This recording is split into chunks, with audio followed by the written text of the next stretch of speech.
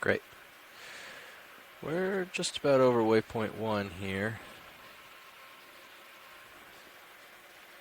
Let that smooth settle out for a second. We might want to back up another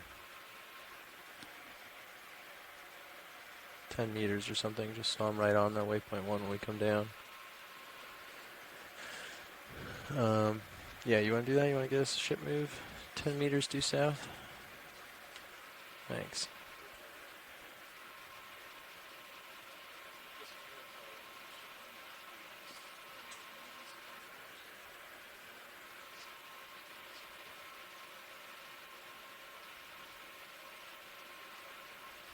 It's definitely blowing ahead of us. Yeah, let's keep him stowed till we're on the bottom here.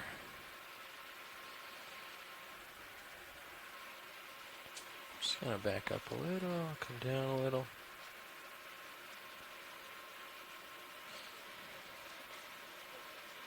Great. Yeah, you can stow the arm. Take your camera real quick and point down a little further. I'm gonna sneak in under you here. Okay.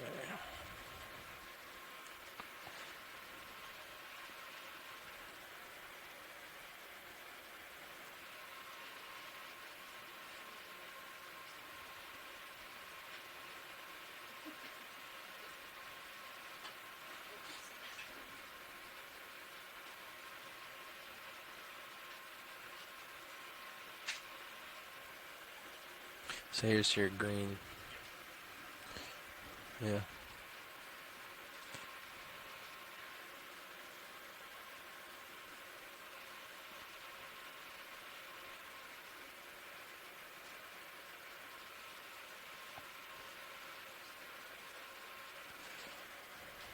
Okay.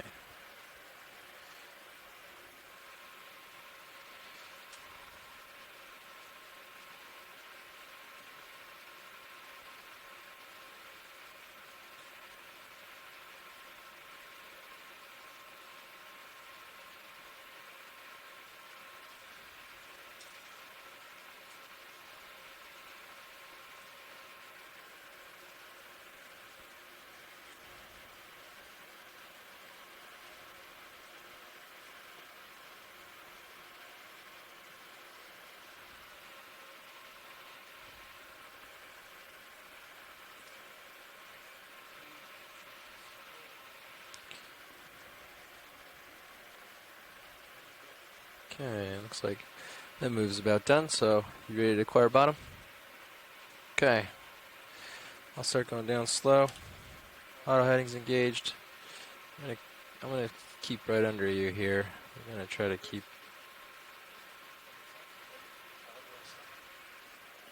Thank you. Yeah, I'm gonna try to drop down right where I am here. Ooh, let's bring the drawer in. Valve pack, sample bar, drawer back. Okay, Delta 22.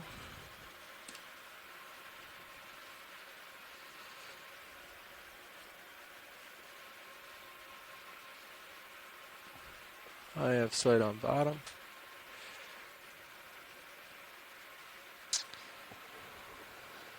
And we have bottom in sight.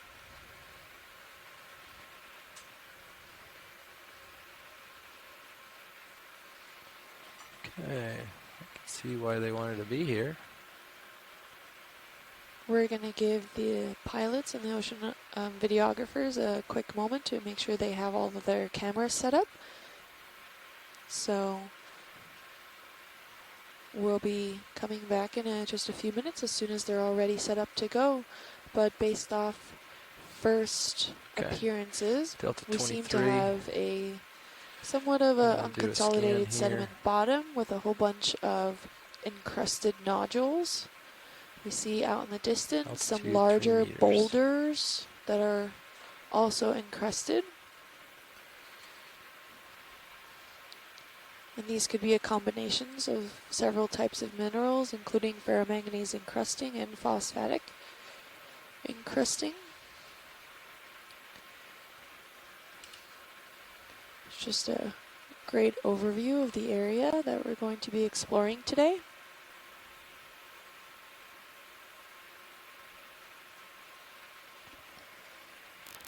I don't see any disruption here on the bottom. Lots of algal nodules, or anemones. I think I saw a cuskeel. Oh. Coming back around. Fairly barren otherwise. Yeah, but very different to what we were experiencing in the previous dives during this cruise thus far.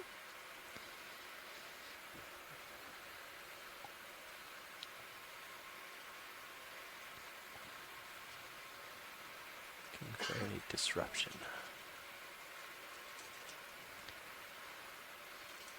These cobbles and nodules were not seen at any of the previous dives. It's also very flat. Okay, watch leads, pilot. Yep, copy. Yep, we can hear you. Sorry, you're quiet. Let me turn you up a little bit here. We're too quiet. Yeah, we might have you turned down here. Let me just try turning you up. Try again. Can you say something for me, watch lead, just so I can check the volume? Can you hear me better? Yeah, much better. There you go. Okay, are we looking for some kind of disturbance, or is it obvious what we're looking for, or am I'm right on waypoint 1 right now. Should I just start driving waypoint 2 and see what we see, or am I looking for something? No, I think we can just continue on the trek. This is more observational than anything else, so we're not looking for anything guaranteed in particular, just getting an overall sense of the area. Okay. Thank you. Yep. Can we have the lasers on, actually? Absolutely. Okay, so these rocks are 2 to 3 centimeters. Yeah, so small cobbles, small cobular nodules. I'm not sure if they're loose or if they're attached to the underlying substrate. I think they're loose. Yeah, I'm going to give him a nudge. Oh, yeah, that would be great. I can nudge him. That's easy.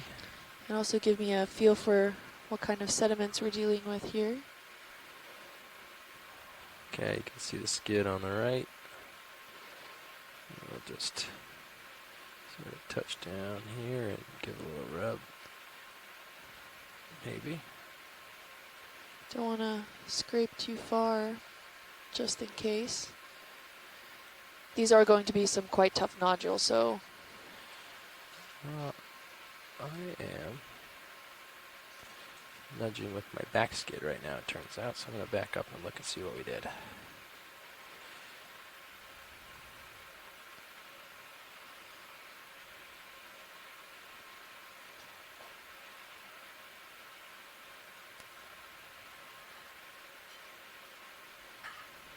Okay.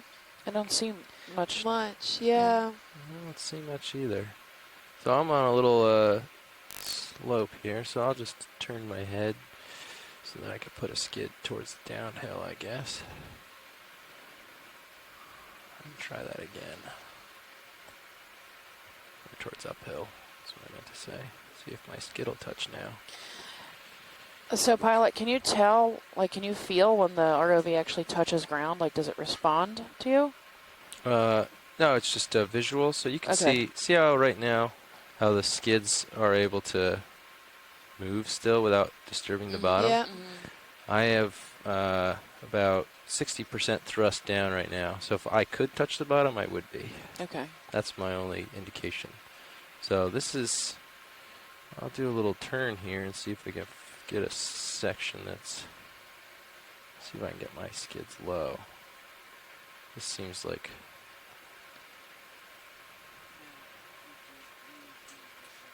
I think all these nodules are cemented down. Yeah, they look cemented. They didn't at first, but... There we go. Now I can feel myself grinding a little. So we have a little coral there. Oh, yeah. I totally missed it. It's just where the hose is. Yeah. Right there. Oh, yeah. Yeah, so maybe most of this stuff is consolidated. Maybe just that blanket of sand makes it look like it's all loose, these nodules here, but I'm not seeing too much. Get back in the view. I can always quickly pull the craft out and poke to guarantee it. That's the surefire way to know. There's a shrimp in the water column. 020, copy. And can you just zoom in so I can make sure I'm right on the spot? I think this is it for visually. This is about where I was. Yep. Yeah, great. And 020. Okay. All right. We're lined up when you are. Seems off in the distance we're getting more. Ooh! Yeah, little guy. We're coming up on some large boulders and slabs in this area. Everything that is consolidated looks to be quite encrusted.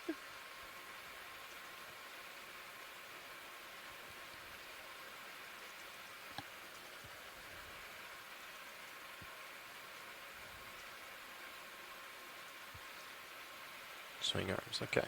Yeah. And I'm not thinking there's very thick sediment cover in this area. It looks just to be maybe a few centimeters thick, but I think we're pretty much at the hard substrate underlying bedrock here.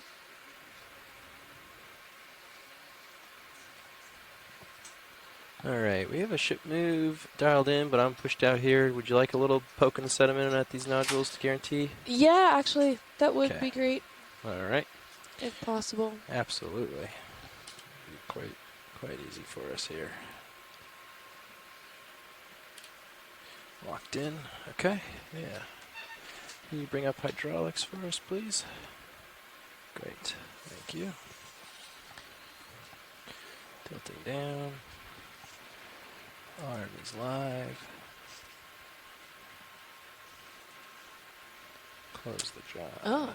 We're bringing the cloud. Okay, good. It's the surefire way to know. Yeah. Just see. Okay, that's sediment. Oh, those are loose. Okay. Oh, we have actually Oh, it's quite a deep. bit. Can you go further, or? How long are your claws? So I am hitting bottom now, Yeah, that seems about maybe 6 centimeters deep. and you can see the screws there. Yep. So it was on that second screw on the hand. I Yeah. can bring them out towards the lasers here. You can get an idea, maybe. Also, we can measure it later. But Oh yeah, 10 centimeters maybe. yeah, I'd say roughly 10 centimeters, and the nodules seemed loose. Yep. They do look loose. Yep. Perfect, thank you. Yep. And look, we have a little fish out on the left-hand side there saying hello. Oh, nice. I think maybe our lights caught him off guard. He's staying very still. Thank you, pilot. That's good information to know. Can we get a quick zoom in while we're on the ground of the sediments to see if we're dealing with a lot of skeletal material? Yeah, of course. Oh, a squid just came to say hello. Okay, so the carbonate sediments in this area seem to be very similar to the arms off. sediments You we've can been bring seeing hydraulics all down. across the Blake Plateau here. A lot of skeletal base. I'm seeing pteropod shells, gastropod shells, forams. It seems to be quite coarse in nature. It was that's- very heavy, right? It didn't. Any lighter sand would immediately dust up the image Yeah. when I dug in it like that. So Yeah, exactly. And then it's a good indication that also with the naked eye, you can kind of make out the individual grain sizes. So that's at least 250 microns in size, which is, in geologic terms, roughly a coarse sand material. And we have just in focus there a small gastropod shell right off slightly from center to the left-hand side. It's a cute little guy. He comes out in the sediments now. Once a lot of these shells and whatever was living with them has since died off, they usually become part of the sediment sizes, and they vary in size grains, but we can generally see a really good overall pan view from this area. We have pteropod shells up by that nodule on the right-hand side. We're seeing quite a few fragments. From this angle, I can't make out if I'm seeing really any skeletal fragments from corals, but definitely a lot of forams, a lot of gastropods, some mollusks, and pteropod shells. So just a good overview of the overall sediments that we're looking at in this area around these nodules, which seem about the size of about a golf ball, between a golf ball and a tennis ball, I would say. Maybe like a hefty lime size. Hefty lime. A hefty lime or a lemon sized. They're quite black, which is a good indication that they've been encrusted. They have some sort of mineral attached to them, whether that is ferromanganese encrusted or phosphatic encrusted. There seems to be a variation. We're not entirely sure unless there are some samples. Back in the back, that nodule up on the, from dead center, slightly left at the top of the screen, you start to see some orange on it, which is a good indication that there's iron in these nodules. That's actually rust occurring, likely.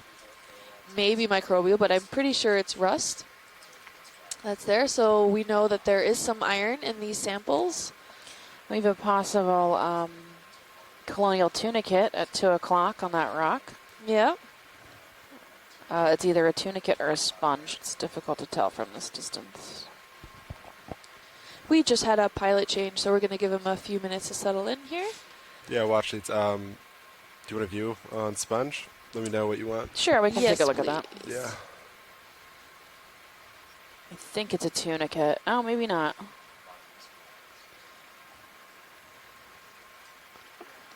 Hi, Stephanie and Kim. Hi. Everybody. How are you? How are you? Good.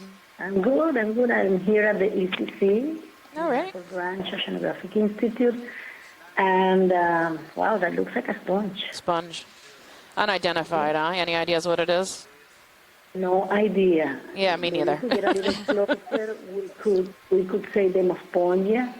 And I'm just reading about a new species that was described in 2017, Pelenaster crazy. I will write the name in the chat. Okay. And it was growing in nodules 3,000 to 4,000 meters deep in the Pacific. Okay. So All right, Washley, it's all set here? It was declared the most abundant organism Hang on one second. in the whole sea bottom, very small, half a centimeter in size. So this is a little larger. So we are Good. here Just and waiting here to we need to encounter novel. It was a new genus, new species. I will write down. Okay, awesome. Thank you and good morning. Thank you. Good Hey, morning. pilot, can you look at directly next to the sponge towards the 9 o'clock hour? I think there might be some egg casings, possibly. These, you might have to zoom in super tight. Is it still on screen? Yeah, it's just 9 o'clock a center screen. It's on that rock that's right next door to the one with the sponge on it. On the inner side. Copy that. Egg casings. Yeah, right here. Not, All right, video come in a little. I don't know. It looks like just some fuzz buildup on the rock. I thought it was way too patterned. It might also be a bryozoan. You see it? Yeah. Here it looks like it's placed there by possibly a Actually, like yeah. egg casings or something. They're really small. Oh, yeah, very tiny. Okay. Yeah, that's good if you can't get any closer. I don't know what they are, so possible eggs. Copy That's that. my guess. Could also be leftover Yeah, bryozoan. but we're video. seeing some on this rock as well here. If we go out further to about 8 o'clock, that small rock right next to the... This Yeah, I is know. going to be really gonna be a rough difficult. The black rock? Yeah. The round one? Just coming into dead center now. If we can get a Yeah, zoom in on that copy that. flatter one. I don't. One with a wrinkle? Yeah. All right, video come in. All It looks like the same material that was on that other rock. So, right, So we hold could that. pan up just a little So we bit. at the oh, maybe. I'll- first hard target. Maybe looks it's a vein in these rocks. Yeah, it's hard to tell. Can we get the focus on that lower rock like. Do we know there? what makes The it a hard lower target one, or not? Like Do we know? the one at the bottom of the Never screen? No, the one right below that main one that's in focus now. The one under is slightly out of focus. If we can get that one in focus. Yeah, it's 6 o'clock. Oh, Copy. this big rock. That's going to be a rough day today. Yeah. Don't worry about it, guys. All right, sounds good. Let's move on. All right, video. We have a lot of ground to cover. Nicely done, video. Thanks. Yeah.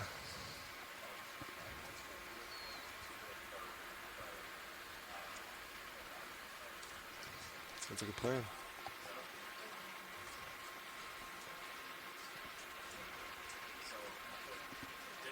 Yeah. Co-pilot, how do you feel about a move? I'm ready. Towards waypoint 2? Absolutely ready. 020, Yep. 30 meters? Bingo. All right. We might have some sponge or something at Yeah, you can probably Yep. punch a move in. Yeah, Nav, whenever at you're 3. ready. It's white. Maybe a Stylaster at 6 o'clock. Copy that. Another sponge at We're 9 all set. o'clock. Centered on it. I think we're Whenever lined you're up ready. for that. We start with 30 meters? Yeah. We'll start with 30 and then go from there. Yeah, we're gonna snap zoom right underneath those lasers. From Dead that center? white- Yep, on that white Video, thing. please snap zoom. Yeah, it looks like sponge to me.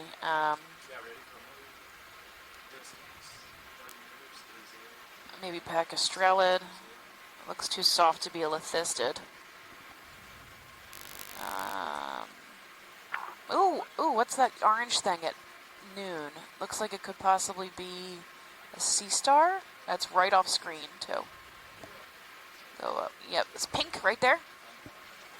Let me zoom in. Oh, Right there. it's I know small. you can't see. Yeah, it's Okay. teeny tiny. Sorry. Yeah. Video, do you want me to get closer? I'm just kind of floating in the distance.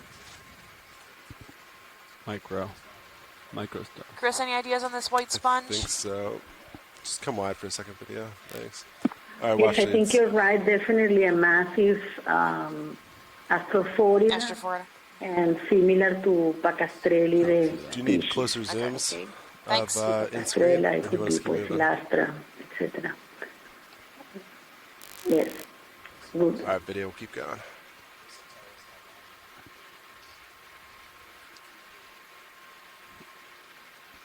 Here's another one of those Pacastrelids. We're getting some small shrimps in the water column.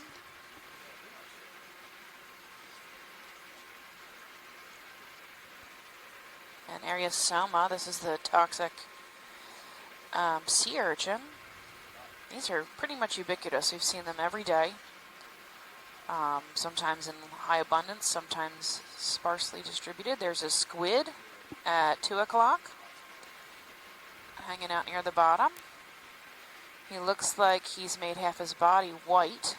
That could possibly be a threat display, the side facing us. No problem. Oh, you're good. Either that or There he, it is. thinks we're his mate, which is highly unlikely, considering how big we are. There he goes.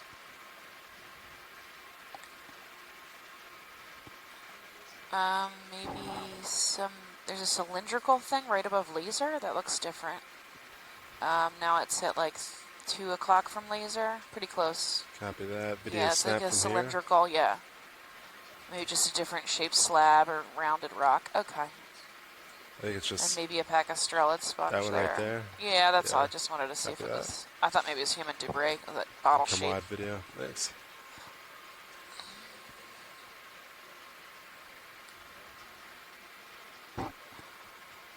Interesting nodules, huh? Little balls. Yeah, these nodules go as far as the eye can see. They're probably lot of good, them. what, 20 meter visibility, 30 meter Six or visibility? 800 meters. You're still in auto heading. Ooh. Thanks. Yeah. I've done that before.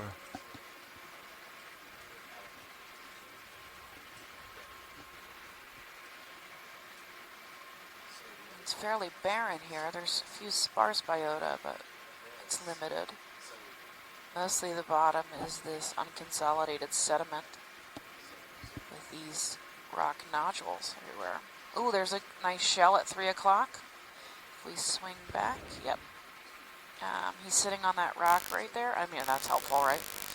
Right below laser Good right now. center. There you go. All right, video, you want to snap real quick? Maybe. Now we got some hexactinellids. Yep, heterotellur or euplectellidae. Not sure that's a shell. It might be a sponge. But this is that Venus's flower basket sponge. We also have some All right, video, come on. sabellid or sapulid worms. Do you want better views on that, Watchley? No, that's okay. I can Got recognize it. the species from here. Keep moving.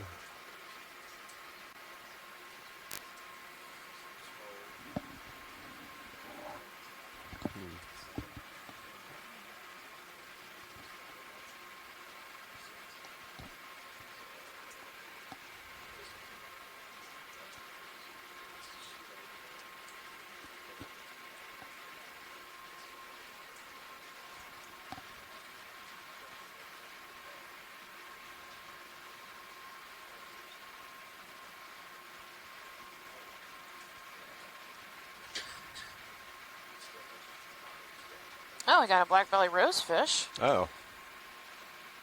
right at 4 o'clock. This is this type of scorpion Yeah. fish. Any They're pretty come in common at partial this for me? depth. They're usually associated with the Lophelia reefs. We saw Hold that. Let me get some some lasers yesterday. on those lasers. All right, video, come in a little more. Nice.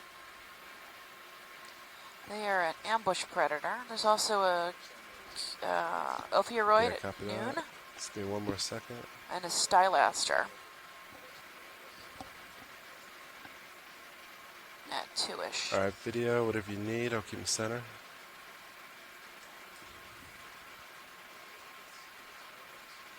You can see the lens of his eyes. He's moving around a little bit. Hello. Hi.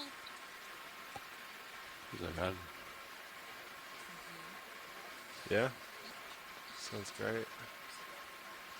So he has this molted camouflage. So since red is the first color that disappears in the water column, a lot of these deep sea critters are this red or pink color. Most of them are really deep red, actually, as that is the perfect camouflage for where there is no light. Copy that. Real slow. move complete. Copy. Thanks, staff.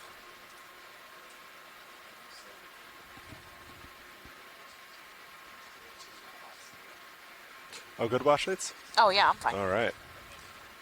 When you guys I'll get what see you ya. need, I'm good. There's a small Stylaster, or hydrocoral.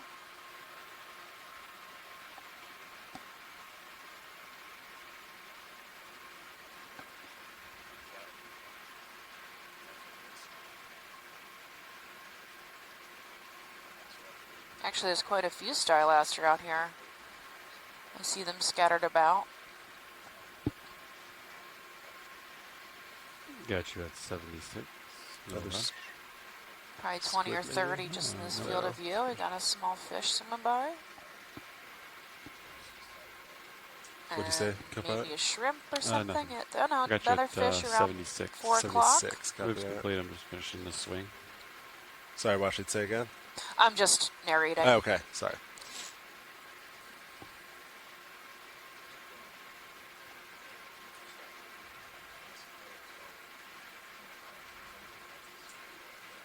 It almost look like the bottom is lined We a do it in bit. steps just in case we do come across something. Like these rocks are in rows. That way the ship won't drag us away if we see something we want to stop at.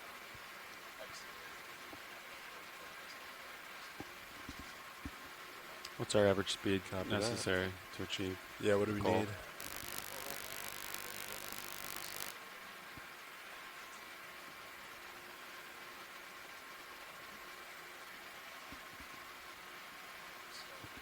Got something in the water column. Jelly. Copy. It's an average. Oh, okay. Let's get another one in then.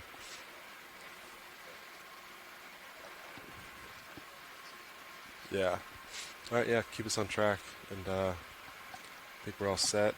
Yeah, you could do at least 30 or 40 more.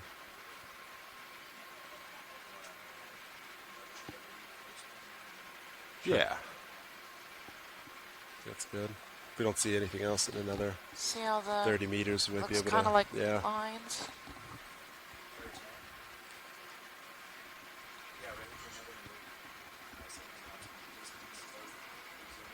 I mean, I brought it up, but I didn't. Okay. It looks here, we're seeing a lot more of these nodulars, but they're not as round or as really nice golf ball shaped as they were before. They look a little irregular.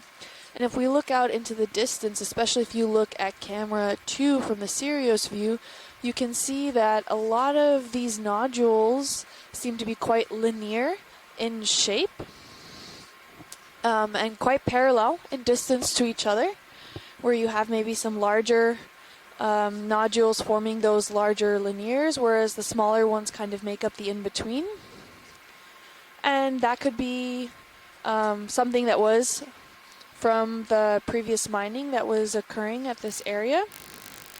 Not entirely sure, but the nodulars are starting to look larger in size. They're reaching about 10 centimeters, if not larger, in certain areas. So I would definitely call these large cobbles. We did poke into the ground when we first reached bottom, and we were able to estimate about 10 centimeters of sediment deposition. And these nodular-looking item cobbles here in this area seem to be unconsolidated, so they're not attached to the underlying substrate, at least most of them, or some of them, based off the eyes. Maybe the larger ones do go down deeper and do attach to the underlying substrate. We're getting just barely some sand ripples in between some of these rock areas, not too dense. You can kind of make them out as the finer-looking veins in between these coarser materials, and that just means the coarser materials are coalescing into the ripple structures. And these small stylasters are really the only... oh, wait, can we look on the left-hand side? Can you swing a little bit? It just got out of frame. There was something globular, organic-looking. Oh, yeah, first... That's fine. Yeah, it's like hiding in between that large nodule. Oh, dear. 6 o'clock. Yeah, 6 o'clock laser. from dead center. All right. There's also shrimp next to it. Right there. And right there. All right, video. You want to snap for me? Not sure if that is organic or just more sediments just piled up there. It could be a sponge Lasers on or it a leftover now. Lasers sponge. coming off. It was organic, maybe Yeah. at some point. Yeah, it looks like it might have has spicules in it, maybe. Yeah. Maybe dead. Can we get a tighter zoom? Yeah. All right, video. Ooh, there There's a goes shrimp that. with a really long antenna. Yeah. Maybe a sea urchin? Oh, it could be. It could be. Based Sea off urchin the test. shape? It's With hard to tell. some... Look at that pteropod shell. It looks so big. It's so beautiful. Yeah, there's lots of pteropod Maybe. shells on it. Yeah. It looks like it's just kind of covered with Yeah, sediment material now and It could also be like an egg sac or a feeding sac that's been left soiled. behind, Yeah, it's difficult to tell. We have to pick it up and handle it. Yeah. Give it a good Copy squish. that. Anything else in this watch leads? No, Not we're here, good. but if you back out in a noon from here, I think there's a large sponge ahead of us. Yeah, if you look Copy then, that. if But you... he's pretty Video far you away. set on this? Look, there was a solitary cup Very coral good. here. We got Oh, yeah. at 1 o'clock. There's a Okay, skeleton noon. of a solitary cup So he coral. was straight up at noon. Oh, look, there seems to be a little, maybe stylastrate also there. Oh, we're seeing a few sprouts. There he Let's is snap at from here, video. 1 Oh, o'clock. yeah, way out in Oh, the not- distance. Yeah. Sorry, not that. One. No. Well, yeah, that's a stylastrate. But what we want to look at is out in the distance about 1 o'clock. It It's looked like a gray, globular. ball. Is it still above lasers? Yes. Yes. It's Oh, it's way directly out above there? laser. Okay. You are on it now. Yeah, snap from here. It's kind of away Too from far our away. track Yeah. path. Can we lead our way up to there? Oh, it's a rock with a sea urchin on top of Yeah. it. So that is moving perpendicular the way we want to go. We can go that way, but it is not towards waypoint 2. Okay, that's So okay, just let us because It's just yeah, a rock. it looks. No offense, Kim.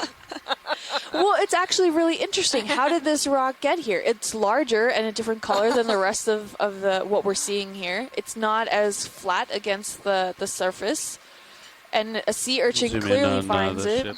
Yeah. very Good place to helpful. habitat. Oh, Yeah. I'm just busting your Like, chops. and, But All these stinking rocks. But unless it Yeah. occurred during some of this anthropogenic events here, how did it get here? I mean, don't know. thankfully we do know that there was Yeah, at least that's good. something Yeah, I occurring here that was man-made that maybe have moved this rock here, because if there wasn't, I would be completely stumped as to how this got here. Yeah, because it's much bigger Let me and turn different with you. color. Stay here, Sean. Yeah. It's Stay like there. 20, 30 centimeters large. Yeah. We're seeing some small sprouts of stylasters Move. around, and Woody, I you think wanna there's come some wide? small Thanks, sponges Nana. as well. All right, Washley's good on that? Yeah, We're yeah, we're good. All Thank right, we'll you. keep moving along.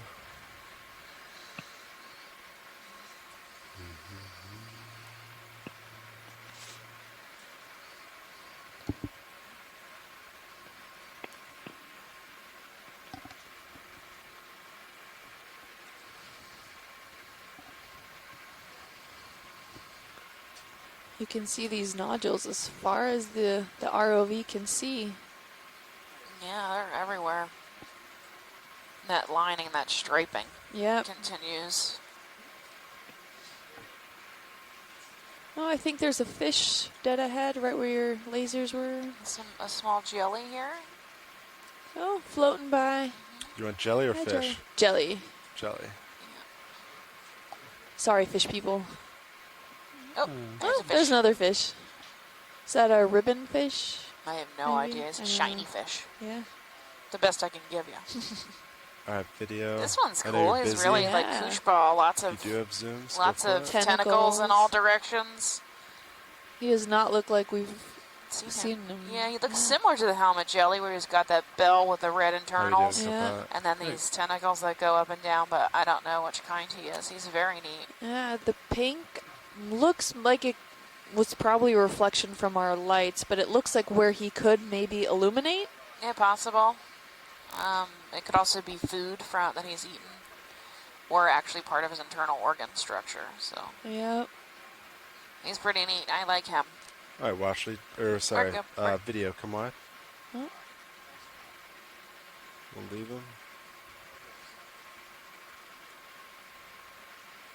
There's a cool black fish. Yeah. He had a big white eye spot, probably a photo 4 Do you want to try to follow under him? his eye. Yeah, if you want. Video quick snap from here. Viper fish or something. Oh. Oops. Never All right, mind. you can come wide, video. There he is.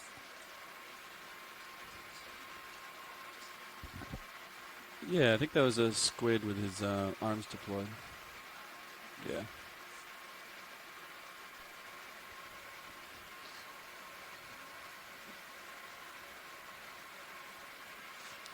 More stylastrid sprouts.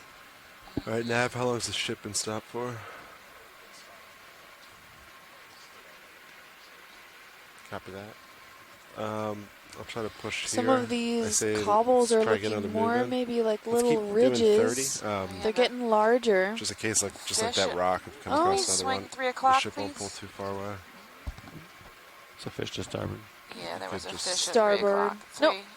The other starboard. Oh, sorry. 3.9. We may have missed him. starboard. He wasn't Was he moving on the around. ground or was he Yeah. swimming? Yeah. He was on the ground, Yeah, yeah. keep swinging left. And I'm maybe right. back out a little bit. I think we might be over him. Might be gone now. I think we missed him. Yeah. No worries. All right, Thank sounds you. good. You can call it now, Nav. Thanks.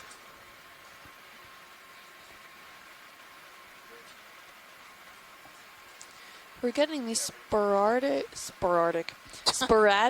larger stones here in this area. Slowly but surely, there seems to be quite a different size range in this area.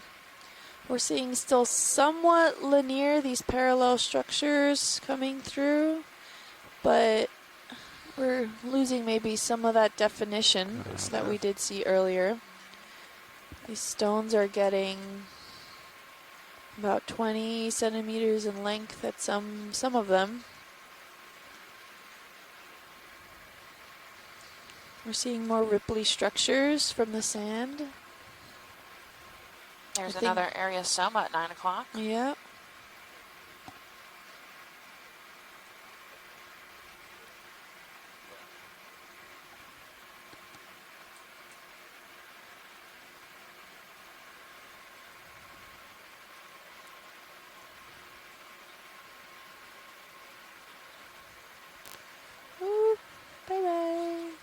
That's something organic coming into dead center, I think. Oh, yeah.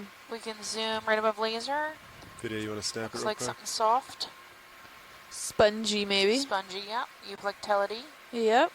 So this is a glass sponge. Do you One want, looks really wonky. Yeah, it do you want good does. zooms on that or just Yeah, sure. We for can ID? get good zooms. Alright, copy that. Video, I'm going He's to make my growing way funny. closer. I'm Yeah. pretty far. And it seems to be two, but Yeah, they're might be both two. weird shaped. Oddly shaped, yep. With a stylastrid sprouting out in the background. We see some sporadic, also those little sticks that are halfway buried in the sediments. Might be thalassia. Yep, I more think, of that seagrass. I think it's actually laying down on the sediment Oh. like this. Oh, okay. Shadows have fooled me. We're seeing even more sponges attached to some of these rocks. Yeah, as we get closer, this little tiny white sponges start to come into view. This clear, Alright, that one looks kind of lasers shiny. on it. Lasers off. Alright, video, whatever you need. That one looked like. And they usually, well, the one to the left, does that still have its sieve on top? Oh yeah, it does. Okay, I just couldn't see it. Yeah, Or with the marginella Yeah. around the edge. doesn't look as clear cut circular. You see any shrimp inside? I'm not really, unless they got caught on the bottom flatter end. It's a pretty cool retro house to live in. If you can Jeez. fit through the small sections. Usually these sponges have two shrimp living in them, a male and a female, that enter through some of the pore systems at maybe like a larval stage or a young stage, and then they just grow too big where they cannot leave then the sponge anymore. There's always a mated pair. Yep. They live their entire lives in it.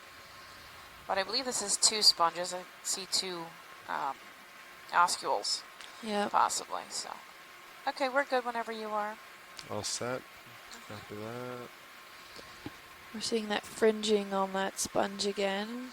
We're seeing some little serpulid worms, I maybe. can Yeah. see. Or maybe hydroids. They're very tiny. Yep. The fringing all along the oscule, which we learned from later dives, could be indicative of a different kind of flower basket, Venus's flower basket sponge. Yeah. We actually collected one of these just to be sure Yeah. that it is I think we're all Heterotella. set. Yeah. We do whenever have you're ready. Euplectella here in the Atlantic. Awesome. And we thought maybe it was a We'll keep moving. Heterotella, which is not described from this area. Yeah. But it has that same rim. Here's a cool white lollipop. 3. Yep. And probably a sponge on a stick. Oh, there's another one right in the center there. Those Do we you saw wanna snap? quite Yeah, a bit okay. yesterday. I think for the Yeah. first time we saw them yesterday. Yep, sponge on a stick.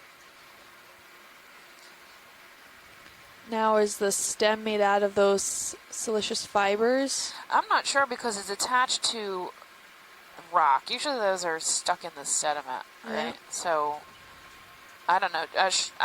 I think Shirley gave me a name for it Alright, video, a whatever day you or need. two ago, but I cannot remember what it is. Yeah. If you're there, Suberitida.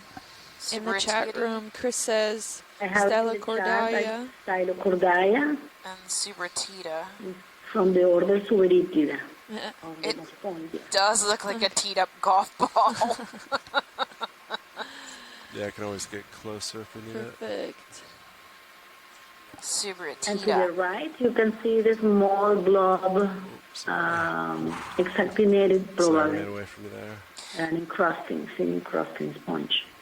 Look, and it looks like it has little like hermit crabs or snails attached to it. Yeah, maybe some form of gastropod. Well, actually, do you want better views on this? We're a little No, far that's we're good Alright. with this view. But off to the left-hand side, there seems to be maybe a small little sprout of a coral. away. Yeah. Ooh, yep, there's an encrusting sponge down at the base there. You said off to the That left. right, that small. It's right now dead center. Alright, video, dead center. Please come back in. Go ahead, someone on the line have a comment? Not sure what we're looking for. Right above the lasers. Right above the right laser. Yep, Right ab- we're just passing it now. Oh, okay. That little brown schmutz. Yeah, let me get closer real quick. There's also a Faria possibly, or a hexactinellid sponge at That should 2 tighten. o'clock. Okay. Still good? Yeah. All right. Just off my port side. All right, video, come back in. Is that what you wanted? Yeah. So maybe a tube worm. This could also be the Not stalk. a coral. Yeah, no. It's the stalk of a heterotella, maybe. There is a solitary cup coral right at 6 o'clock with his tentacles. Yep. Could be the leftover of that golf ball. That maybe the actual ball died, and then now the sponge spicules are kind of scattered about. Just a couple seconds. It's time to. Looks like some moving. hydroids on him. These sediments are so pretty. Yeah. You can come wide. Yeah. Yeah. Is that a solitary cup coral or zoanthid? Yeah, I think it looks a I'm solitary gonna cup. center with you, co-pilot. Okay. Let's get back on track. Copy. Yeah, there's another one of those sponges coming out of frame now. Thalassia drifting in the current. Now these are shallow water growing Thalassia seagrass, and usually they live like in the tidal zone, Divots maybe. and they really enjoy a lot of the sunlight, and maybe they just died and drifted off in the current systems. be an Oh, look, we artifact. have, is that a sponge or a coral? Oh, that looks spongy. Yep. Yeah, the black spots. Yeah. My guess is Pacastrella. Is that what we said? No. What did we say before? Chris, what was this? What do we have the name for this for? Before we saw a massive white Pacastrelide. Pacastrella. But this one is How long different. have the If we moves been can, taking? when we get close, let's look at it. Yep, All right, we can get lasers closer. on. Oh, he's quite large. Video. It Come in doesn't partial, look please. like Exactinellid, Hold so down. it's probably a Demospongia. And definitely a morpho 35 species minute we load, have that's not obviously, seen but until the moment. Amorphous species. Mm, You think yeah. Pacastrella? You're not All quite right, sure. video, whatever you need. So I would say this looks more like a haplosclerid. Haplosclerid. Okay. In the world of Amphimedon, Phamidon. it looks very haplosclerid to me. Okay. Probably either a Petroside or Niphatide family. Let's Sweetie. just put it as haplosclerida. Okay. And I don't recall us really seeing anything like this on the previous dives. No, Yeah. not Oh, really. we haven't seen this. Is a new Yeah. species for our records of morpho species. Ah, okay. Yes. And if we look Fabi, towards yeah, the Kappa's top gonna- there, there's a little 3, pink 2, 1. cup coral there. And so there is some evidence of corals. There's even one down in the bottom Yeah. there. Tucked We see, away. yeah, it's Looks also like- covered in some hydroids. There's some greening around the oscule. Yeah, Not I sure wonder what what that that is. is.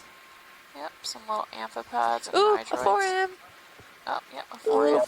4M stuck 9 to the o'clock. sponge there. And those are those like fuzzy tree looking things. Is someone on the line? Or just calling in? Jason Chater just called in, USGS. Hi. Hi. Tilt out. Tilt up and right. And yeah, what is that green stuff? That's probably like maybe it could be bacterial, could be discolored sponge section. Yeah. It's awful highlighter green though, isn't it? Yeah. Almost doesn't look and natural. Red-green color blind, so it might be. I mean, what could it be though? I Right. don't know. Yeah. Hole. And we see more of those fuzzy tree sections on the end of that Yeah, I'm not sure where section we're of that sponge, and those are You were right forams. on it. They grow these outward kind of Feels like little 2 or 3 spicules, holes kind in the of middle. pinnules that that are very thing, sticky, yeah. and they attach to a lot of different actually, kinds is of anything items. else in this? No, No, you're we're good. good, thank you. All right, video. If you're happy. And they produce a center, and it's a shell, and within the shell there are little tests that start to form, and a lot of paleontologists use the amount of these tests, the shape of these tests, the Happy coming pores off. within the tests to actually determine what kind of species it is. So forams, there's a lot of different kinds of species. You even have planktonic and benthic, and some that Feels kind spark of are gray areas in between. Yeah, I would So agree. a wide variety of them. Fish, Yeah. little grumpy fish. Lasers on him, lasers off. Oh, and I think we did see a coral, and right behind it, again, if it's not one of those spicules, and I don't know if these little wispy guys are corals or not. I don't think I so. think they're probably hydroids. Yeah. This is probably a type of slime head, but I am not a fish person, so. Alright, video, I'm stable, whatever you need. He's quite purple. Maybe He's really related to pretty. that orange ruffy. He's a purple ruffy. We're going to get in trouble for making up names. Yes, we are. Very much so. But he seems very reflective. I don't think he illuminates, but I think he's definitely reflective. He's very pretty. Yeah. Some really nice stylasters. What is that tube thing? Maybe a tube worm? Tube, yeah. Yeah, those look more like hydroids than anything else. Here's Yes, this egg stuff Second maybe video? Yeah. again, or bryozoan that's behind Okay, him. sounds good. All right, buddy, you're in the way. You need to move. I've got invertebrates to look at. Come on. Oh, he doesn't seem to want Kinda to. like his, yeah. I think we scared him. So there we are. You can see kind of this coning. Might be either egg Yeah, casings copy or bryozoan. It looks like probably bryozoan. Maybe. Now that I get a little closer to it, you can see the little rooms. Yeah. I'm not sure it's still alive, but there's some good. remnants of it. Watch leads all set? Yeah, you're good. All good. All right. Thank you. I think I saw something large ahead of us. Yeah, I saw a rock back in the a larger rock. Oh, look. A rock. Yeah, I think that's where we're gonna. Yeah, there might actually I'm be a gonna large sponge move right on to it. It's in direction path, so. Okay. Sounds good. And Mike Vecchione said that it is a slime yeah, head. whenever you guys are comfortable, you can call another move. Yeah, please. Yeah.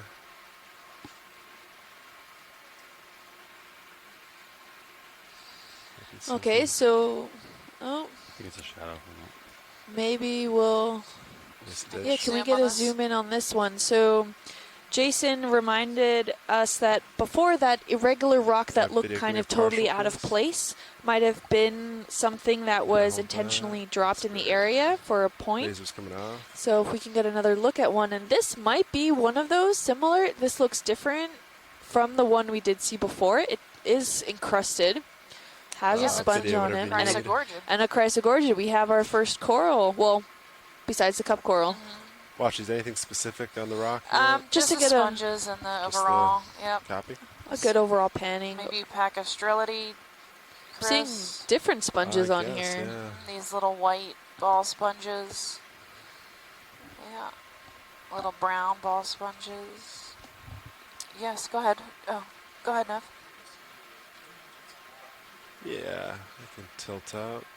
No, that was mentioned before about some of these larger stones in the area. That was just an observation. If we do see the odd-looking rocks around, just to get a good look at them. Yeah, copy that. Do you want to come out a little and I'll just kind of... Let me double check with that if we want rotate actually around to a drop little? some targets where we see these larger stones. Okay. Yes, please. We have confirmed from the chat room that if we could just drop a point as to where these stones are. Thank you for double checking. Yeah. Yeah. Rock. More like a block, if you could specify that. They sound similar, but they mean different things. Thank you. We're getting a lot of encrustings on this guy, a lot of hydroids. Anything And more specific from this watch leads? Well, also the coral that seems to be poking out in the back there. Yeah, right We there. also have a dead cup coral on the Sounds more front of good. this stone looking. And it does have an associate with him, Yeah. a little squat lobster. Yep, that's a Chrysogorgia. Yes, go for it.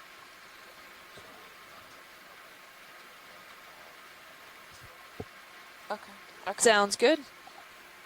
That Yep. works great, thank you. And then it looks like a dead cup coral at the base of that Chrysogorgia. Really nice looking squat lobster associated with them. Now, do we know the average growth rates of these Chrysogorgias? I don't. There's very minimal studies Yeah. about Sounds good. growth rates of corals at depth. Yeah, it's hard. Yes, it's very difficult try to do to that. The Create the same environment above this Right. And John in the late 70s went down and did you dye the coral blue and then measure the on the Okeanos reef because he had the submersible and was able to do lockout diving at 300 feet. So we do have some information on the growth rate of Okeanos. I don't know much about as far as gorgonians go. We are wanting to do a growth study. There's a sponge at 2 o'clock too, and there's one right here at 6. We're wanting to do like on the shallow water corals in the mesophotic zone on Pulley Ridge, but we didn't get any funding It's for just that. a So patch right here, I think, and then see the edge. if anyone wants to fund that study, you can reach out to me at Deep Sea Nerdy and Twitter. Yeah, can we get a quick zoom on that sponge before you rooms out of pan there? Yeah, and I just want to point out, all of a sudden in this area particularly, I don't know if there's just more sand deposition that covered these nodules, but we're not seeing, there's a huge flat planar area, and it seems that it's please give me a irregular in shape, but there's no more of these nodules around that we can see. Oh, Chris, this looks like one of those folded lithistids. Lasers on and painted, lasers off. One more second video. Wow, really, it does. All right. Like the coconut shell, Whatever you need. leucisted, which is probably Leiodermatium or Vetulina. There's two genera. Yeah. I will choose Leiodermatium because of the thinness of the flagellated fan. Yeah. But very strange location for a leucisted, because they're usually in rocky bottoms, so they're not in sandy bottoms. Yeah. Well, there could be an underlying substrate that maybe it's attached to, and maybe the sediment's kind of been drifting over it over time, so... He still looks alive. Yeah. So, He looks very alive. He looks alive. And So. it has Copy that. A lot of little hydroids. animals living on it. Wow. Yeah, so it looks like the sediment is more drifting on top of him rather than the underlying, than he really being nestled in the sand. So I don't think maybe he is on one of those nodules that's been buried. So yeah, he kind of looks a little buried. No. Okay, we're good. Thank you. Copy that, wash sheets. All right. Yeah, so this sponge is Right, probably let's rock come hard. wide. If it is a lithistid, it's rock hard. Starting to fall behind a little bit. Yeah. Push What forward. is the size? If we can see the size of the specimen. I think he was Quite about large. 20. He was about 20 or 25. We've got a fish in the water column. Here, look, there's like a mound of sediment here. It looks almost dune-like. Yeah, these vertical fish are cool. With some exposed rocks out on the left-hand side and then back towards the right. This is really interesting to see overall. It's pogo stick fish. You need to report in the engineering log? Oh, good. I think I'm set.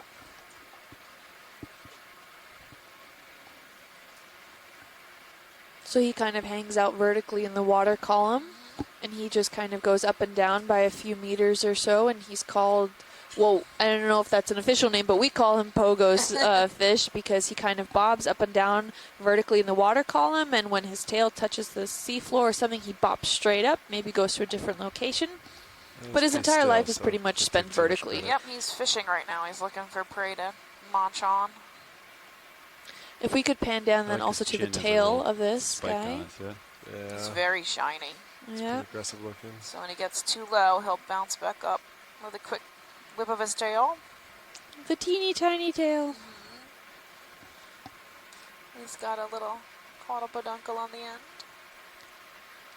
It's itty bitty. Which compared to the rest of his body seems almost obsolete. That's a little tiny flick of his tail and he can move up a bit. Yeah. He's got great buoyancy control. And his dorsal fin seems to scale almost his entire body. I wonder how he's He stays like perfectly straight. Yeah. That's pretty cool. I wonder why this sand accumulation just happens right here, and it seems to, like you said, stop almost like at a dune pattern. As quick as it starts, it stops. Whatever you're set. And we get a lot of sand Yeah. movement in the marine protected moving areas on. off of Yes, it does. North Florida, right? Where 1 year we'll be there and it'll be totally uncovered sand, hard bottom, and then the next year we're on the same spot and it's sediment. Yeah. So it just kind of seems to move Yep. with the tides. I mean, with the seasons and currents, the yeah. currents. And it all depends on the sediment supply. Also, like if the source of the sediment Rotate usually up. has a stopped in Stop it up. production or something along those And lines. as I come back ahead, Got some whenever you small guys are white set, sponges feel free to here. call another move. More of the golf ball sponges. Here's another one of those lithistids. Can we look at 9 o'clock? The fan? Yeah, copy that. Sounds good. Yeah, so this looks like another lithistid sponge. He looks like he's attached. You can see how the sand around it is like he's got like a scour mark almost Yep. on the. Video coming Yes, partial, this please. is probably the same type of sponge as my guess, maybe. Yep. Lasers on it. Pegastrelid. Lasers off. Man, I think it's that. probably a lithistid. A little Sure, closer. Chris, you think lithistid or something else? Video, whenever you're set, I'll send You it. know, looking at it now, Indeed. it's more Pacastrelli. Pegastrelid. Okay. It's more massive, thicker, and it looks like it could even be a Pacastrella. So Okay. this is a Astrophorida, so Astrophorid. not an lithistid. Yes. Thank you. Okay. Seems to be covered in some microbial activity. Yep, maybe some dying or dead hydroids. Looks like maybe a worm tube. Yep. And sand sticking to it. Got more of pteropod shells. It's a little quicker, but good. We'll just have to slow down post. Lots of stuff. There's another worm tube. We're good whenever you guys are. All right, copy that. Yeah, and as you pointed earlier, around this sponge, we're seeing more like a moat feature from the sand. For a It's second, not we'll take surrounding or really drowning or burying this sponge, but behind it, it seems to have more of a sand accumulation. And when I mean behind it, I mean current-wise behind it, where it starts to have an accumulation, and that's because the current that's passing through, All the right, sponge video. kind of blocks a good portion of that current, so a lot of that Set, sand keep ends up moving on. staying there rather than being drifted with the current systems. So it's a good way to tell also the directions. There's a few more of them. Yeah. Small white sponges. What's Thanks, you too. some of the black stuff? Is that another fish or is that something? That's it. Am I just passing it? Yeah, well, yeah, it's just still in frame there. Maybe it's Thalassia. Maybe. Some Video, dead come on in seagrass partial, floated please. down from the. Yeah, I think so. that looks like dead seagrass. With some Copy sponge. Is that. that another coral? Can we get a snap zoom on that little stick poking out of the sponge? Yeah, Might one be a second. hydroid. Oop, sorry, but I need to back up. It's my tilt. Give me 1 second. Alright, video, you can come on in. I think it's just dead. Yes, these are two quite Just small dead center, and the little, knobby stick right there, yeah. Demospongia. They might be another type of lithistid Small. sponge. Just to Lithistid. remind, lithistids are That's yeah, that's about as close as hypersilified I can get, sponges actually, yeah. in Yeah. which the spicules like the are full kind of extent of my tilt semi-fused, down. so they're very hard as reference. rocks. Yeah. They used to tilt be up. considered a separate order of the Demospongia, but then it was found that really is a growth form that existed in the past in many different Oh, orders. really? Looking So for now part. the lithistids good. are in different orders of Demospongia. Okay. Thank you. Sorry. Thank you. you. What? And Yeah, here's let's try it yep, again. we're looking at another Chrysogorgia here. No, Hydroid. Hydroid, sorry.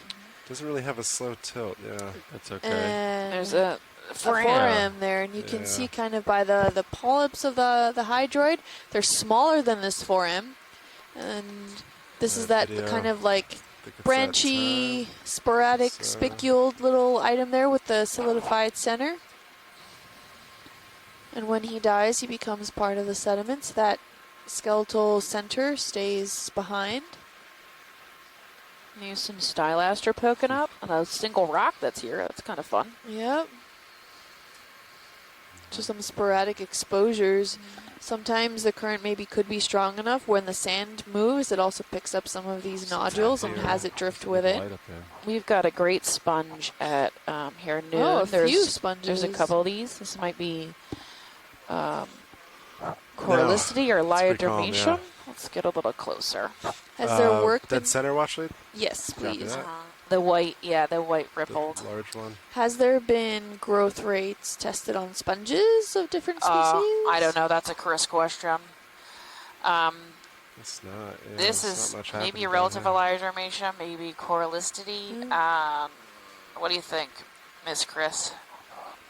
Yes, Corallicide, and I will go for the same, maybe the same species that we've been seeing. So probably a Leiodermatium. Lasers painted, lasers coming off. But safer will be Corallicide, since there's a second genus, Betulina, that can be also.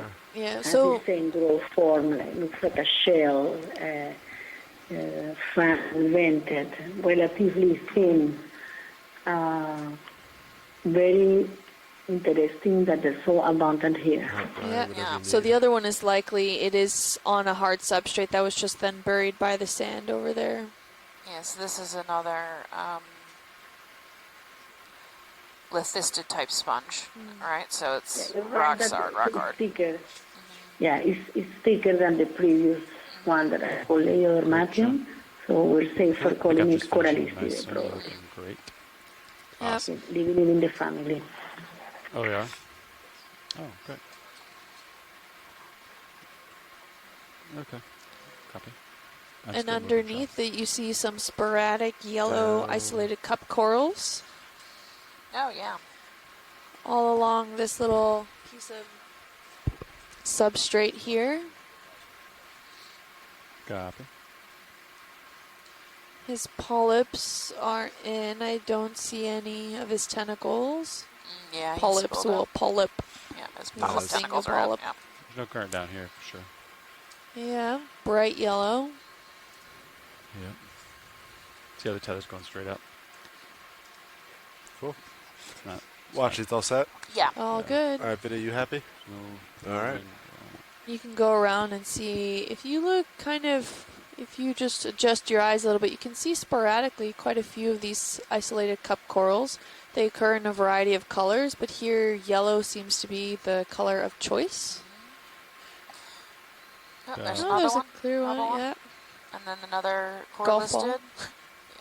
Oh, and there, I did see golf ball on a stick back there. Yep. Yep, so Corallicid sponge. Ariosoma. Nav, how's our time doing?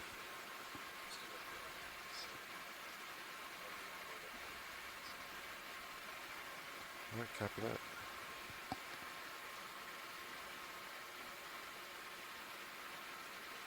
Here we've got to look at the duning.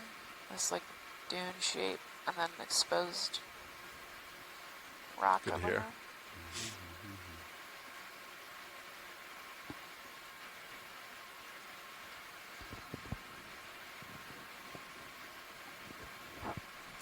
Now, do we know that most of these deep sea sponges, do they usually, on average, have a faster growth rate than the corals? I would imagine they're very slow growing, but you can check. You can, Chris, do you know that? How fast these sponges grow?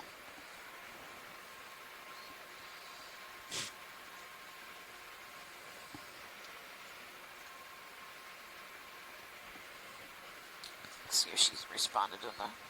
No, not yet. That looks good. Nav, when the ship stop?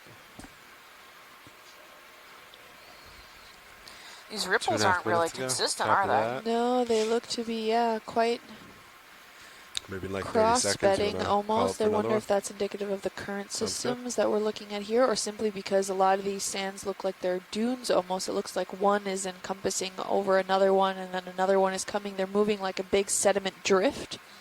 I wonder if we'll see somewhere where they did mine. Jason Yeah, said obvious. zoom in on the Yeah. white sediment Sand. You think bands. we'll see somewhere? Can we That's zoom obvious in on that the they white did sediment mine? bands on these ripples? Well, we just Or- came from the tracks. You guys feel it? I mean, to me, On the that kinda dune's looked like. edge. Sorry, watch it. Say again. Yeah. Pilot, can you swing to the left, the port side? Yeah. And we want to quick zoom in at the edge of these dune-like features. If you could maybe scale, yep, Just like pan transition there. spot right there. Yeah. All right, Biddy, you want to come on in?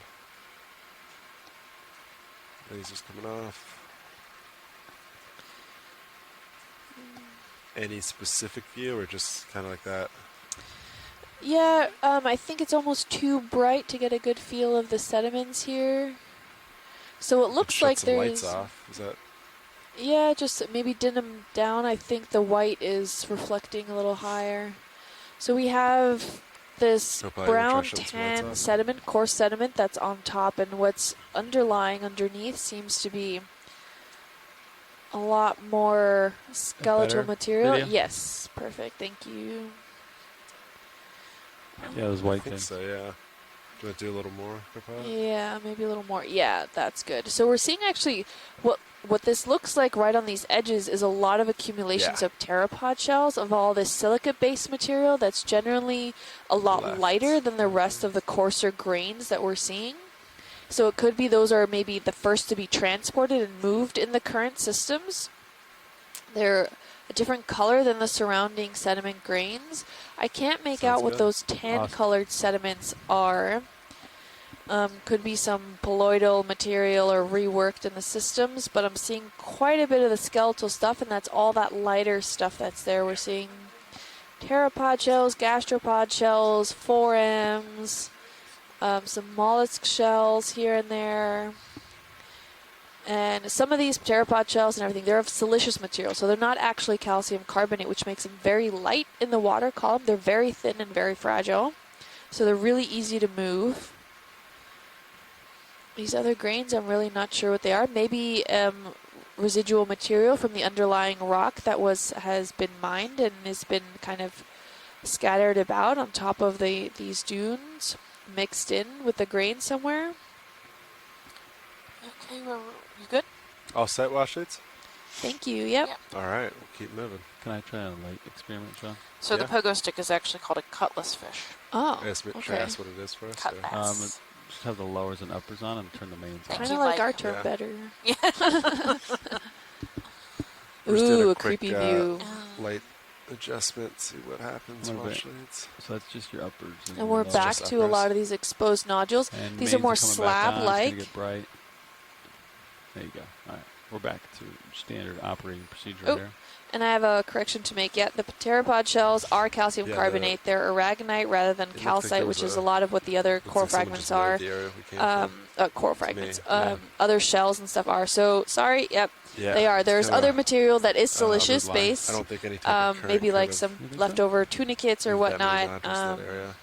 But, I don't know, yeah, that's what it sorry, looked that like was to me, but I'm a not mistake on my part. Geologist by any means. They are still calcium carbonate based. Just mowed a lot of grass. Through the line.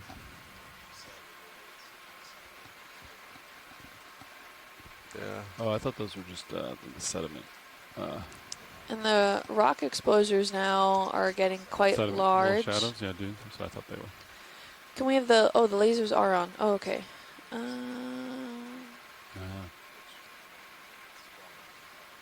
Yeah, they're now getting to the size of more boulder-like material. We're still getting some smaller nodules here and there, but they're going from the size of some large gravels to cobbles to even boulder-sized.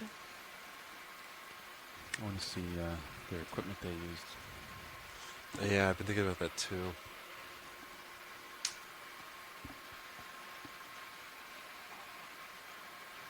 They have DP in the 70s? I don't think so.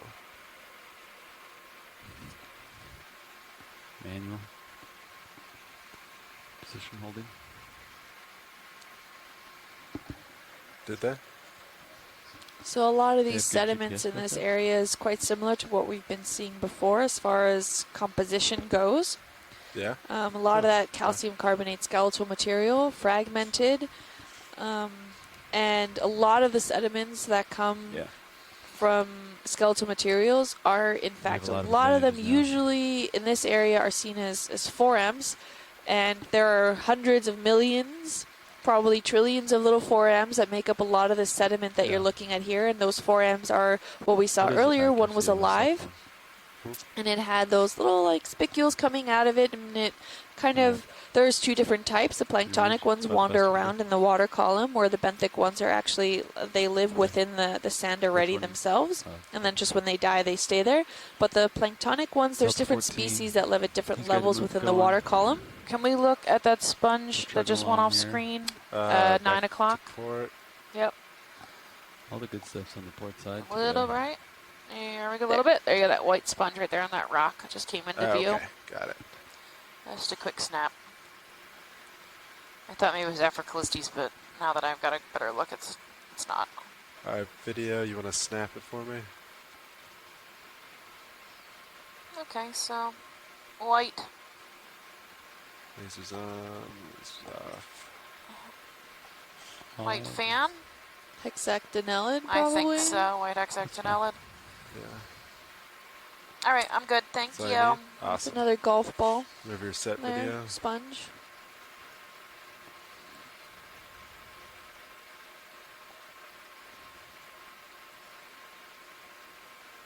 $420. I don't. What's that one? 200. Yeah, so as I was saying earlier, a lot of different species of pretty good guess. forams, they live in the water That's just a column, guess. and then when they die, they usually Actually, it drift wasn't. I saw you off, measure it right away. becoming then part of the sediment. So if we're just looking at the overall sediment structures here, we can see that these sediments are composed of the skeletal material, a lot of which are these forams. So there's trillions and trillions of little skeletal forams in these areas. So just to give a comparison about what you think then already still lives in the water column. So, ooh, there's a pink thing. Something pink there. That's a fish. Black-bellied rosefish. Yep. Look at the size of that rock over there. Down. Do you want views on it? I think I see it. Yeah. Video. We'll just do a quick snap. Just hanging out. Do you want anything more from that, or just No, an we're idea? good. Just, Well. you know, All right. Come wide video. just say hi. Good enough. Yeah, lots of larger, like, that flat rocks over here. Yep, more slab-like. Like a pavement-y. Yep. It almost looks like asphalt. Yeah, it does, doesn't it?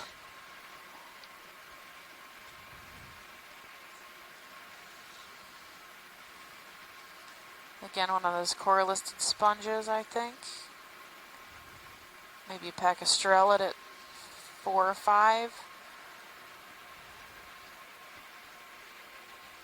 Sounds good.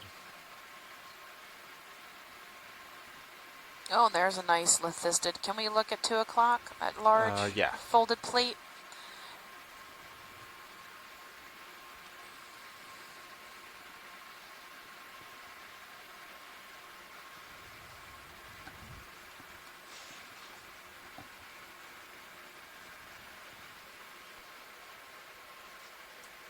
All right. Video going partial, please.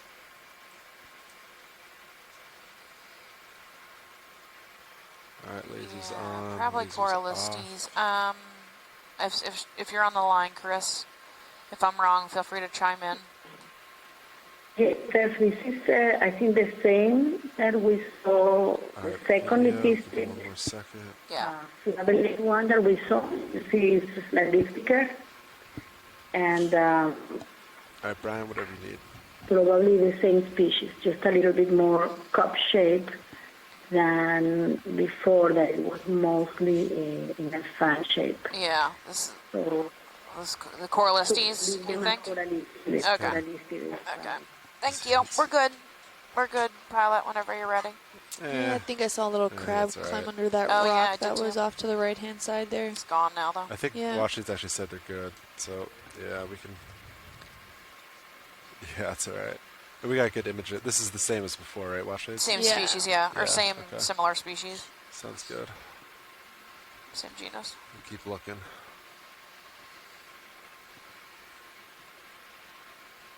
So it seems to be really two types All of right, so sponges what's, around what here. did So ship last time? Pacastrelids and Corallistes.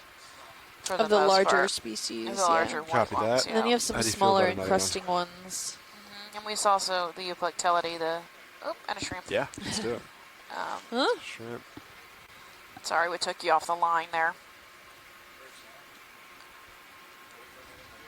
So we're about halfway between waypoint 1 and 2.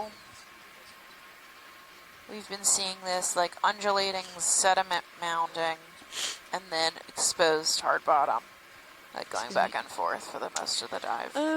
Yeah, I would call it more of a drift of these Okay. sediments rather than mounding. Yeah. I don't see them really accumulating in a mound essence. There's a fish off to the right there if we want to get a quick pan view of him. I don't know if it's the same. Is he still on screen? No, Slime head, maybe? right Yeah. there. Oh, okay. Right next to the big Corallisted. Video snap from here in case he swims away. Or Yeah. Pacastrelid, maybe. A few of those cup corals, I think they're getting buried. On, yep. Yeah. So you found a hiding spot. Yeah, so that's The probably fish a type of slime hiding. head. Do you want to Probably wait for him to come escaping out, the Wash light. Leads, or keep moving? No, we're good, thanks. Just Alright. wanted to get a quick view. A little bit, problem. Tether, not much. It looks Copy like, that. yeah, those Come corals on, were video. hanging on to Keep some moving. underlying substrate that now the sediment drift is starting to bury.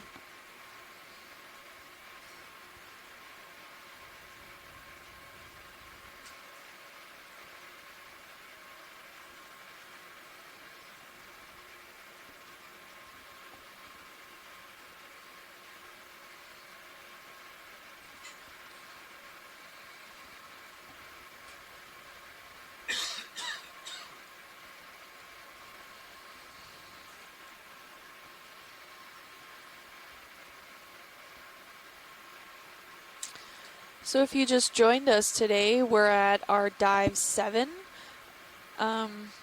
during this expedition. These buttons Hang do on one that. second. I got something moving at Oh, 4 yeah. o'clock off screen. The Probably, water up and water probably down. a brittle star. Yeah, what are those? Sorry, go ahead. No, you're good. I didn't mean to interrupt you. It's good to see it. It Um, looks quite large. video snap from here. I think the body is hidden though. Yeah, you just Yeah, hid behind the rock Come wide, there. let me spit around. No. Oh, hi, shrimp.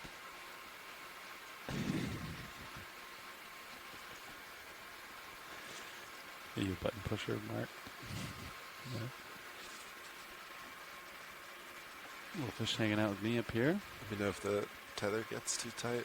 Yeah, I should be on the move soon. Looks okay right now. It's really in there. I think he went to hide under the rock. Yeah, you want me to video come in? It's kind of. I think he's. Yeah. Okay, we'll leave him. I think he's well hidden. You come wide. Yeah, right in the middle there. All right, watch it. Some Yeah, I more think cup he corals. buried under that rock there. Yeah, no worries. I was muted. Oh, I could hear you. So we had a small gastropod at 9. So, do you want to look at him? No. Okay. Keep moving.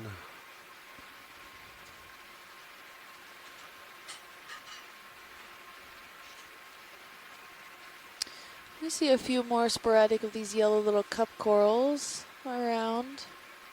Got to tune your eyes a little bit there. The yellow makes them almost harder to see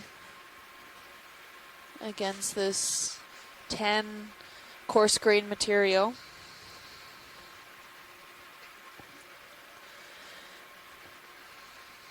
And as I was saying before, if you just joined us today, we're at dive 7 of this cruise. We're diving at a previous site that was done, that had been some testing for deep sea mining at this area. So we're looking at the overall potential for recovery for the biology in the area, as well as how some different geology of the overall has been affected. Ooh, it's a nice looking fish. Paint him real quick. In a little niche of cup corals, some different sponges. More. I'm seeing at least 3 different species of sponges there. Some cup corals.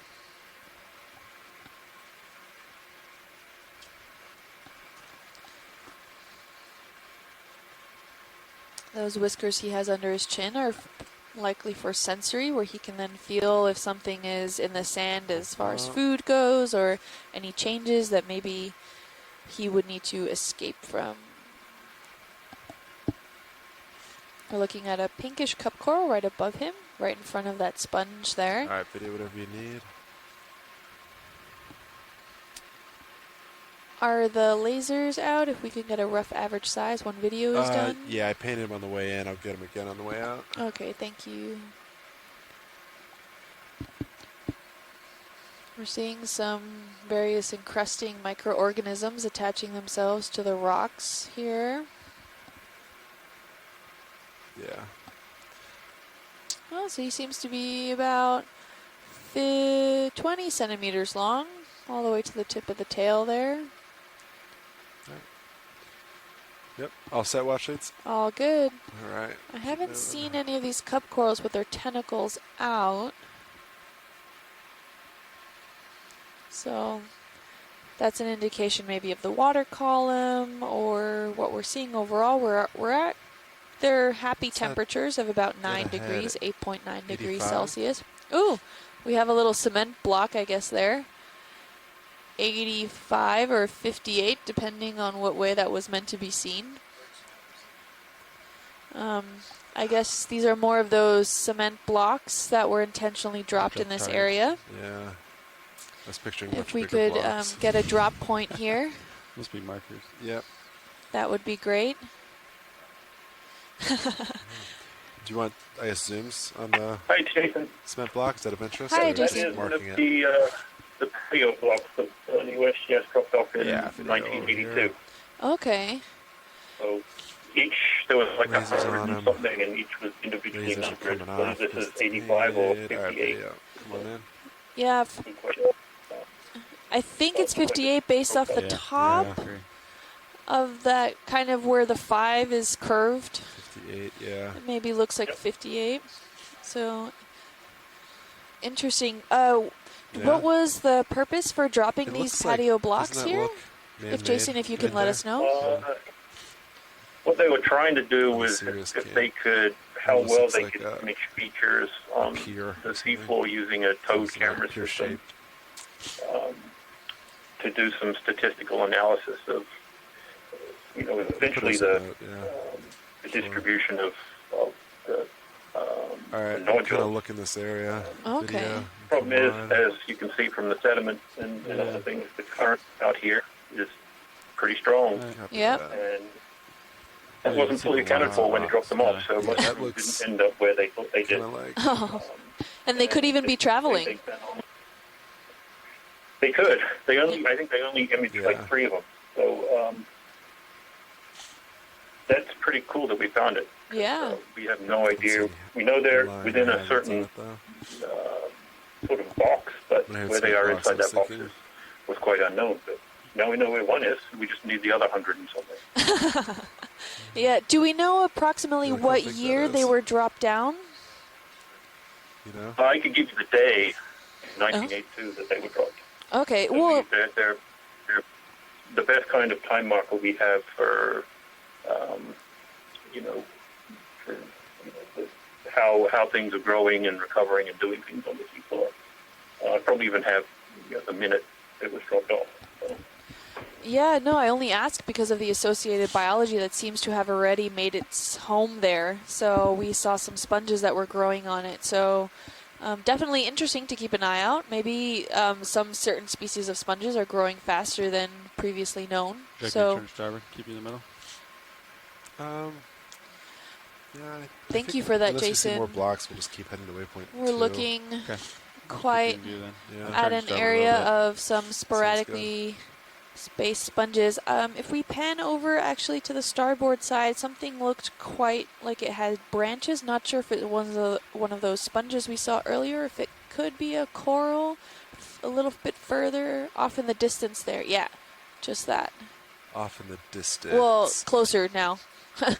Not terribly off in the distance. Right at all the way on the right-hand side, that white branchy looking thing. Oh, in the top right corner? Yes. Screen? Yeah. That's more of a sponge or maybe some sort of coral that was able to colonize here. Oh, as we get closer, looking more and more sponge-like. Closer to those sponges that we saw earlier, the clumpy column tubular structures. Chris, if you can confirm that. All right, lasers on. Which one are you looking at? The really all right, video, give me a partial, Ramon's one? Yes, the one that's coming into main view right now. It's looking the close, probably the one we saw before, but let's see close that. Let me look at the osculates. Yeah, this looks really intricate, very complex structure. All right, video, whatever you need. And I think there's osculates on top of each of these kind of lobes on the upper part. Yep. Would you call this that same sponge we saw earlier? Yes. Yes, look at the osculates are slightly lighter, or they look, I don't know if it's a reflection of the light. They look lighter. It's very smooth surface. And we are calling it a haplosclerida. Haplosclerida. It will be interesting to collect it if the pilots feel like they want to start collecting, because we haven't seen it in our 6 previous dives either. Is this a new species or? Yes, it could be perfectly a new species. Yes. What are you thinking, guys? Sorry, say again, Washington? Or we could start collecting later. Is this a when we potential cover sample? more area.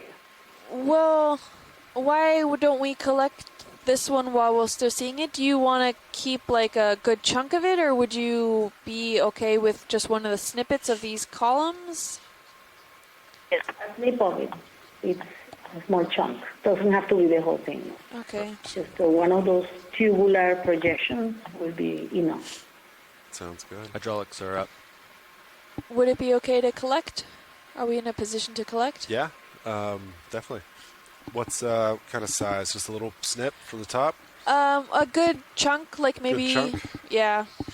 All right, we'll get the jar out there and you can tell me what you think. It doesn't need to be a big piece. It can be just one of those tubes. So. Yeah, if you can get just a good chunk of one of the tubes, that should be enough. Thank you. Arms coming on, 3, 2, 1. Arms live, stretching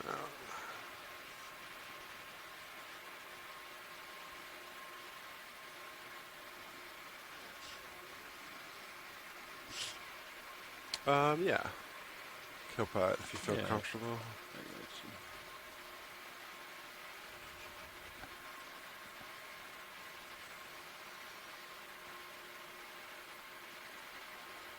Yeah.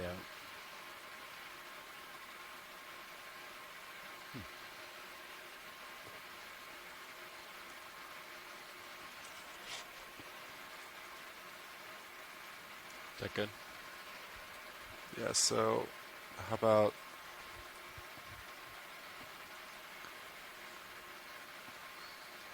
Oh. Washes, how about that? Yeah, that's plenty. That's more than enough, I think.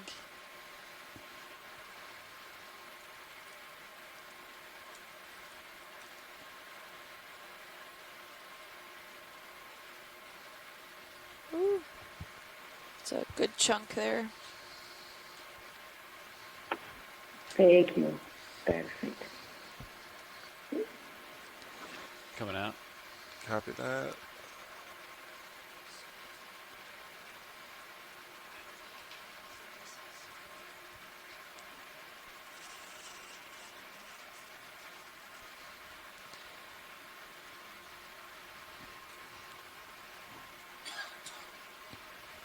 Got some hydroids on there too.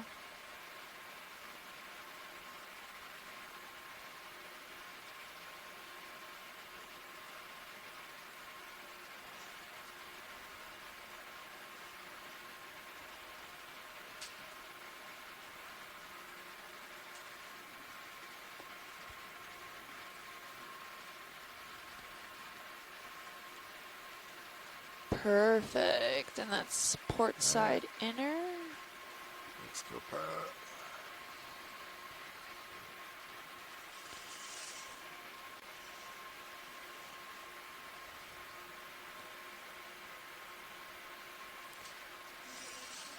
You're muted. Gil, can I get lasers real quick? Yeah, one sec. Great collection, guys. Thank you.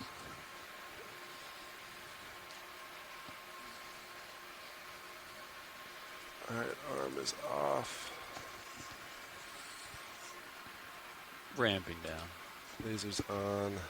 Tilting All right, down. looking about 30 centimeters wide. All right. Lasers. All right, I'm good. Thank you.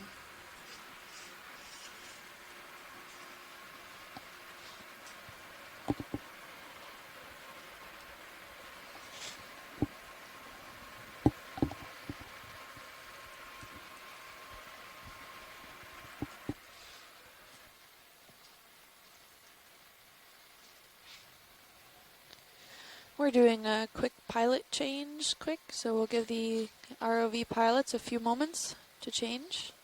And you can see in the background here, we're having some sporadic nodules of what it looks like a whole bunch of these isolated cup corals, some sponges, maybe a few sprouts of stylasterids.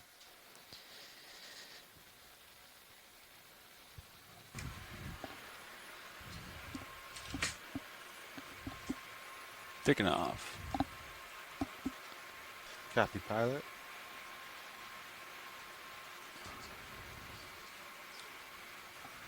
Copy. We'll line back up with 20. Copy that. I'll rotate a little. Port. Make my way there.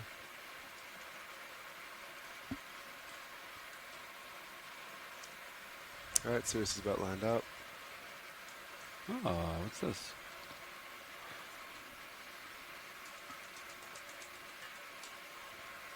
Ooh, looks like we have a sea star. Oh, nice. Going austerity, likely. Someone tweet Chris. All right, I guess I'll do it. Oh, Chris Ma here. Oh, and it looks like we have a wispy thing right under the camera too. Under the... Oh, Come that's in. a hydroid. Oh, we're good. Yeah. He might be eating something. Yeah. He looks... Take more if you got it. Doesn't look very flat there. Maybe a cup coral. Maybe he might be munching on my cup coral. Yeah.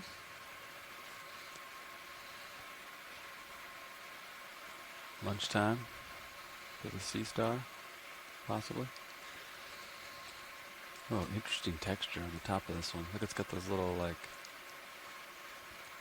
spine. Oh, he looks, yeah, quite stretched out. Copy. Those, I don't know what they are, scales on his abdomen look to be hexagonal in shape, or octagons. They seem to be quite congruent with each other. Looks like they can stretch. Oh, well, they look circular based off the bottom here, and then as they spread out, they turn into more of a polygon structure. Been settled for a while. How do you feel about a move? Yeah. You at 20? You can Yeah, see his keep 2 going. feet at the tips of each Give you 30. arm. Yeah. That's good. We'll keep moving here. Oh, there's another one in the background. Yep, going austerity Sounds good. is what I was going with. Cookie cutter. Cookie cutter. Or as one of our pilots said a few days ago, looks more like a ravioli than a cookie cutter. Sounds like a Jeff comment. Exactly.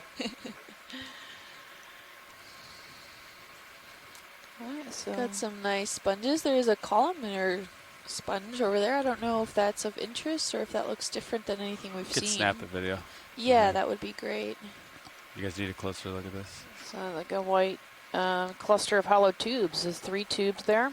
Yep. That wouldn't be Oceanapia, would it? Usually Oceanapia has a blobular base. Yeah, and it's on the rock. So Yeah. Oceanapia would be buried. The bulb would be buried partially under the sediment. Ah, okay. But it does have those like tall fistulas that stick out of it, right? With the clear edging around the oscule at the top.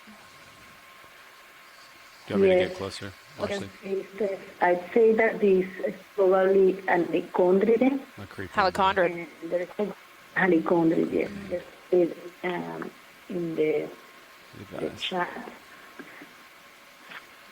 Yeah, a little bit. Looks like a glove.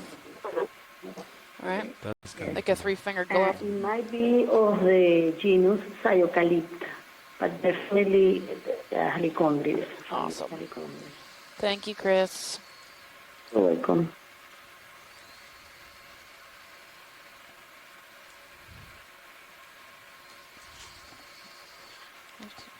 All right. We're We're good seeing- whenever you are. Yep. Oh, there's a little sponge encrusting underneath it as well. We have some isolated cup corals around it. Is that a coral that we're looking yeah, right yeah. on? With That his is a coral? polyps in. Mhm. All of the polyps are Let's go for the Sparsely coral. branched. contracted. come in. Yep. Can't really tell from this far what it would be.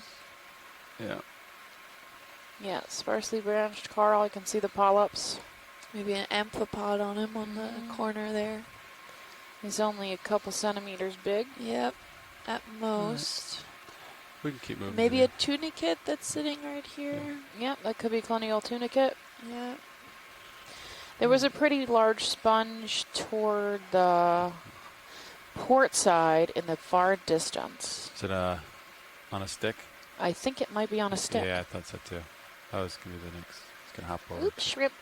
I'm not sure where it went there. Maybe not. No, I think it's. I thought it was bigger than that. Yeah.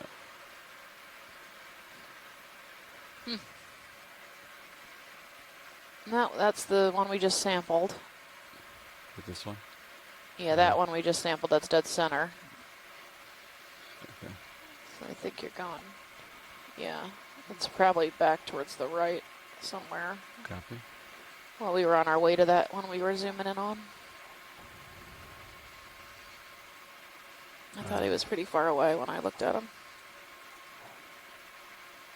Maybe a little more starboard.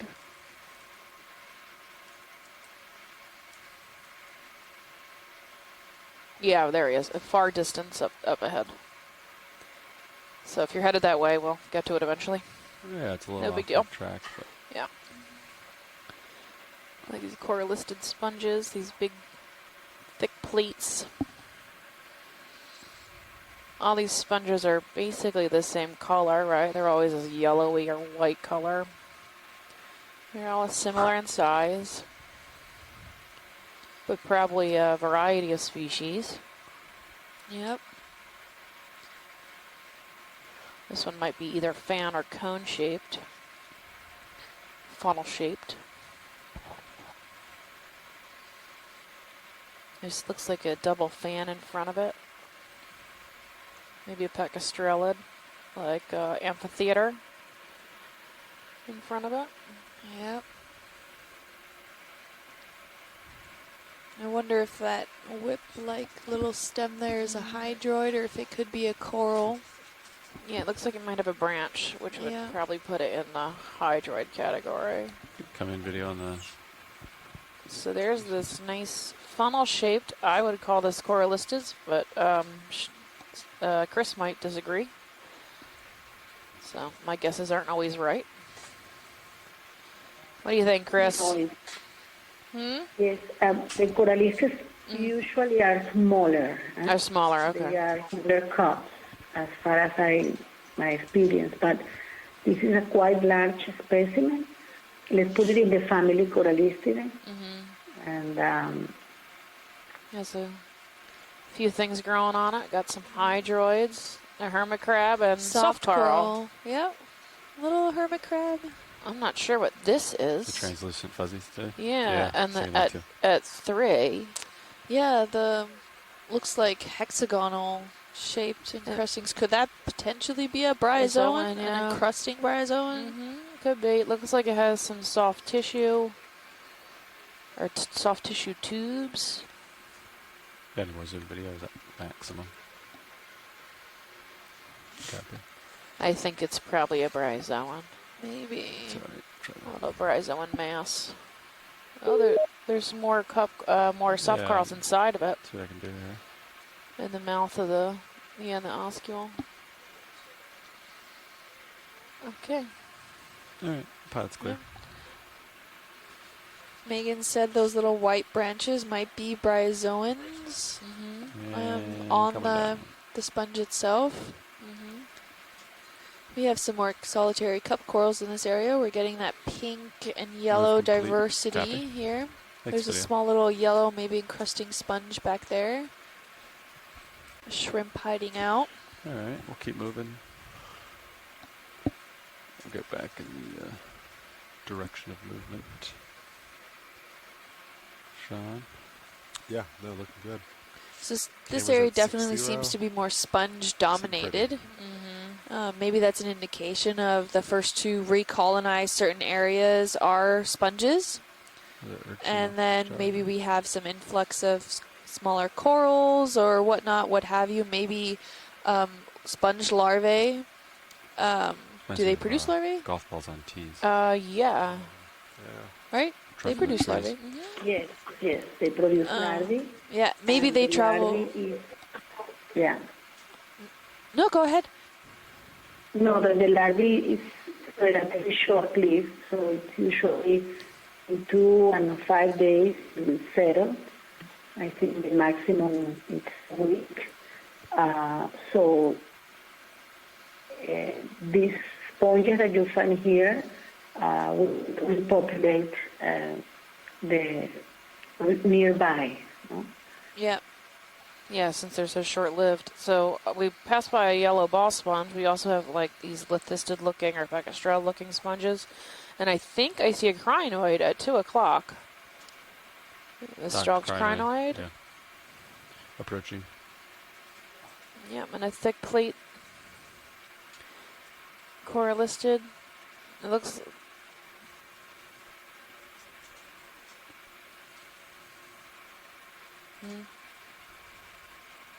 It looks similar to this little finger one. Looks similar to the one we just collected. That's off at 8 o'clock. But here, this is a thick plate coralisted, I think. Yeah, it would be the first crinoid we see here. And I missed the crinoid. I don't know where it went. No, it's right that middle stalk there. Okay. If it is a Thank you. crinoid. On a stock, yeah. Stock crinoid. Yeah, With a bunch of crinoid. Yeah. A stalked crinoid. With another coral right next to it. come in. A single stalked coral. Yeah, the sparsely branched, maybe Elizality.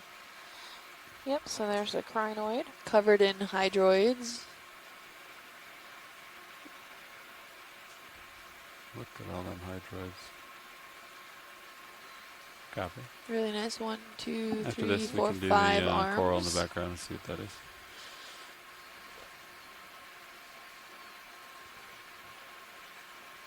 Okay. Might go fast. But And Got little lollipop yeah. sponges. This rock's covered in stuff. yeah. And Oh, what is yellow that coral. little yellow coral there? Yeah. All of the polyps are it's very little. contracted. Confirm that.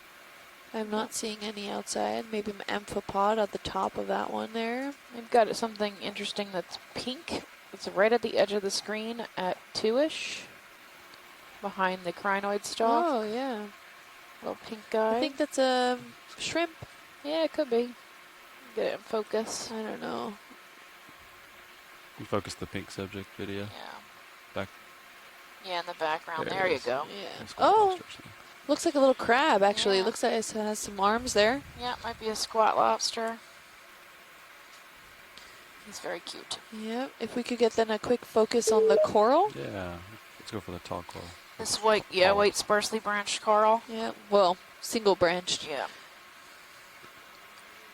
The polyps, some seem to be out, some seem to be in. Some octocoral. Yep. There. It's hard to get detail with such a bright background, isn't it? Yeah. No problem. Just wanted a quick look at him. That max zoom, I'm assuming. Yeah, it's pretty tiny. Yeah, no worries. I think we're good here if we want to Alright. keep moving. It takes video and you're clear. You come out. Yeah.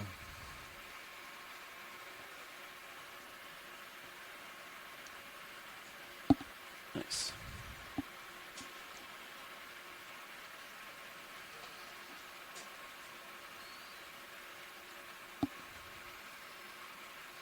These yellow cup corals. We've got we've got a fish here at 9. Copy fish. Oh, snap the fish. Mm-hmm. Yeah. Snap this guy.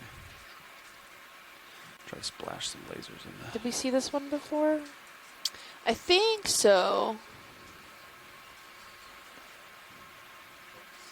Come in further if you got it. Hold that. Yep, he looks similar to what we've seen before. We got the barbels on the chin. A shiny eye. Yep.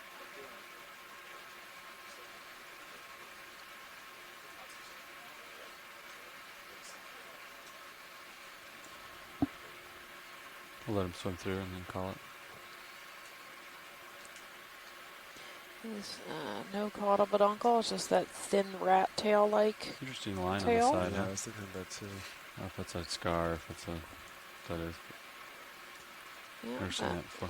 Yeah. Right. it might be scarred. There's a long lateral line that follows the length Both of sides. the Oh, it thing is, that I yeah. think I saw. Huh. An old scratch, maybe.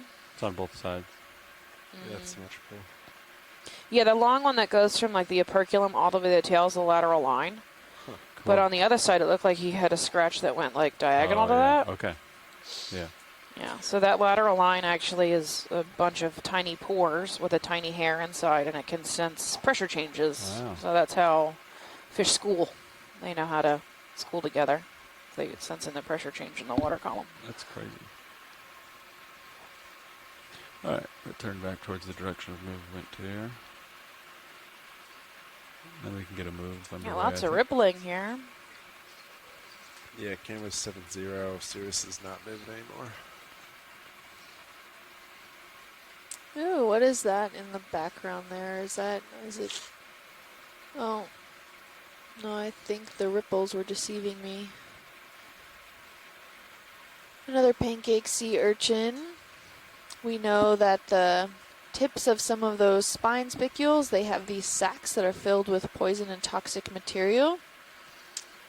Yeah. That are used to inject into anyone that tries to touch it, handle it, or eat it. Copy, don't touch the urchins. Yeah, don't touch the urchin. We do not collect these for that reason. They're Can we get a toxic. quick zoom in on what looks like maybe a discoloration of those rock slabs there? Wondering if that could The be some orange? rust. Yeah. You get into a position where I can see it better. Camera's at 4.5 for reference. Copy. Come in. Yeah, it looks like rust. Sort of oxidation. Hi, it's Jason. Hi, Jason. Basically, what that is the level of accumulation of the ferromanganese crust, rather than a rust color. Some areas just didn't get as much of a coating. Perhaps they were covered by sediment or something else. So it's really a gradational band of the accumulation or precipitation of the ferromanganese Hold it for just a couple more crust seconds. on the substrate here. Right, so it doesn't look like it was exposed for long enough, so it could be just that recent area where sand decided the current pushed some sand away, exposing that new area. Perhaps. There isn't too much precipitation going on in the area anymore. The conditions that drove that at its peak have stopped a long time ago. But You come out. with the currents in this area being so dynamic and everything, we could be seeing stuff that wasn't exposed when the accumulation was really big. Oh, we can call it in. Yeah. It's really just a kind of back and forth of this sediment moving around. Right. Okay. Well, thank you. Can I get a snap zoom at the sponge, yellow sponge at 3 o'clock on the top of that rock right there? Sure. Right there. Yep, right Snap there. it. Yeah, you can come in. The big guy there. Yes, looks like he popped off the rock maybe. I'm not sure what's going on. I'd call this type of corallistes, type of lithistid. It's a thinner plate than the corallistes that we've been seeing.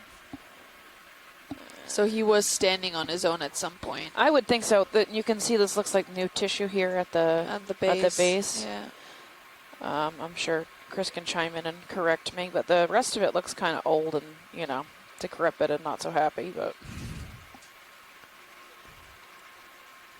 yeah. Okay. You can come out video and I can.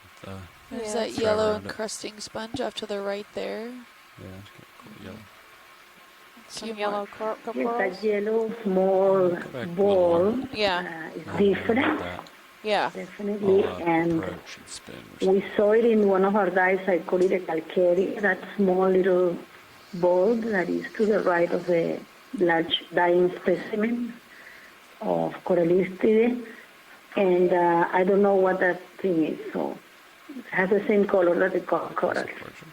Right. Yeah. Oh, look, a chrysogorgid. Yep. I got a pink Chrysogorgia in the center screen. Yeah. I missed that. We were staring at that sponge, and I totally missed this sponge. The coral. Yeah. You come in. Yeah, Chrysogorgia is hiding. Yeah, Chrysogorgia with his resident squat lobster. I think we got the idea on the Chrysogorgia. There's something yellow down here. I don't know if there's additional interest in this one. Yeah, this little yellow sponge, he looks like a hexactinella. He looks very spiculi. Yeah. Almost web-like spiculi. Mm-hmm. Copy. Not seeing a definitive membrane. But maybe just some stuff that's attaching all the spicules together. Really cool. Encrusting astrophorid in shallow waters that has exactly that surface, but it's not massive like this one, and it's called Pacataxa. Bathataxa. It's an record porifera because really it could be an hexactinellid, like you guys are saying, or it could be an astrophorid. And it reminds me also the glassite calcareous sponges, but it's this is a kind of deep for calcareous. Right. So we call it porifera. Right. Yeah. Thanks. Thank you. And it looks like there's another Chrysogorgia just coming off from center there. That little brown bushy. I think just a snap zoom would be good. Oh, it's a fish. Yeah. And a little fish. No, we got the idea on it, I think. Yeah. Another area, Soma. I think it's sea Off in the urchin. distance. Yep. Okay. I'll turn back to the direction of movement shown here. Again, I mean, there's very limited biota here, but what is here is mostly these white, hard sponges. 4, 5. A few corals, a few cup corals. But there's also limited places for them to settle on. So these rocks are not, looks clear. They're not solid to the ground. There might be a star at 3. Yeah, what is that? Yeah. Oh, crab. Looks like Bathanectes from this far, I'm not sure. I got a second. You can frame it up as I approach. Yeah. Cute little crab. He doesn't have the black tips on his feet. So this is a swimming crab, I think. A portunid. Yeah. He does. He looks very shocked. You come in. Just stay very still. What is that? He has big eyes for a crab. Yeah. Yeah, this is a type of portunid crab. The family's named after the god of ports. Yeah, Why'd I know that? Is because of Chuck Messick. Random fact from grad school. Opportunity. He has very long spikes along the crest of his shell there. You'll see if he was to pick his back feet up, he'd have little swimmerette tips on the ends. Looks like one of his arms got ripped off, the one on the left, his left arm, or her left arm, excuse me. We don't know. Actually, it might be a female. I can see the underside of her. She's got big eyeballs. All right, video when you create. Filtering out some of the stuff in the water column there. Looks like the eyes are almost reddish also. Thank you. Can we get actually lasers to see the average size? If it's worth 10. eating or not? Nope, not really. About 10 with the legs, yeah. All right, next video. I'll keep going here. Thank you, Canvas pilot. set 7-0. Copy. Opportunity.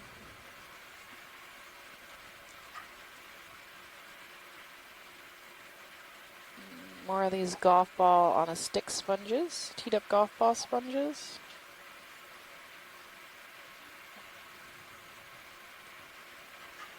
Stylaster's pretty common.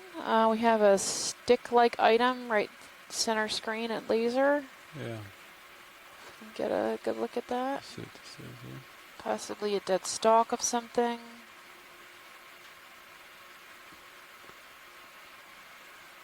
Could be the. Coming partial. Hold that. It could be the Oceanapia, maybe. Oscule All right, come in. tube. Let's go to the top. See what's going on up there. Yeah, it looks like that might be sponge. This might be an Oceanapia tube, Chris. Oh, Yes, we have been seeing this We have a seen few this. times Yeah. during the dive. Yes. Okay. It's incredible that it will be digging in this apparently semi-hard sediment, but there is here is the long ocular projection from a sponge that should be under the sediment, its main body. And we have a pretty big cup coral next to it. Oceanapia. Thank you. And a stylaster. And it looks like this white maybe not growing. It might be growing on it. That doesn't look like the same species to me. That bright white hanger-on right there. Hitchhiker. That could be a different species. could zoom out, get a full An specimen. exactinelid, some sort. Sure. Yeah. Megan says that this looks like the base of the sponge is covered in some bryozoans, which then changes to hydroids. Okay. Some of those little branching little guys, the more rigid ones. All right, we're happy when you guys are ready to go. I'm happy.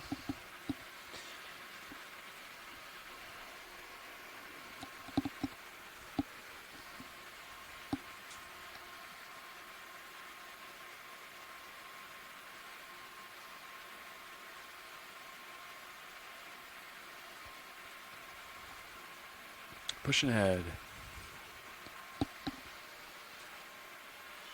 I'll pull a little rocks over Maybe here. 25% cover of rock, rubble, or cobbles. Maybe a little less.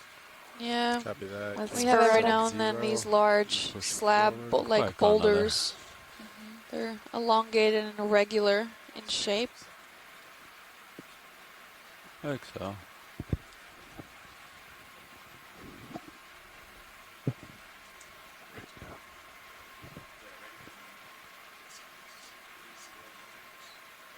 Some more sponges.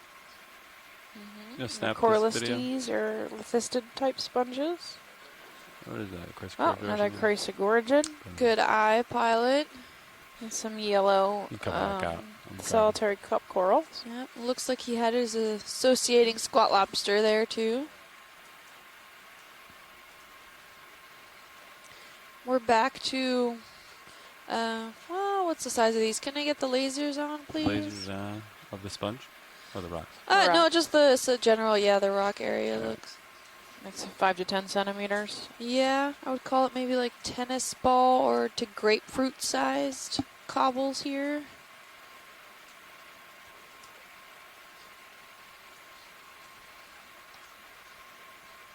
Some more stylasterids popping up here and there. Got some solitary cup corals. The water temperature is holding steady at about 8.9 degrees Celsius, which is a pretty happy temperature for a lot of the different biota that we're seeing that is here. We're at about 805 meters below the sea level. Salinity is ranging at about 35.1 PSUs, and dissolved oxygen is about 4.8 milligrams per liter. So this is relatively an area where if corals were to colonize in different sponges, which we're seeing some beginnings of some colonizations. Oh yeah, can we look at that sponge that's coming off screen now? And that bumped into it. My right toe just bumped it. This looks this like sure. Lyrodramatium, but yeah, that one. With the tubey-like folds. Yeah, and then I want to see that green thing. Come in. Oh yeah, look at that green thing. Yeah, I'm not sure. Think it's too thick for Lyrodramatium. We did collect a specimen that looked like the tubular side of the sponge, but on the other side, it looks like there's a sponge growing on a sponge. I don't think it's all one. They look too different. Yes, I think you have two sponges here. Okay. The one that we've been calling haplosclerid, that has this tubular and the very particular morphology of the zoom out of it, try to see both of them. and the net. They said there's two sponges. And then the Corallistes. And then the Leiodermatium. Okay. Corallistes. Yes. A big clump of two species. Nice. We're good. Thank you. There is something green that's off to the Green's not a common left. Yeah. Now it's almost dead center. Yeah. I'll approach it.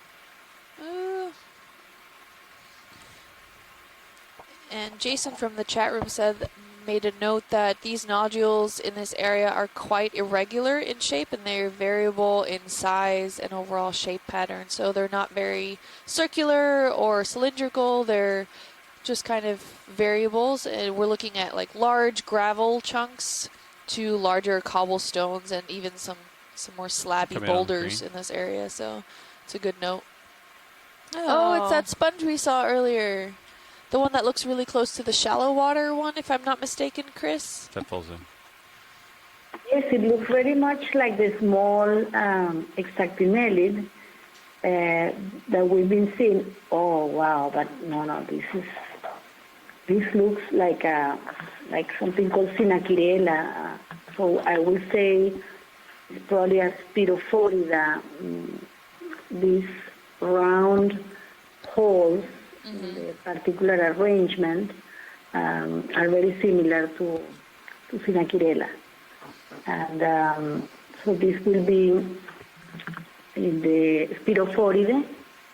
What'd you say? What kind? Spirophoria. I will write Spirophoria? in the chat.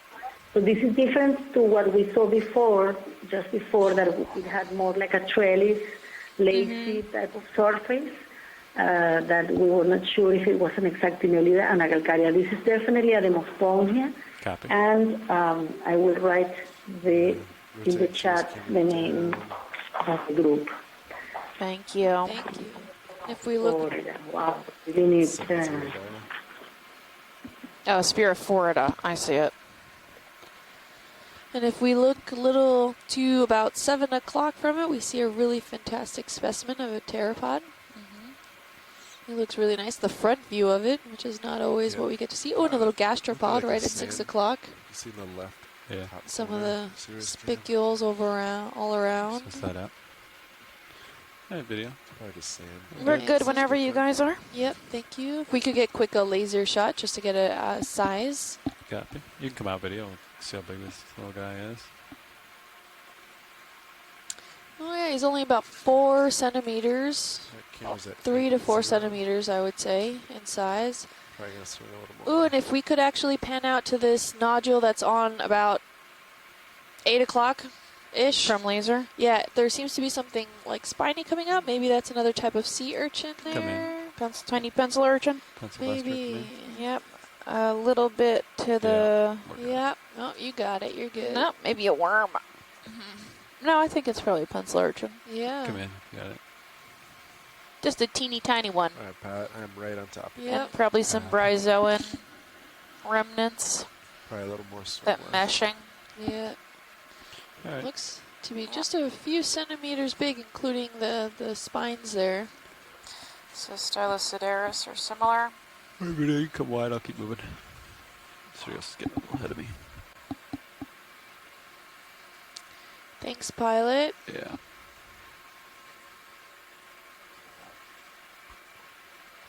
We're seeing some various shrimps in this area. Copy. A few more of those Thalassia seagrass strands maybe came from the shallower areas.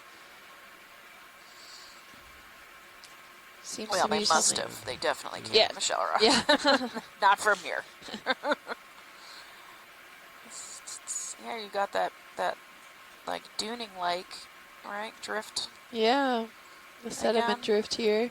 And it like you can see it almost enveloping the underlying nodules that are there. It's like a really, really slow tsunami. You can kind of see it cascade over all the little hydroids. Ah! Some kind of Nizumia or rat Is that tail. a sea star or is that Oh, more might be. sediment? I think it's sediment actually that my eyes have deceived me. If we pan up slightly upwards and to the left, right now dead center, Oh. slightly up. Tiny white speck going. Yeah, I'm Come in. pretty sure Come in, my eyes Lydia. are deceiving me. Small We do have white. a cool blackfish in the water column, though. Yeah. It's just sand, I think. Yeah. It's your stinking sand. Yeah. Let's see. Star. Yeah, Some some more hydroids or sponges something, and some yeah. It's a good hydroids. video. You can come back out. Tiny bits of Think- stuff. Yeah, quite a bit of shell fragments here. These are pretty large in size compared to the average grain size we're seeing. They've got some black thing in the water column here. Yeah, I you can come in think- on the blackfish.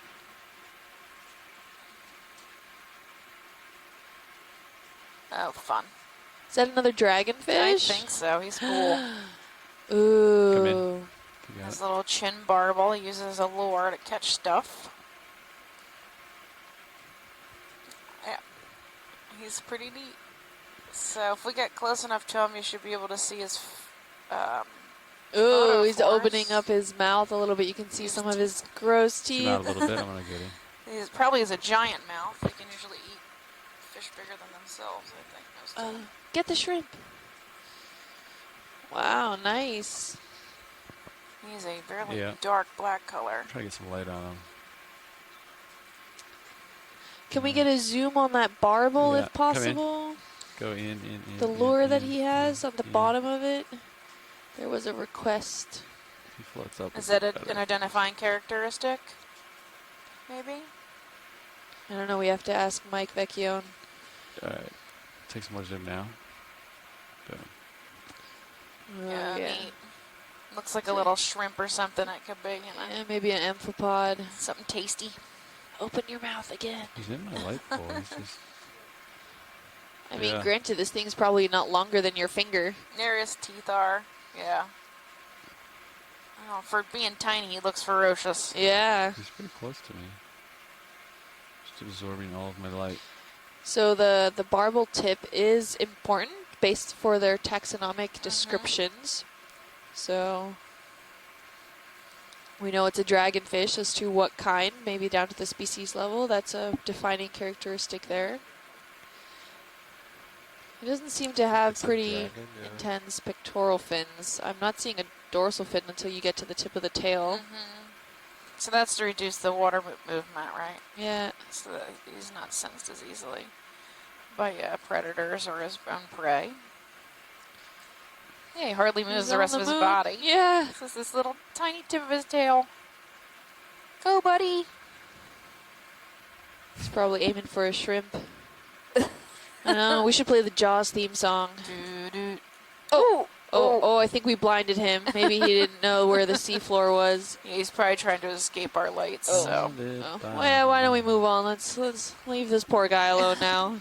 he's gonna keep driving down, thinking he's got a lot of light in his face. So we'll just spin around and shine the lights somewhere else.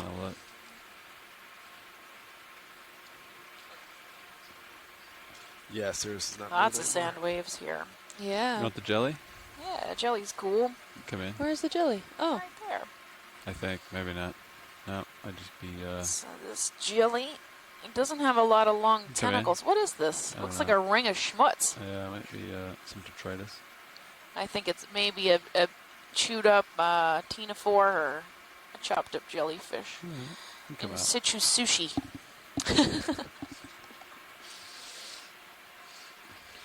Sounds like a pretty good roll. Yeah.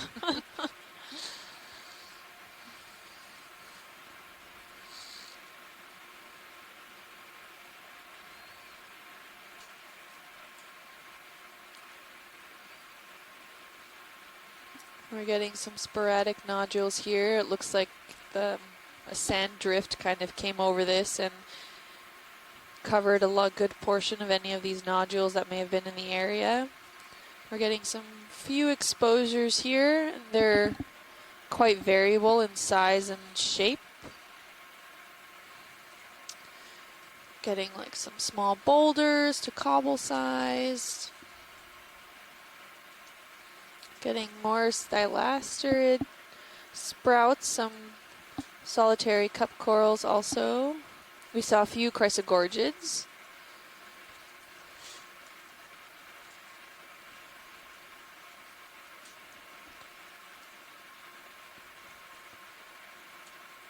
Megan said that in situ sushi may be actually a dilapidated larvation house that has since been then abandoned, I guess. It's plankton. It's schmutz at this point, right? Yes. By the time it gets this far, it's just schmutz.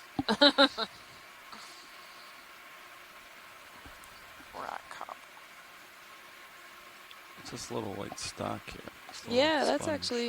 What is this? Could be a tube of a sponge, could be its own sponge, just a whole sponge. Could be a tunicate. Caught my eye as well. Pilot camera's back to 4.5. Ready for another move? Oh yeah, solitary cup coral. This might be a tunicate. Got more than you could take a video. Yeah. You can see it looks like a zoanth. You think it's a sponge? Yes. Let's see. Yes, I think it's a sponge. Copy. Finger-like shape, demospongia of some sort, and the yellow that is towards the left, and below there was another one, another type of demospongia. Yes. All right, thank you. Come on, video. Keep going. He's lucky. He still has a little rock to hold on to. Sediment coming up around him.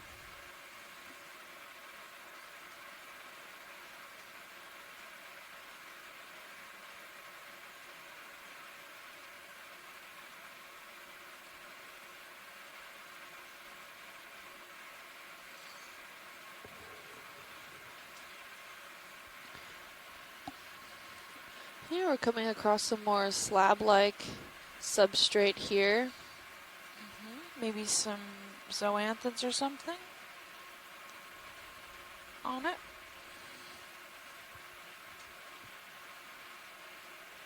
The Chrysogorgia come in video. Little stylaster and some, another Chrysogorgid. We'll just scan the this resident rock squat video. lobster. And we have some maybe lethistid corallistes. That little golf ball on a stick. White sponges, amorphous white sponges. Just gonna scan And this. stylaster. Some cup coral, or what is that?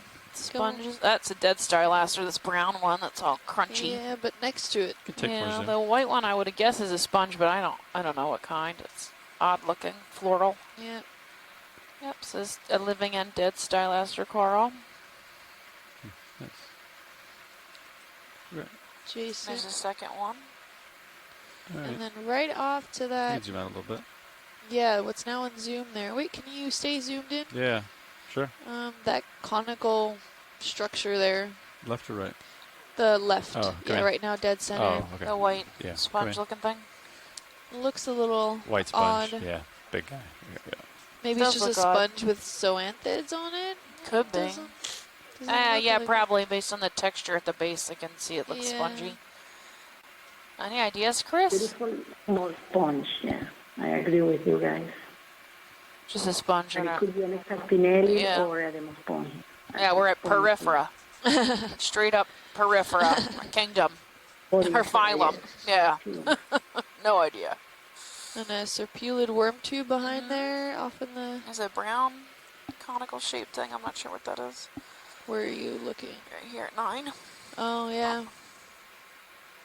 Schmutz. Schmutz. When in doubt. If I don't have a name for it, it's schmutz. Come Yeah. out. We'll keep going. I'm going to start calling fish schmutz, too. I'm going to get in trouble for that. The fish people yell at me.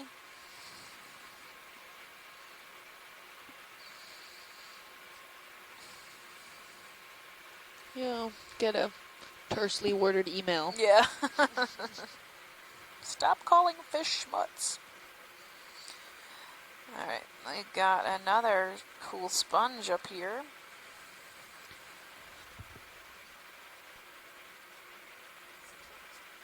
Oh, wow. This could be a lithistid. Laerdamatium-like.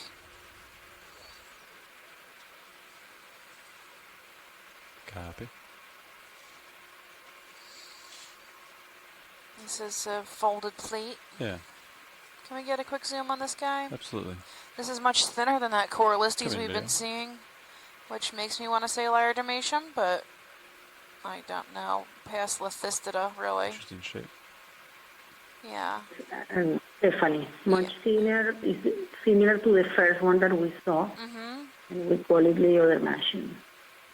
Yeah, it's much more flowery, like bent, folded. Mm-hmm. Yeah, so my guess would be Laerdamatium if I had to guess, but, you know, I guess I am guessing because we're just looking at video footage, but that's the best I can get you. So Laerdamatium is really potent for anti-cancer agents.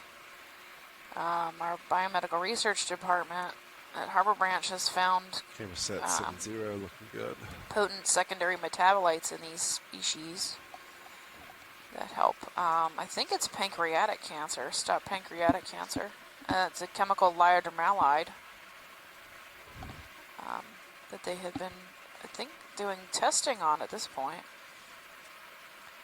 If this is Laerdamatium, if it's not, then it's closely related. It's a rock hard sponge, a type of lithistid sponge. Thanks, video. Thanks, guys. No problem. I can take it off video. We got lights of sand here. It's an oddly shaped rock. Alright, so in the distance we see maybe 50% cover Down a little more. of That's 8-0. what looks like rock slabs or broken pavement to me. I am not a geologist. And Kim just went to lunch, so I'm on my own. So if the geologists want to chime in, feel free.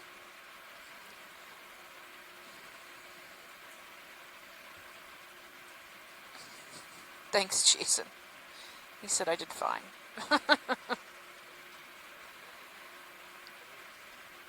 'We've got maybe 25%, 10 to 25% rock cobbles here. These small round cobblestones are covered in this black crust. And ahead we've got some macro sponges coming back. in between the sand patches, like probably attached to these rock cobbles or solidified pavements that are here.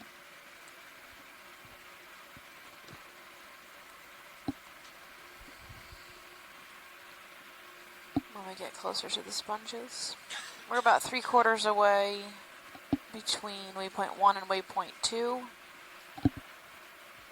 If you're just joining us, we're on dive 7, or 170 miles from shore outside the habitat area of particular concern. This was an old test mining site that we are checking up on. It was mined about 50 years ago, so we're just trying to get some more information about what is here. I do not know what it looked like before, so I can't comment on that. I can just comment on what is here, and I see lots of Corallistes sponges, these rock hard sponges. There's these yellow folded plates or white folded plates. They're pretty common, along with these rock cobbles. We are at, let's see, 806 meters deep. Yeah, this is the same kind of thing, I think, right? Or is this a Pacastrelid? That front one looks different. It also looks partially dead. The front, Stephanie, is what we were calling Haplosclerida. Haplosclerida, okay. Pacastrelid. It's Pacastrelid, okay. Very interesting. The second time we find these two species together. Yeah. A small foram at 3 o'clock or 4 o'clock. Oh, fuzzy trees. Foraminifera. It looks like a sea urchin spine in the sediment. Yep, so Astrophorida. Okay. Or Haplosclerida. Haplosclerida. That's what I've been calling Haplosclerida. Haplosclerida, okay. Oh, looks like we have a small crab or squat lobster at 6 o'clock. Little red guy underneath the rock. Or underneath that dead sponge. Anyway, we're at 806 meters. We should get up to about 800 meters, so over the next, I don't know, 800 meter distance, we should come up only about another 5 feet. So this is really flat here, maybe 1 degree slope over this length. It's like scattered cobble and sediment. Yeah, camera's about 4.5. Send it. Looking good. Yeah. I think so. Our temperature's been staying consistent for a while, but 8.9 degrees Celsius. And our salinity too, 35.1.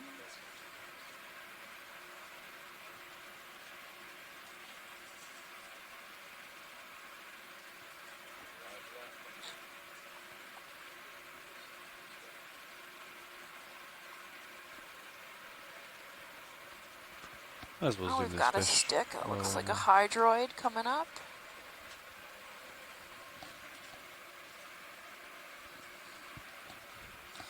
Yeah, does anyone know what this fish is? We had a question on Twitter about him. I saw.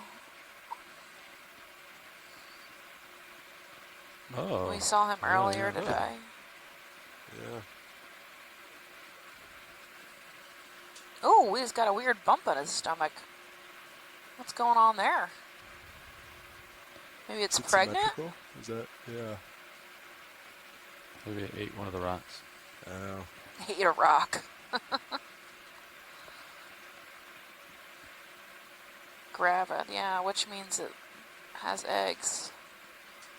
So, a type of hake.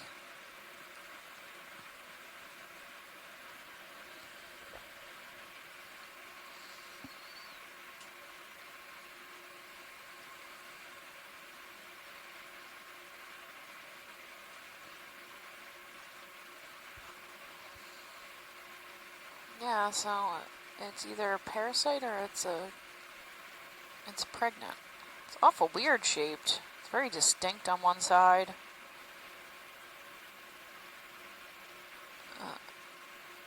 Oh, I guess it's a bit similar on both sides. It's probably gravid, yeah.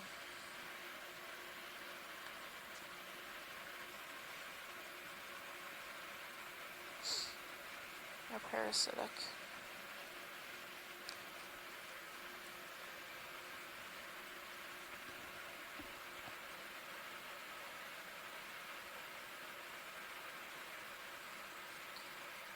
Or maybe parasitic. So they're battling back and forth on the chat room about whether it's gravid or parasite.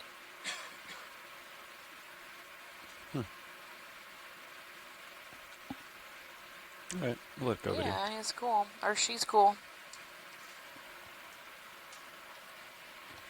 Thanks, guys. Yeah. There's something at 9, 10 o'clock. Long. Yeah. Talking about the dark. Three yeah, dark the dark. sticks. Yeah, I don't know what's happening there. Looks weird.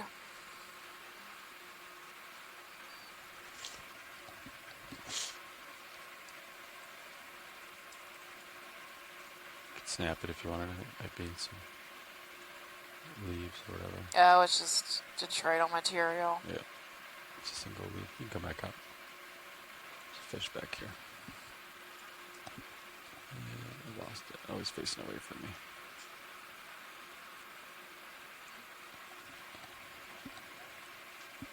Sure, give it a snappy. Yeah. Give him a couple seconds. One of these slime heads, I think. From what I can tell, looking at fish butts. You can come out video if he's gonna turn around first. We also have some cool white sponges on that larger rock. More of these folded platelethistids. And we have something white and branching at like just above laser. Yeah. Or like 2 o'clock from laser. Headed that way. That looks funny. I agree.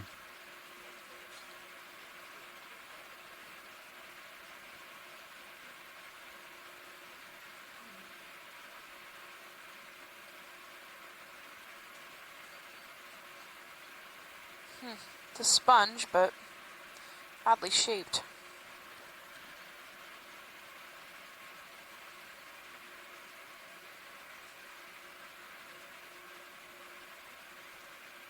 Maybe 2 tubes with some finger projections on it. Come in. It's probably the same haplosclerid maybe that we collected. Yeah, it's funny shaped. Take more. Fill the frame. Just as Haplosclerid? a funny representative of that same sponge. Yeah. Kind of tubular with rod-like projection. Yeah, like witch fingers it looks like. Good Halloween sponge.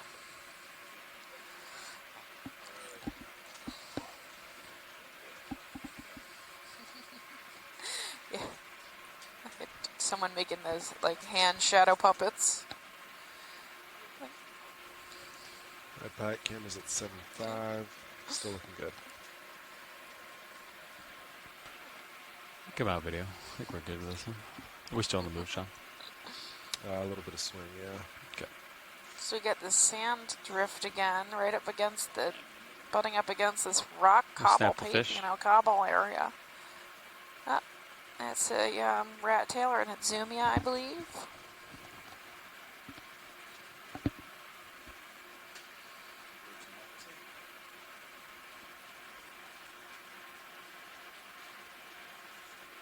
Alright, I think we got an idea in this. Thanks.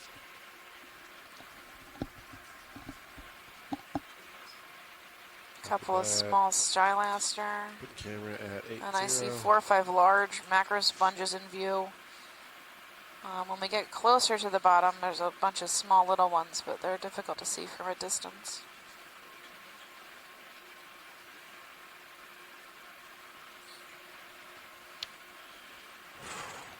$2 degrees. Whatever gets us to the waypoint too. Yeah. So Cheryl is saying Doesn't there's small cup corals. There's 2 close related species with I'm indifferent. Bathysama As long as we're on and track, Thecopsama. She thinks many of the cup corals are one of these, an orange pinkish tissue. see how many tubes you can put Thanks, in one Cheryl. shipment. I know there's 32 hundreds of species of cup corals, and meters I of- don't even make an attempt to identify them. I do not know them well enough. Best I can get you is cup coral, but that will go on my permanent notes for next time I see them. Thank you very much. Can we end the sponge if you want a video? See what's going on. Again, we've got this thick white amorphous sponge, maybe a lithistid. Looks like we have some strings coming off the side. Some Really 4Ms. fine. Yeah, lots of 4Ms. Maybe a soft coral on top. Yep, and that browning right here on the rock, that like rusty color. Yep. I don't see it. Oh, yeah. Cool. Yes, so it will be hard to know if this is a lithistid or a Pacastrelide.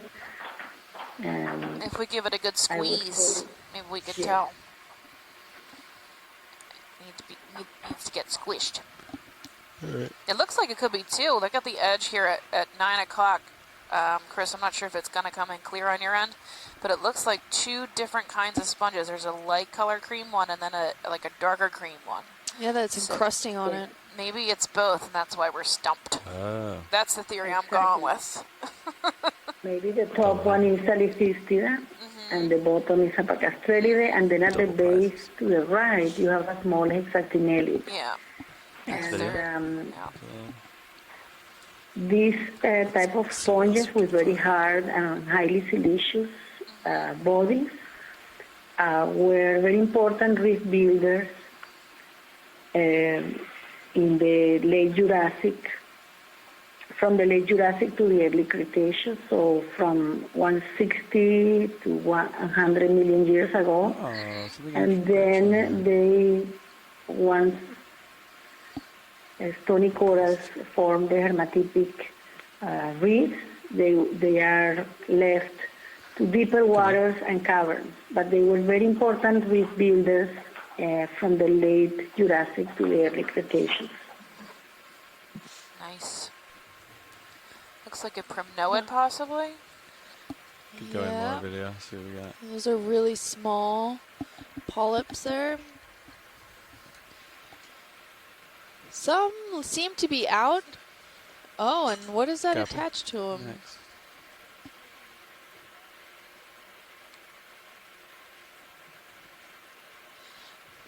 Not sure what that is. Looks like some of the polyps They're small, are somewhat out. I don't think they're fully out, but looks I pretty think it's substantial. the Any tips. idea as to what is stuck to the top there? Some sort of plankton or whatnot? Doesn't look like a 4M to me. I'm not seeing a dead skeletal structure at the middle. Yeah, the ball with 4 legs. Yeah. I think do we see this in the water column? Or not? It's hard to see. It's super shiny. Yeah, you can come back. Cool. Keep going. Oh, and it looks straight. We see one of those nodules also with a cup coral. Stationary pilot. Can we zoom in back on those, similar to where that coral was, but back going in. about 2 o'clock, 1 o'clock? There's a cup coral on a nodule there. No. Looks pretty dead. I don't like 1 o'clock, yeah.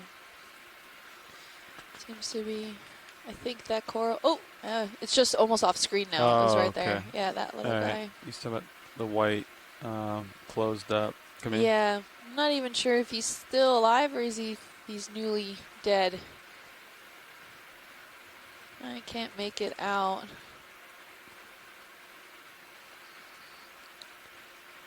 Boom. I think he's still.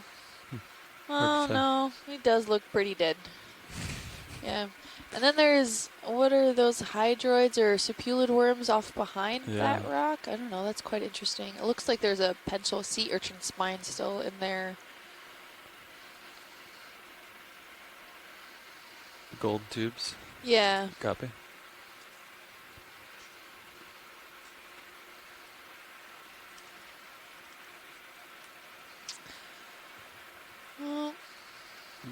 those are probably worms. All right, we're good. Thank you. Yeah. We might try to collect a sample later on if we see a smaller nodule with some cup corals on it or a cup coral. That would be a pretty good sample. Come back out video. Keep going.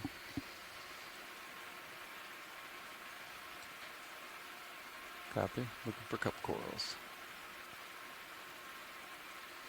Well, I'm sure we'll find one later on. No need to keep a direct eye for it right now. Some more stylasterids and sponges.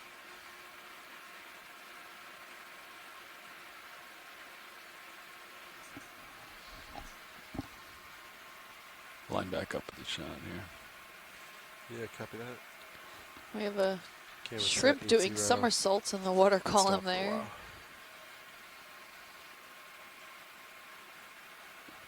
I want to go for moving subject to the water column.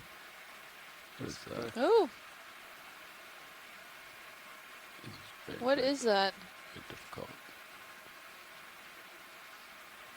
I don't think I'm fast enough. You can take it in. It's like a... Oh, as fast as it came, it disappeared again. I lost it. I don't see it anymore. We'll keep going video. Just caught my eyes off.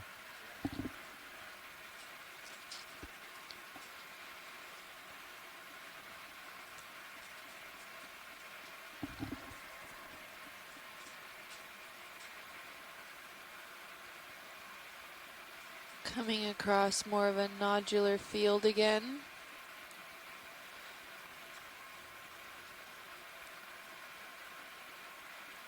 And they're very irregular in shape. They just have a lot of different kinds of shapes. I'm not seeing anything truly definitive. We are seeing some roundish ones. Yeah. Oh, there's a big fish. See that? For a second, it was quick. Big fish just swam by. He was fast. Yeah. Two larger, excuse me, some cobbles and then maybe some small boulder size. 5, looking good. There's a shrimp right in front of us. Oh, he just darted off. It looked like he had really long antennae. I blinked and he was gone. Seen some sporadic biota around here. We have some of those golf balls on a stick sponges. I am not great at the taxonomy of these different species, so bear with me. We see some stylasterids, various sponges in this area.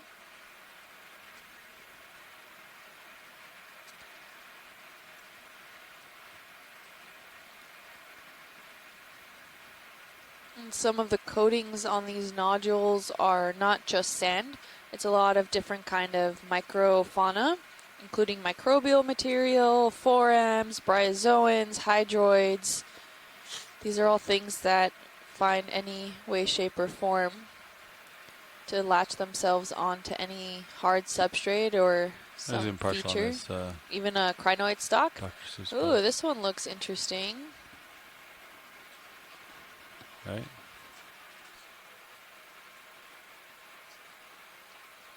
Come in. And Chris, do we know what this is? Yes, this is a nice Leiodermatium, Salicistida, a sponge of the thin, clay fan that we've been seeing today. So Leiodermatium, I'll make the annotation. Okay, thank you. We see again a lot of that encrusting material that's on here. Can be anything from little tube worms to little encrustings, hydroids, a lot of any sort of microbial material that could be caught up in any sort of spicules the sponge might have. There's some hydroids, and even in the surrounding rocks. You're looking at the small little level there. We see a lot of different types of biota just encrusting all over these rocks. So I thought I saw a little gastropod there too. Want to go ahead and we can keep moving. Seeing more of those golf balls on a stick. Sponges there. Got a fish out in the background. He's not sure about me. Come in. Oh yeah, what's that fish? Could be another one of those ribbon fishes that we've been seeing every now and then here.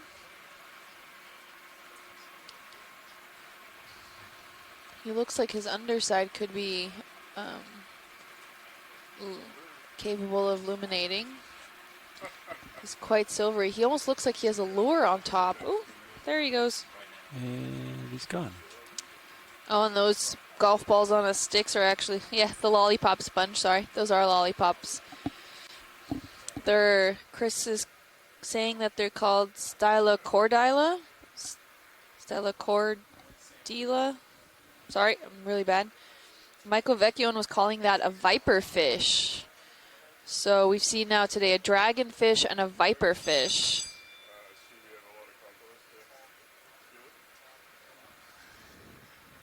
Really interesting.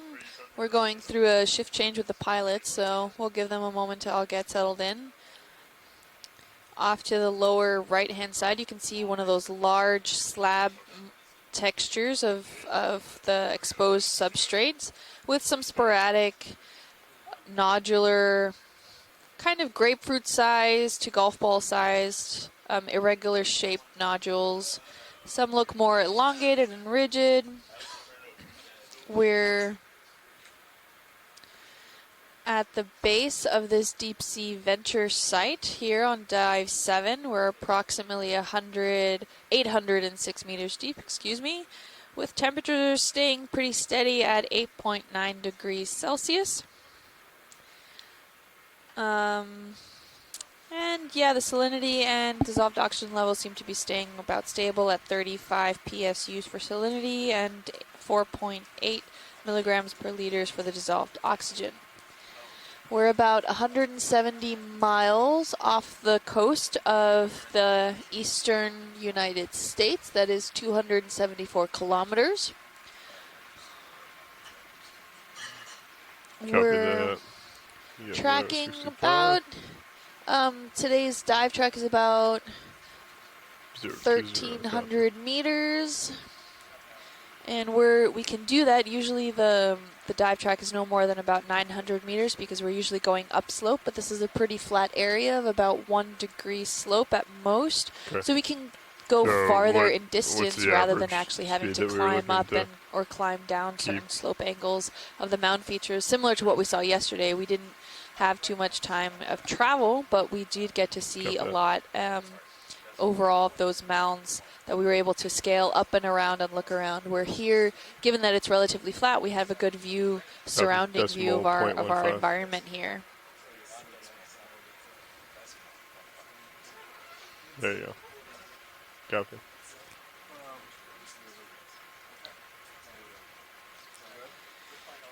And that fish that we recall earlier, Ken Sulak has chimed in on the chat room. The one that we were calling related to the orange roughy, the one that we're referring to as a slime head. Usually not the term for it. It's commonly named a sawbelly. Hoplostetus. I'm sorry if I said that wrong, but that's the genus of that fish. It's also a beautiful metallic-y blue to bronzish color. That other fish that we were looking at, the vertical one, is referred to as a cutlass fish. Benthodesmus, due to the long pointed on the lower jaw caudal fin that's present. Copy.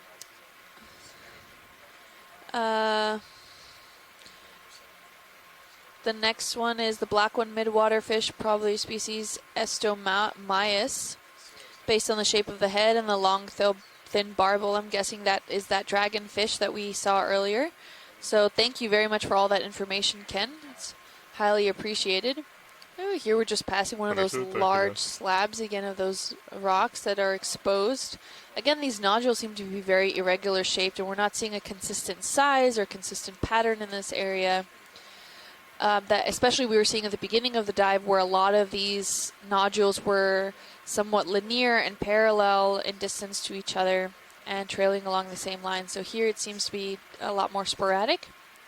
We're coming across some fairly decent sized sponges and another fish right at the base of one of those sponge. We can get a quick snap zoom. Yep. Sounds good. So this looks quite similar to one that we had seen previously. It looks to have some different camo colors near the top. That's probably to try to make it more blend in with the underlying substrate, although here, can't say it's doing the best job.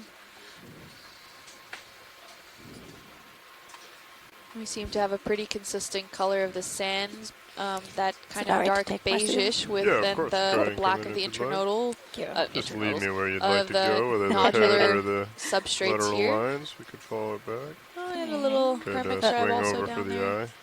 Just had Looks a like he's frame. kind of rolling back into it anyways. Now look, the belly looks either full or it could be producing eggs. But this belly looks a little more full than we've seen in other fish. I don't know if that's a decent observation or not, if it's eaten or if it's maybe producing some eggs. I'm not sure if anyone else can see that too. Let me know.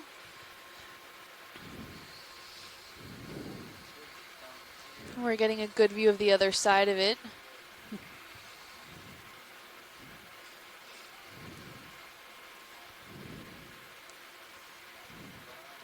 This is a cusk eel. Might try to go in for the head again if that's Go all right. ahead, yeah, I'll follow him down a little bit. I'm gonna run out of tilt here. Barbels underneath, sensing the ground. Yeah, Pretty it's curious. getting awfully close. Alright, Yeah, that they're is approaching. Max there. Maybe gonna try to hide under the ROV.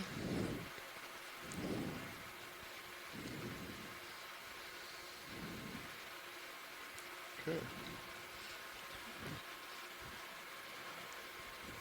Oh, and Jim Masterson's chimed in that these barbells are actually modified pelvic fins.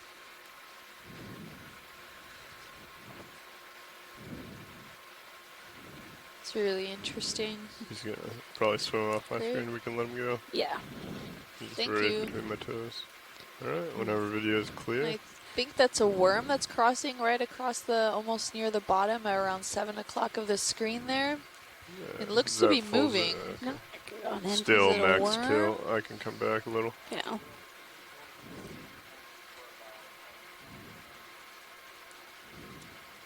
Oh, yeah. I Go wonder ahead. what that is. Come in. Oops, sorry. It's all Looks right. to be some worm.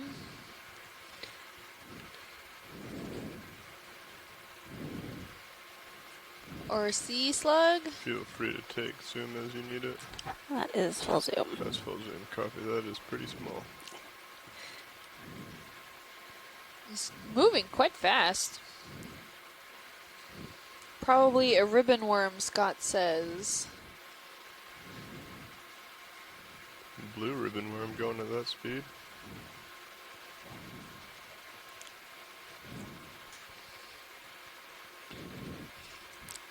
So we're getting from the chat room Nemeritina. Nemeritina. A ribbon worm. Nemertia. Yep, that We'll seems let to him be the run general underneath this consensus rock of what it and was. That's an interesting find. We haven't really Decided to seen stop. one of these worms before, Alright, probably because they're video's so clear. small. Copy that. Feel free to Got come maybe out. lost in I'll any pick of up the the framework video. systems that we were looking at. Thank you, Let me pilot. know when you guys feel okay for another move. We've been moving 020. Every hub has Alright, been to lose 30 the meters scales. so far. Yes, video. That's fine. And Nav, co-pilot agrees. I think we just keep And calling right at moves in. the top of the frame there, I Yeah. think we have another one of those Okay, cutlass. 020, another fish. 30 meters. My heading got off 020, it seems. Bearing of waypoint 2 Starboard, is a few degrees. 025. Also known 020. as the Copy. snake, silver 020, I snake think, right? mackerel, Yep. says Ken. So that's an Pulling interesting, it up. either the cutlass fish or the snake mackerel.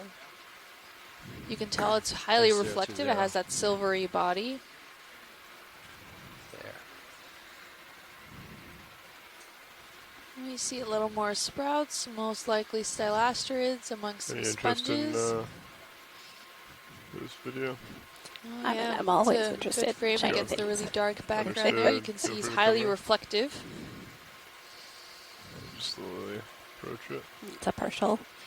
Understood. Barely having to move the end of his tail there, so he's vertically facing upwards. His head is towards the Come up a top of little. the screen there. Take some more zoom if you'd like. And he hangs out in the water column, just like that. We've been referring to him as a pogo fish because he kind of hangs out in the water column and comes up and down a few meters and looking maybe for some prey. And as soon as his tail maybe comes too close to the bottom, he kind of just pops right straight back up. Coming up to the head. Center it.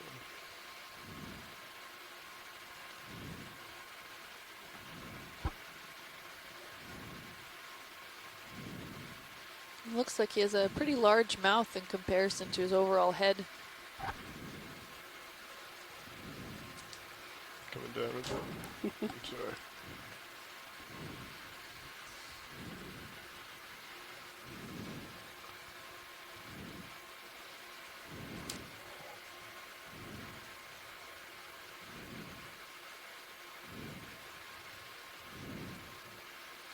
I'm gonna go down his body a little bit. Yeah, that would be perfect.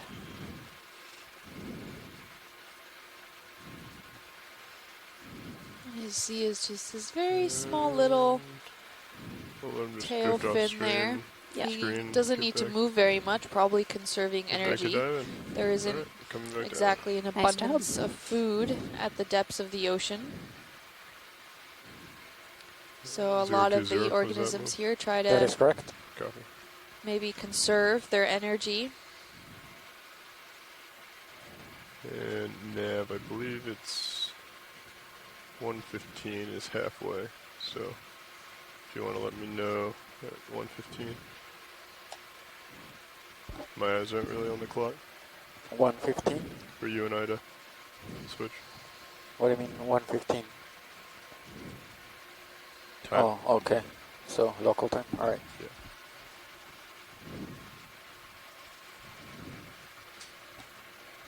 And we're seeing here a lot of this beige sands here are quite coarse Do a materials. Snap zoom on this little. Quite, we don't know know if that it's a it's rock quite or- carbonate based. There's a lot of skeletal material there. That thing. Oh yeah, what's that kind of? Looks Oh, spongy. it looks fuzzy. Yeah, it almost looks like an encrusting sponge around a nodule. And then there was something off to the left-hand side, this brownish thing. It looked almost like a sea slug, but I'm not entirely sure. Center screen now. Little bush looking thing, or Yes, Tim, this looks like a thin crust demospongia is this what you're talking growing about? on the rubble. I mean, not the rubble, on the cobble. And Yeah, you can once we see the know canals, Yep. which are the escovering canals on the surface. I don't know So what they saw earlier. demospongia, some type of demospongia. This clear, you're talking about the clear one that's on the rock, Chris? Oh, if you want to come out a little bit. Yes, Okay. the clear one on the right If you want to rock. steer me to this Okay, object. thank you. It's you're just looking at. this nodule right center. It's got a clear mat on top. Oh, gotcha. If you want to come in. That's all they're talking about. What are you looking at? Talking about the clear Oh spot yeah, on the clear spot on that, but there was also something up on the left or on the upper left-hand side of the frame there. That was that that. rock looks very that a- spherical, doesn't it? Yeah, it does look very spherical. But Is this brown thing maybe at 9? yeah, I can't tell if it's maybe just a turned over rock that doesn't have as much wanna manganese encrusting zoom on in on it, or this if it's brown? Like a nudibranch or Yep. something. yeah. Oh. Oh, I think it's a rock that's That's been full turned zoom. over. That's a rock. Yeah, so Looks like wood, doesn't it?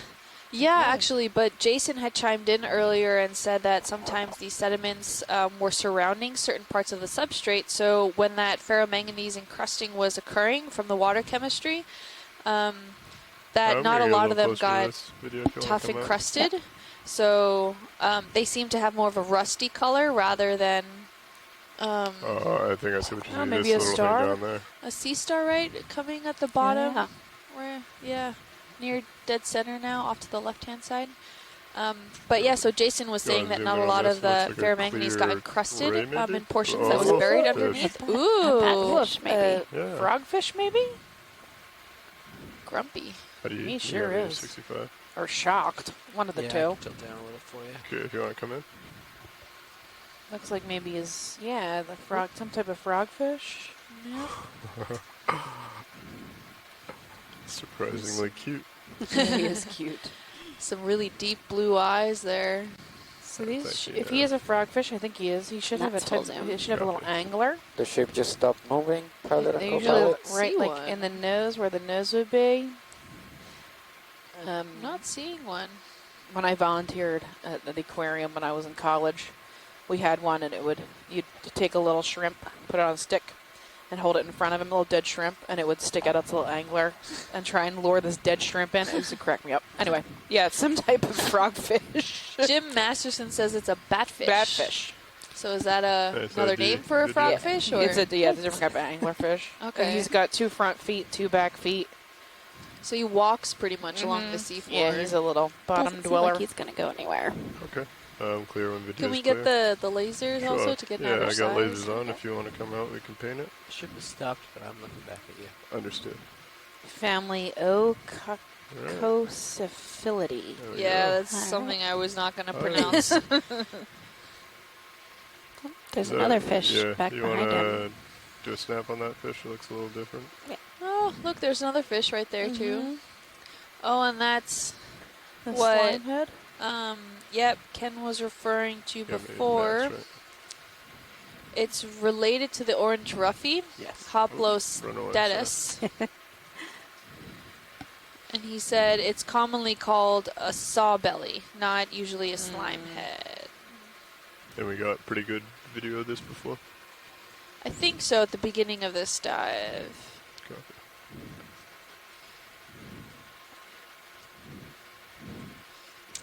Alright. We can let that go. Yep. You He gotta- goes. You want to come? Really nice. Yeah, he has more of that purple metallic texture. So just humor me for a second. I think.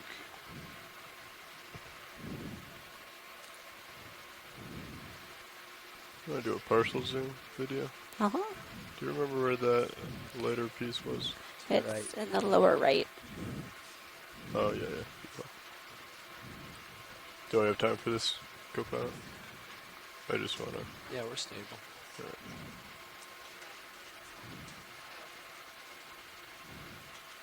Come in just nice and tight on that. Put it in already. Okay. That's full zoom. Oh yeah, so we're back at the nodule Okay. looking You thing. can I think feel it's an free to come overturned or now Okay. recently exposed Thanks. piece of No those problem. nodules that maybe was not fully encrusted as dark as the surrounding substrate was. Okay, pushing forward, co-pilot. Jason, if you think it's something else, feel free to chime in. And back to the... We're looking more at some stylasterids. What's that little white guy dead center? I don't know if that's a sponge, Want to do a an snap real encrusting quick? sponge.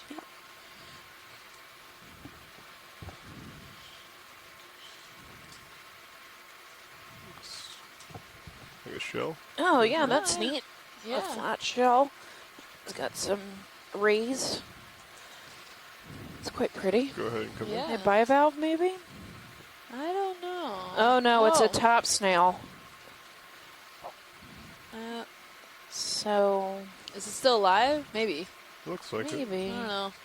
it. It Is needs to that max move. zoom or... Yeah, oops, sorry. that's max zoom. Looks like there's a little siphon at the top. Yeah. So these are pretty ancient. They're a pretty ancient form of gastropod, in that they're that rotating Pilot's clear. spiral shell hadn't developed Yes, with it Video is. this is. Yep. Feel free to come out. All right. family. Yeah. So they're considered a top snail.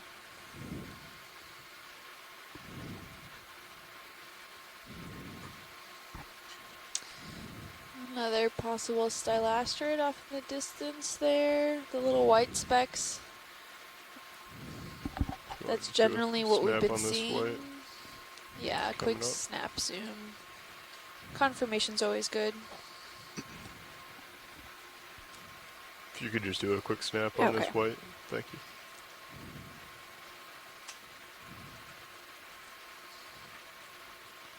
Okay. Is that enough? Yep, that's good. Excellent. That's a stylastrid. Free to come out. And Scott said he saw maybe a black coral. Can we back up just a little bit?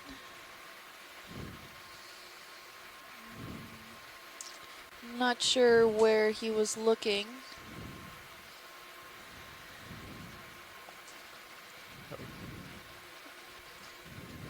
Bathopathy's like, it was just behind that last close-up that we did of the shell. Okay. Starting to get a little, is it right here?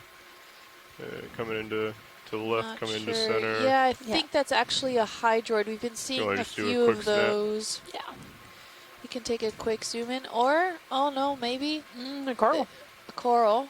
That is a coral. Yeah, not from Noad maybe. Yeah, it doesn't look like a black coral. The polyps seem to be in. It's very small. A So little. you see that cup coral's probably only at 2 centimeters. Yeah. Really small, with maybe a ring anemone on it. Yeah, I think so. Teeny tiny one. Oh, yeah. And yeah, it is a primnoid. Scott's confirming. Thank you, pilot. We're good here. All right, video. Thanks for backtracking. Right, no problem.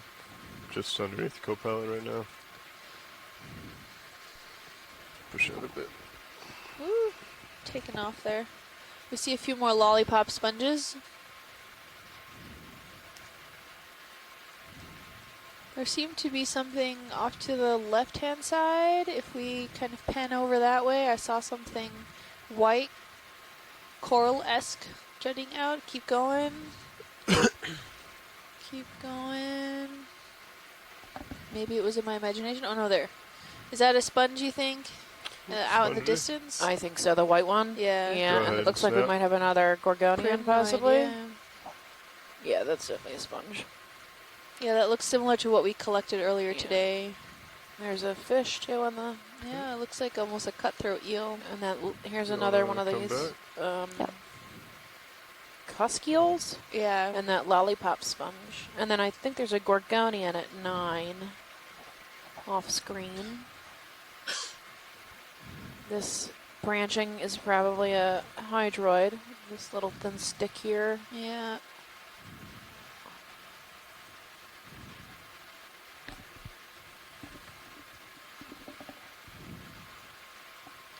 So this Bursiformes, Virusformes. Oh, is this one of those same fish we saw just earlier? Looks like it. Haplostesis. You want to do a snap on the fish? Yep. Yep. Related to the orange ruffy. We definitely want to keep moving at a good pace. I think the family is slimehead, right? They look similar to that orange ruffy or that Darwin slimehead we see.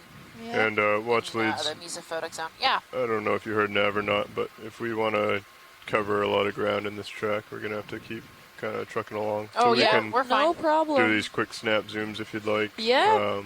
However, if there's anything of interest, then we can slow down, but we'd like to keep moving along. Seems to be similar species for the most part. I don't think there's much new stuff, so... Okay. We're good. Yeah, if there's and something video, if there's epic, anything we'll tell that you guys need for video purposes, let me know as well, and we can stop and get a nice view of it. Great, thank you. Looks like Ariosoma head at 1 o'clock. Yep. With maybe that yellow sponge that we've been seeing sporadically about. Yeah, looks like maybe a gorg right here, almost dead center now at 3 o'clock-ish. Looks like a bamboo coral almost. Can we snap zoom that guy? Right dead center. Dead center. Dead center, Go ahead. Right here? Yep. No, primnoid again, I think. That's polyps in. Okay. All right, we're good. Feel free to come out video. Yeah, that really fine, thin branching, my brain confuses with the bamboo corals we were seeing yesterday from a distance. Absolutely, the ones that were jutting out all between the Lophelia, the live Lophelia reefs. It's that really fine, sparse branch, you know. Well, we're There's not this little squishing arm. him. Don't squish him. Would you mind changing my sonar to either medium or high? We're looking around here. Medium or high? Yeah, just so I get a better resolution of anything that. Oh, wait, I think I see a, okay, I need skate? it 3 Is that o'clock. a skate? Yeah. Maybe Benthobatus at 3 o'clock. It's a... Keep going. Yep, array. And then let me know when you feel good with another move. Ready to roll? Yeah, same. Feel free to come in. I got a view of 30 him. meters. Ooh. 0 to 0. Yeah, Decimal 2. similar to Where are his Benthobatus. eyes? Bridge doesn't have. They're going to be kind of on top. Yeah, but Tiny. I'm not really seeing them. I think probably We can take Benthobatus. some more if you'd like, video. The fish people can yell at me if it's wrong. Definitely think a relative of it. If this is Benthobatus, he's electric. So there's those two eyes. He's got two dark spots. I see them. And then the operculum right behind that hole looks like an ear. Okay, I'm stable if you but it's want not to an come ear, in so. any further. Great. Yeah. That's good footage of him. Look how Looks tiny his relatively eye spots are. smooth. Yeah. Yep, this is, I think he's an electric eel. I'm not sure if these white spots have something to do with photophores. That might be some type of photophore, light creating organ. Copy. I don't know much about them besides the electric eel part. I mean, electric ray. Mike Vecchio says something torpedo? Does that mean? Torpedo. Let me see. Is that a torpedo ray? Torpedo? Port torpedo ray? I don't know. Okay, I'll hold there. Looks interesting. And when we pan out, if we can get the lasers just to get a rough size average? Sure, I got lasers on whenever video is clear. Come out and paint it. Yep. If you want to come out a little bit further so I can... Oh, so he's just about 15, maybe over 15, close to 20 centimeters long. Not a terribly large guy. All right. Sounds good. Really nice. Thank you.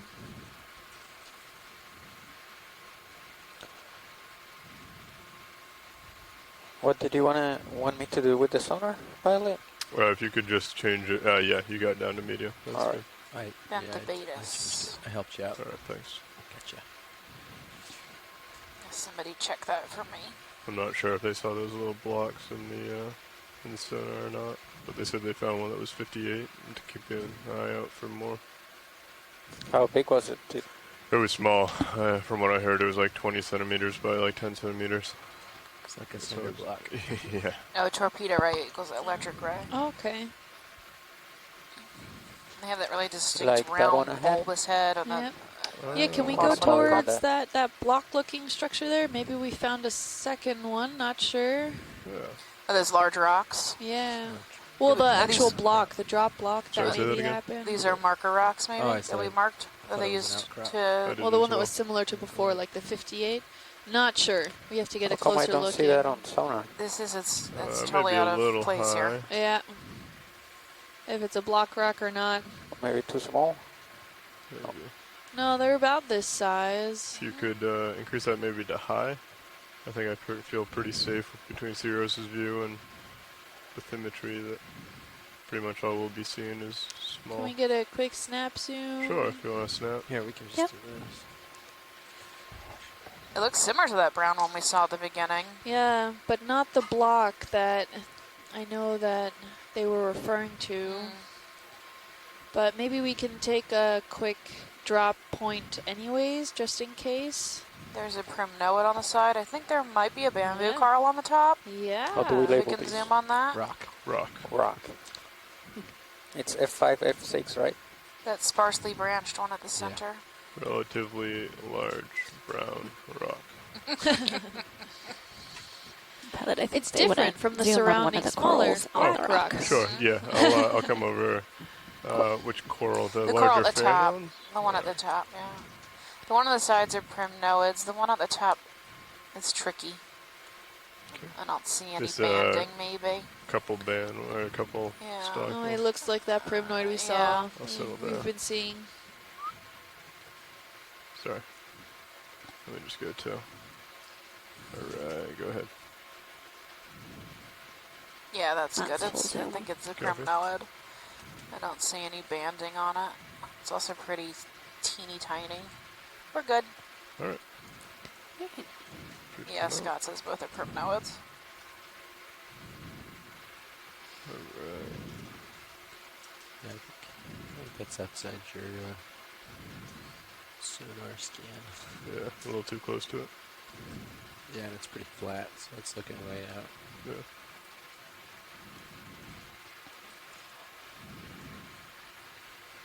Yeah, come back to center. How long was that move now? How long? 30 meters? Okay. Can we keep the lasers on Yes. for the most part, unless Lasers you are guys on. need your pretty videos? Oh, we always need pretty videos, Yeah. but I think today we're okay. I mean, if you need to turn them off, feel free, but if we can Copy. have them on while we're just like hanging out and sure. shooting forward. Is that another stylaster? A possible starfish? No, that's a stylaster. We are pretty yellow much wing? done Let us with that see yellow. move. Do you guys right want underneath. another one right I after? think that's Yeah. Keep rolling. Copy. more sediment, actually. Oh, that sponge off to the Yeah, to I the think that's a left? yellow sponge with a excuse me, thalassia. Yeah, So, On the lower top. left or top left? bottom left. Bottom left. That's Copy. okay. We got Go on, plenty of snap. snap zooms on if you just want to get a quick one. Yeah, that looks very similar to the one that Chris was mentioning earlier. Copy, bridge. Great, thank you. Okay. And that brown thing is dead thalassia, did a seagrass from shallows. Take a picture. Chris, you chiming in on the yellow guy?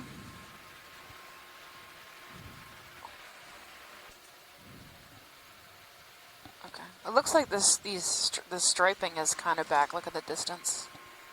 See, the lines are a little bit back. Somewhat. It seems to be having a little more of that parallel structure. You can kind of get a better view from it from Sirius. But the larger rocks seem to be somewhat aligned. It could be the sand movement in the current, maybe? I'm seeing actually sand waves? Or do you think it's more? No, I don't think that the current is strong enough to push all of these in such a linear fashion. Although I could be wrong. It could be just the movement of the smaller nodules that makes then the larger ones look more linear.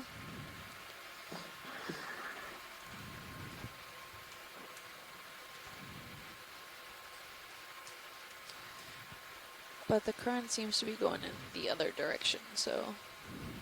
A small pink gorgonian. And then a yellow. Can we get a snap zoom on these critters over here at 3? Go ahead and come in video.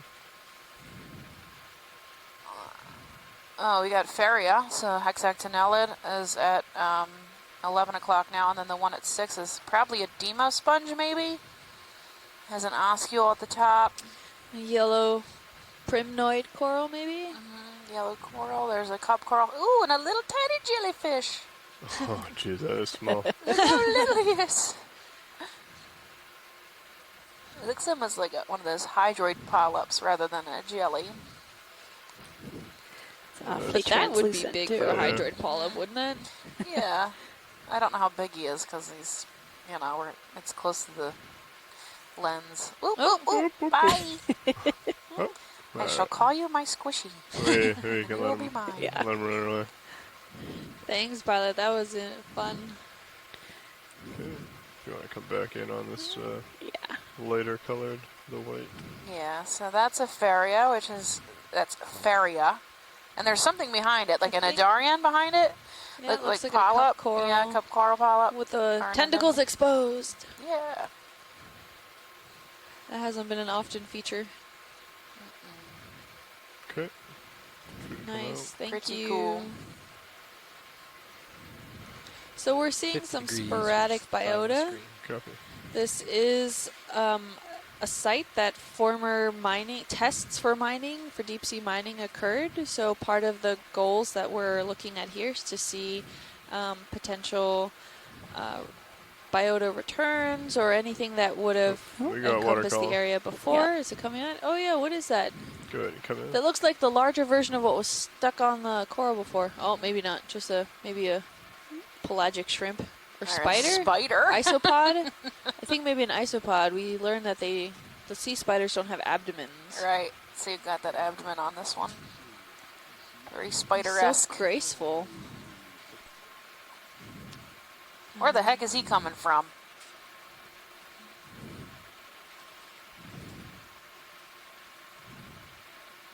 Cool.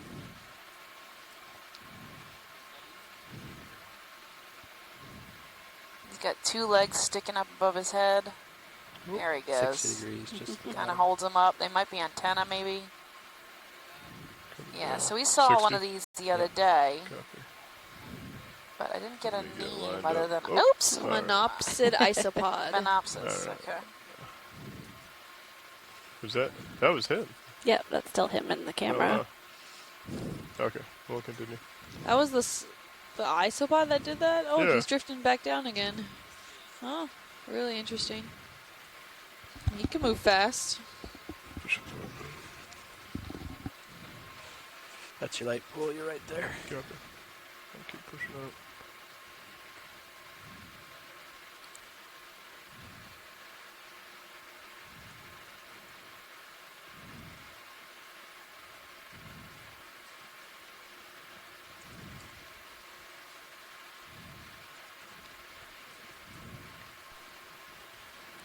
Some more stellasterids and cup corals.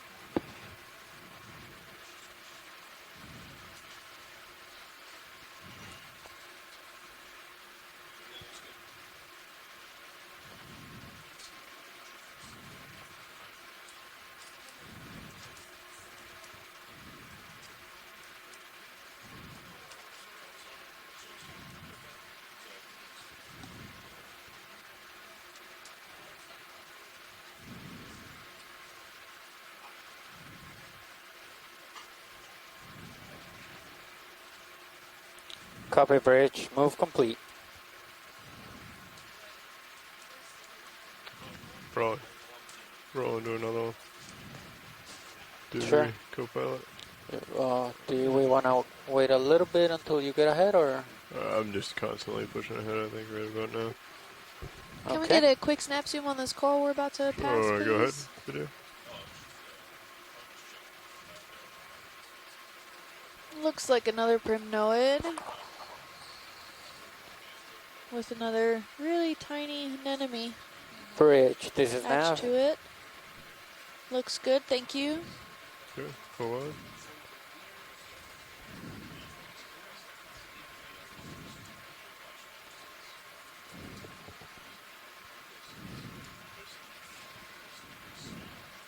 Give us a shove.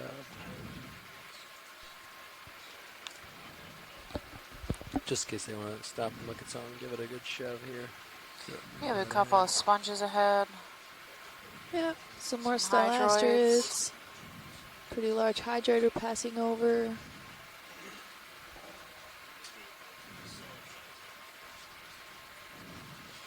Yes. Here on the camera. Little yellow ball sponges. It's at 3 o'clock. How far away are we from waypoint 2? We are Seems to be quite another a ways. Chrysogorgia We're that 150 meters. Crossing over. Copy. We're approaching. I don't see it. No, that we By? passed over it already, Okay. yeah. We're going to try to get to our second waypoint here. So, like the pilots talked about earlier, we're trying to make sure we cover as much ground as possible. So, to get a overall view of the environment, That neutral part of our looking. waypoint. Yeah. You want to go Ooh, ahead and yeah, that snap? looks interesting. A snap zoom on him. Oh, shrimp. Nice shrimp. The bright red eye.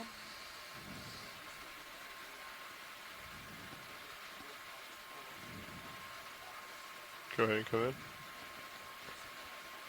Oh, nice. Nice. So we're pretty much constantly moving. See how they have a compound Or eye. the ship, at least. He's quite translucent. Okay. Sounds good. You got me at 54. Likely a Okay. Pinea shrimp, which is the Video, is there broken back any shrimps, I think, if I'm remembering video correctly. that you would like? Maybe go in just a little bit more. Yep. And then I'll come down a little. that's full zoom. You can see his swimmerettes are tucked underneath his Yep. abdomen there. Sorry. Yeah, all day. There's like a blue coloring. That's odd. Yeah, it could be his organs. Little spots. He's quite beautiful. You can see his little chelate hands, so his little claws. Yep. They're gonna see you reaching down, and he's probably cleaning his Are those eggs? swimmerettes. Are they what? The blue things, or they may be Yeah. eggs? It does look like eggs. You're full zoom right now? Yeah. Yeah. We're happy when you are to move on. You Copy can see that. his When video is gill there and clear. underneath his carapace. Go ahead Yeah, and the come one out. that's moving. Yeah, actually, that does look like a whole bunch of eggs in there tucked underneath it. Oh, it might be eggs, yeah. Right? Maybe. Yeah. Let's give him some privacy. And Her. Jason says on the chat room that if we're seeing a few of these cup corals on a nodule or anything of a fairly, I guess, decent size, we should try to sample it. Sounds good. We will keep an eye out for more cup corals.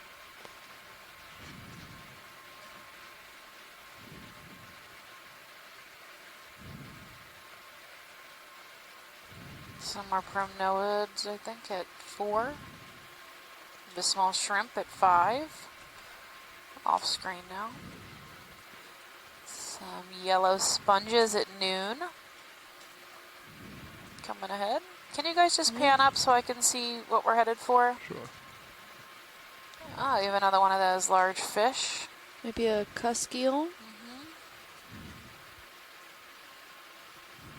Sympharia, which is the hexactinellid or glass sponge, it looks like, right? 3 o'clock of laser, maybe? Snap. I'm making those calls awful far away. Let's see. This one here? Yep, I am right. Okay. Amy. Come out. Is that a cup coral? Oh, there? that is a cup coral. Those are 2 on there. So if we do we can wanna call sample a- that one. That would work. ship's There's also a moving right now. crinoid right Full next please, to it. Yep. Ship's moving. We should easy stop if we're Easy gonna sample stop. that. Yeah. And Just that's go ahead a and grab it. small nodule to go for. Do you want it in the bio box so that we can You think it's pretty If we small? maintain the wanna- cup coral? Yeah, I guess that would be a decent. Jeez. I don't know if we came to a pretty hard stop there or something with the ship. Taking a backflip out of your chair. Yeah. Go ahead and come in. Do you want to spin me up, co-pilot? We're spun up. Thank you. This one right here, correct? Yep. Yeah. Looks good with 2 different species of cup coral on it, so I'm seems gonna like a fairly good sample. And you said port inner has a sample in it, correct? Yeah. Port inner's already taken. Yep, that is correct. Sounds good. So this is number 2. Sample Alright. numero For what, dos. please, video? Yep.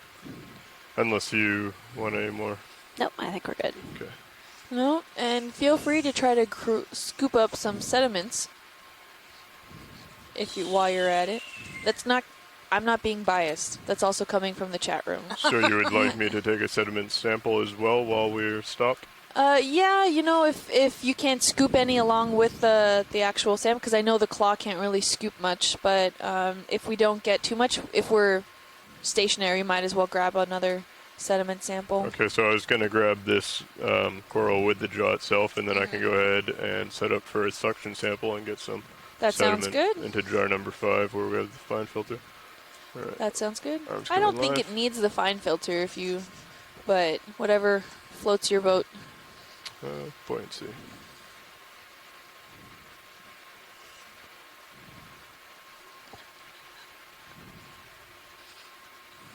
Let me know if you want me to come in. Sure. Co-pilot, do you mind pulling up Mini? Thanks. So I guess we'll call this a biosample or a geosample? We'll call it a geo, and then we'll call it a geo, and the corals are actually associates. Right, because the target's really the rock. Score 1 for geology. And just to be sure, I'm going to put it into a bio box, correct? Yes, please. Okay. Yeah, we'd like to keep the integrity of the corals.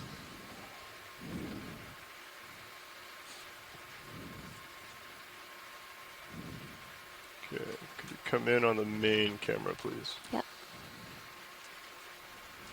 Thank you. This is pretty small, huh? Oh, it is a pretty small guy. Oh, can like 5 are the centimeters jaws? Maybe? Yeah. Can the jaws hold him? We will see. We shall it's gonna see. Probably fall in between the large jaws. You have to go with 2 fingers if you're gonna do it. Maybe 2 fingers. you could try with all of them first, but you might end up saying 2 fingers works. Or you could wait for a bigger rock.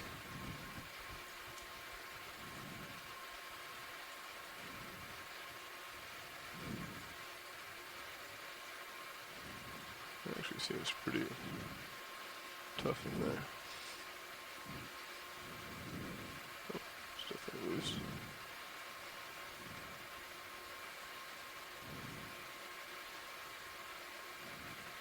Yeah, let's sneak right through. It looks quite spherical, actually.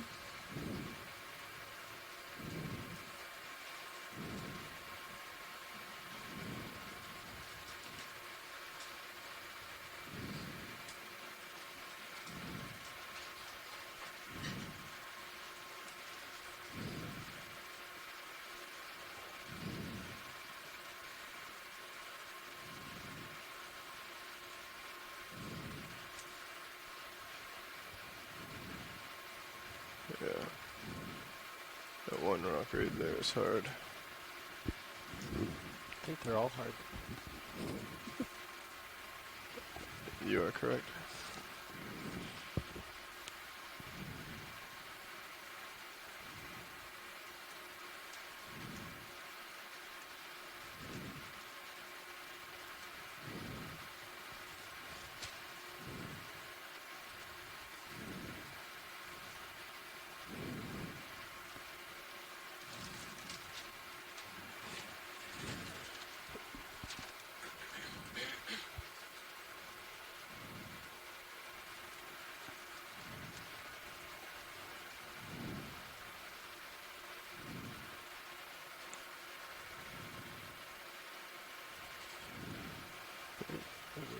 Before you grab Lars, probably is 100 other rocks that are more jaw-sized with cup coral on them.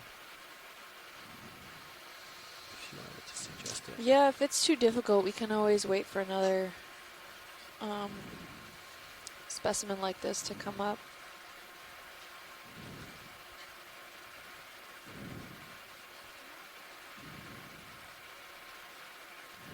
Might be too heavy for the suction hose.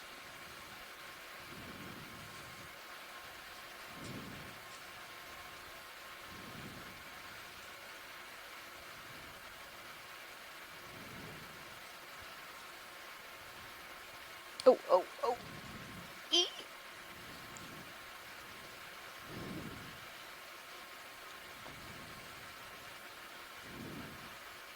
Maybe with the rubber part? I guess you gotta dig really deep to get that far up on the claw.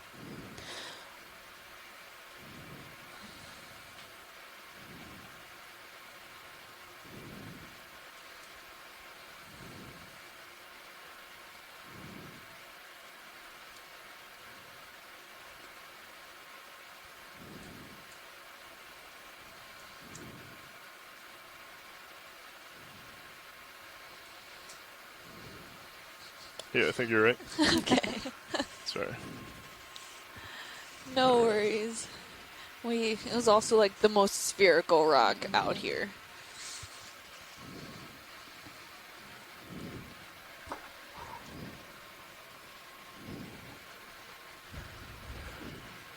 We're gonna call that Not to worry. Yeah, we'll find a larger Another rock. We'll Okay. find another one.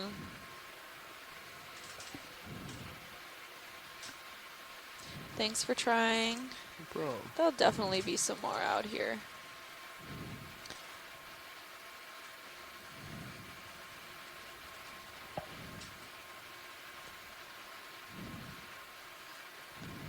So a cuskeel. And from Noah, there's maybe a Tina 4 coming by.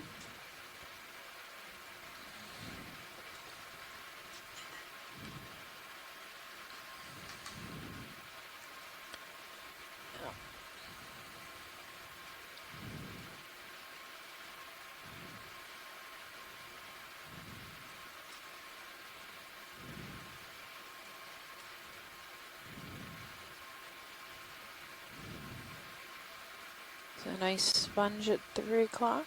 Yep. And some stylaster corals. Again, more sponges ahead. It seems to be the dominant macrobiota, at least you can see from that, distance without zooming in. Yeah. These large, amorphous white You can zoom in a little bit. Video. astrophorid and lithisted sponges. It's going to be zooming in pretty far to get past that. Yeah, that's fine. That's my mistake.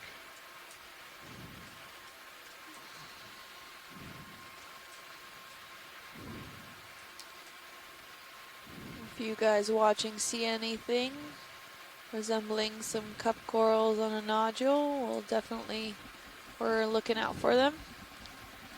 Was there a particular interest in cup corals, or can we grab a sponge instead? I thought it was just the nodule we were after. Yeah, for We're the just trying most part, we could grab a sponge.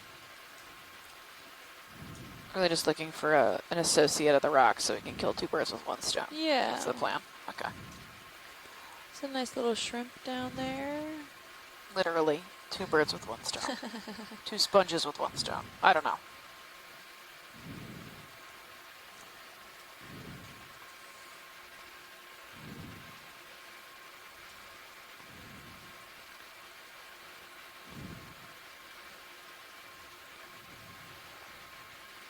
Again with a little T-ball or golf ball on a tee in front of us, a lollipop. Oh yeah, in the distance. Right below lasers, is that a nodule with a cup coral? It doesn't look much bigger than the... Go ahead and zoom in. Looks pretty small. Then lead me to where you're looking. Oh, Just off one screen at 6 down o'clock below. that just came out of frame. I wonder if that's a big enough sample a little further back. How big was the last one? About 5 centimeters? Yeah, there. that guy there. Does So that seem big enough? Shooting for something more on the 10 centimeter side. Yeah, that's pretty small. Yeah. A little bit larger if you don't mind. Go a little larger. Yeah. Yeah, we can do I that. think so.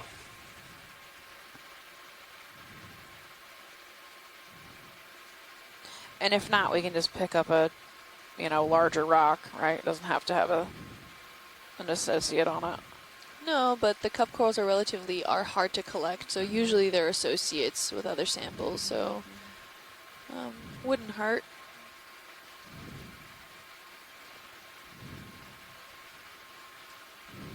Yeah, try plucking off a cup coral off something. I gotta really, with the tweezers, you really have to get in there and snap it. And they're fine tools, you have a lot more control over. Yeah, rather than a claw. Yeah, that's literally half a mile under the ocean. So this area is Soma at 6 o'clock. Toxic sea urchin. We could probably get the ship moving if we want to now. We're getting close to waypoint 2. We're about 1/8 of the Copy. way from it. There's something off to the right-hand side that looks like it has some clusters on it, some white little clusters on that rock there, a little further to the right. The 2 little white dots on that rock there. Looks like googly eyes. Yeah, we can check in on that one if that one's large enough Yeah, there. if you want to zoom in. Yeah, off to the, I was talking about, yeah, that one. That one? That's the googly eyes I saw. Oh. Sorry. No problem. So these are little small white sponges. Yeah. I could do that. Maybe. Oh, there's a nice gastropod shell there. I'm just gonna kind of pan over these. These might be too small though still. Yeah, pretty small. They all look pretty uniform Yeah, inside. don't want to make it Yeah, I was gonna difficult say. for you. Yeah, we can keep on looking. Is the spheres more desirable than the sort of flatter No, pieces? no, 'Kay. not to Come out of my Pieces are knowledge. there's cup coral and some of the large Yeah. flat pieces. So you're That's talking sort of what about I this one here in the center Yeah, that's the wanna come googly-eyed back one in? I saw originally. with the more Yeah, that's pretty translucent? small. That is still pretty small, yeah. It does have a Okay. cup coral on it, though, it looks like. It's more reasonable. It's more. Yeah, I was thinking the same thing. Can't tell if the If you could come out so we can get lasers. Yeah, some sponges on it, too. Yeah, that's definitely I think that's 5 too small. centimeters. Yeah. Too small. Your call. We can keep It's going hard if till you get anything. the jaws there. Yeah. It's on Yeah. it's on the edge. It's not as Alright. obviously small as the. So I think what I like about that though is it doesn't have the cup coral really sticking out as far as the other one did. I was worried about grabbing it. See, like with the lasers on now, those like couple large, really big pieces Is that there. a crab in the upper right? Yeah. Like Upper right. What is that Clear? orange thing Yeah. off? Is that another shrimp with a sponge on it? I think it's a decorator crab. Oh, yeah. It is, with a piece of faria on his I'm back. gonna settle Yeah. and Oh, come and down. that rock has a cup coral on it if we Oh, want it to. I does. don't know, maybe there's the if that one looks pleasant. How far are we in that move?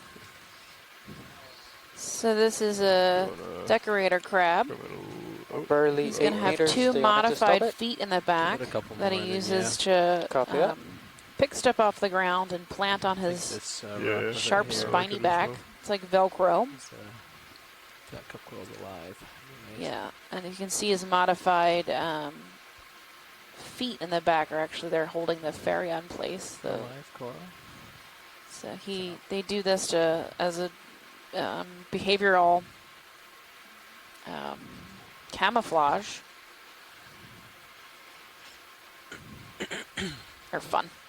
Yeah. Oh, decorator crab. So there's the rock next to him. Yep. Um, Copy that. Video look- when you're clear. The rock Feasible. he's Do you on just want to has the grab cup that coral. whole chunk, Yeah. or Yeah, I don't that's what know. I'm thinking about. I can go ahead and give it a poke and see if it's loose. Not And to there's a totally very ruin tiny little sea star Where? to the left. If you come in, Oh, Oh, What is maybe that? is that a sea star? no, No. that's Nope, a pteropod shell. I got excited. All right, feel free to come out. All right, I'll get set up for that. We'll stop. You want to give it a quick nudge so we know? No, I guess we'll stop it first.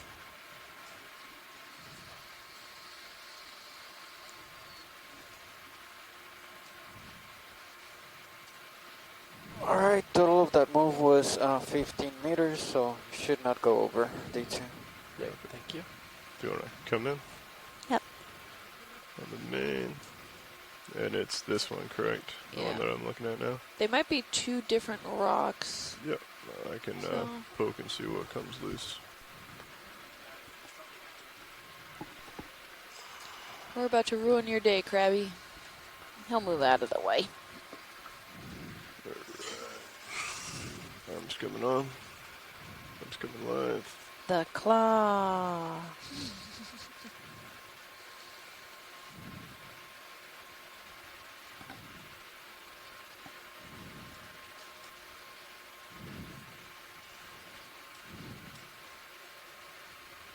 Yeah, it's much more reasonable.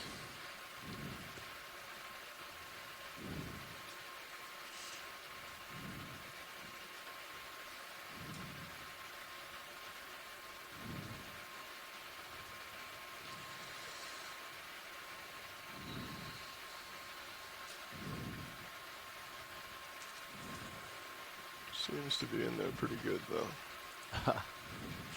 Is that one now That's a good attached to one. the substrate? Yeah, Underneath? that's it's definitely attached. Okay, well, Well, keep on keeping on.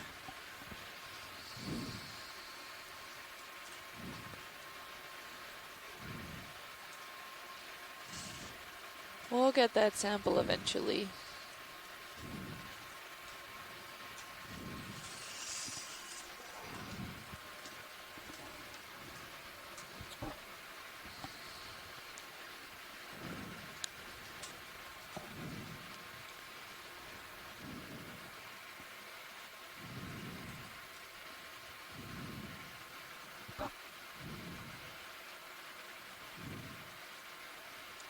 Look to have a cutthroat eel ahead of us. This is a sponge. Maybe a dead sponge. Yeah. Quick snap zoom. Yeah, sure. Go ahead and come in on the sponge. Yeah, some kind of astrophorid type. Oh, with a whole bunch of soft corals on them. Maybe a plumarella behind it. Like, see the fan? Yep. Disappearing into the sediment. Okay. Ready to come out? Yep. Keep pushing ahead.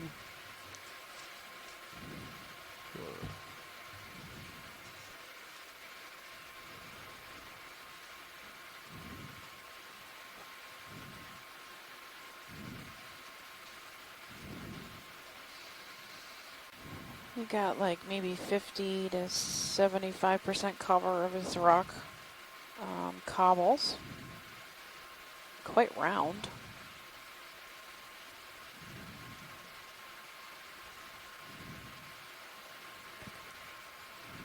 Yeah, they are quite spherical.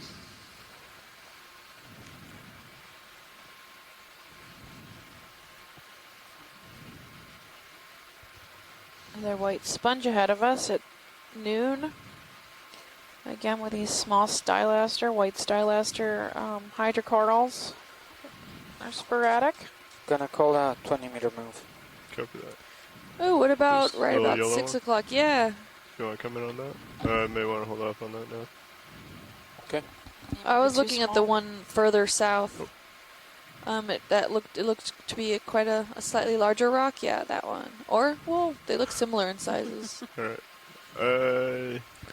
Is there a big rock nearby that if either of these work, you can just grab? Yeah. Oh, we can keep going. There'll eventually be something larger One we of come these might across. work. Yeah, one of them may.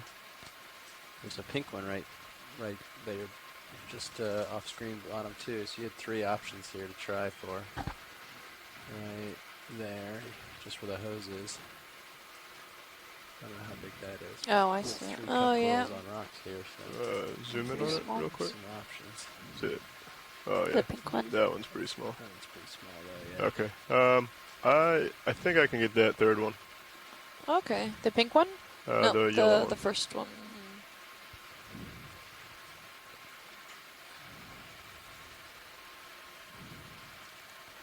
I think you got it, Lars. You got it. You could just, There you with go. it pointing away, you could take the tip of the suction sampler and just plug the hole with the rock. It's the right size. That's true. I could just juggle it. Yeah, I'm gonna juggle it, I think. Okay. Pick up all 3 of them? Would you like all 3 of them? No. I figured Good bullet if mini. you were juggling, you could do all 3.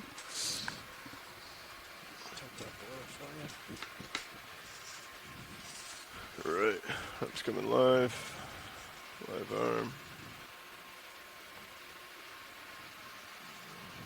What do we got? The for shadow rotation? makes the claw look so ominous. I know. Here it comes.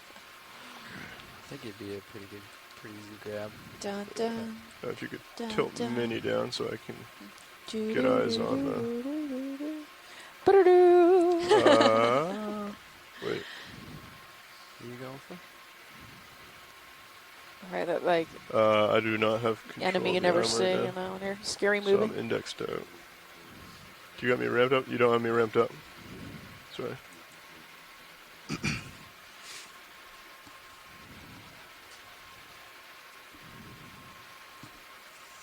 Okay, arm's coming back. How's that? That's much better. Alright, can you bring the drawer out a little bit, please? Oh, you're not going for the grab first. You're going to do the hose. I was gonna pick it up with the hose. So we can recap where we are, I guess, while we wait. Or is it better to stay quiet while they Maybe they need to concentrate. vacuum That's up alright, these I can rocks? mute you. Oh, yeah, that's true. Alright, feel free to go along with your conversation. Okay. So to recap, we're on dive 7 of this cruise. We are 170 miles offshore outside the habitat area of particular concern. So this is an unprotected zone. We are at 810 meters at the base of this. We expect to go up to about 800 meters. That's a 10-meter rise, but it's over Put a about door back in. 1,400 meters. So it's only about a 1 degree slope here, so hardly worth even mentioning it, so slight. Yeah, that's why we probably get to travel so far in distance. Usually we don't travel quite the distance. Usually around 900 meters is the maximum, because when we're scaling over slopes, that takes a lot of time. So distance we won't be getting very far, but we do climb quite a bit. Also a lot less hazards here because there's nothing really sticking up or having to climb over, and we can see pretty far ahead of us. This is our second sample. We're going for this little rock here with a small coral on it. The main target is the rock, but we're going to subsample this anyways, correct? coral. So I Kill think two if birds we with one stone. Yep. can start sucking. Okay. I think it will fit into the tube itself. Maybe a light suction. I don't know if we want to suck it all the way in. My thought would be to get it in the clear, kind of lean it back a little bit, this area carry it 50 over, years ago or and so then, was put it a into a test bio mining box. site, so we're here to just to use it like a assess scoop. its current status. Okay. I do So not I'm know on what it looked like 5 before, right so I now. can't make If you want assessments to on like put a 500 section Comparison. on it. yeah, Before and comparisons, but this is the after. Yep. You ready? We have a Yes, fair go amount ahead. of white Yeah, sponges, section. macro sponges. Most of them are the lithistid type, so the rock hard type, in the family Corallistidae. We also have some, I think, haplosclerids. We collected a haplosclerid earlier, Maybe not. possibly a new species. Do you have section off at the moment? So we already have that one. We're getting Okay, some copy. quite a bit of 300 sediment at this samples point, now just too. so you know. Perfect. Yep. So Sediment in Oh, sorry. one of the buckets. Yeah, so wrist up, we'll kind of do the scoop Yeah, portion. yeah. Turn suction off for now. Okay. yep. So we're kind of going to be doing the track has a slight, I guess, kink in the road, a zigzag motion. Really quick, we'll be moving laterally and then going up north Okay, little again. section. Yes. /100.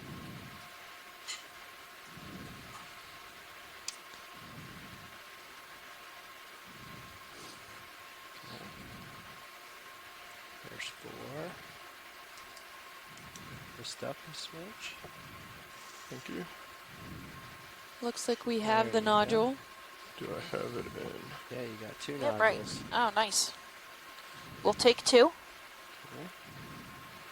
Good, because that's what we have.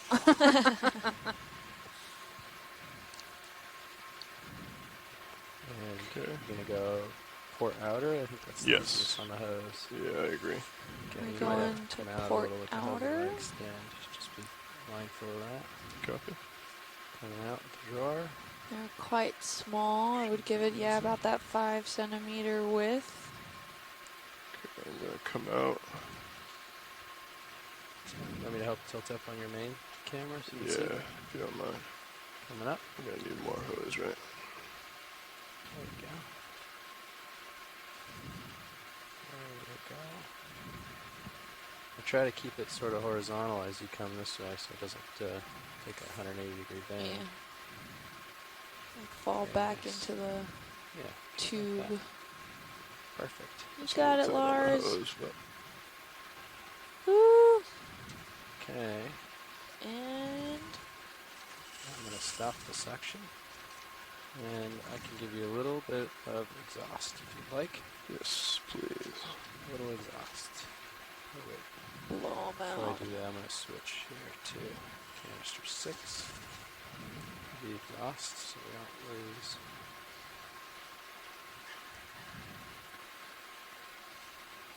Oh. Ooh. Okay. It's off. Nodules are in. Got a slight Talk bit of about sand exhaust. You can keep sucking that in, and that can be our sediment sample. If you want to. Okay, let me go back to 5 and get some more sediment here.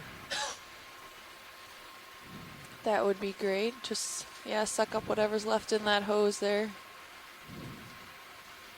Yeah, sounds good. Woo. There's a good sediment sample in the box for you too there. Oh, okay. Extending drawer. Can't have too much, I'm just saying. And we'll call that its own sample. So that's sample 3, the sediments, in canister 5, you said? 5, yeah. Okay, opening up jaws. Thank you. Tracking drawer. Thank you. And we can confirm that those made it in. Yeah, I saw it going. Alright.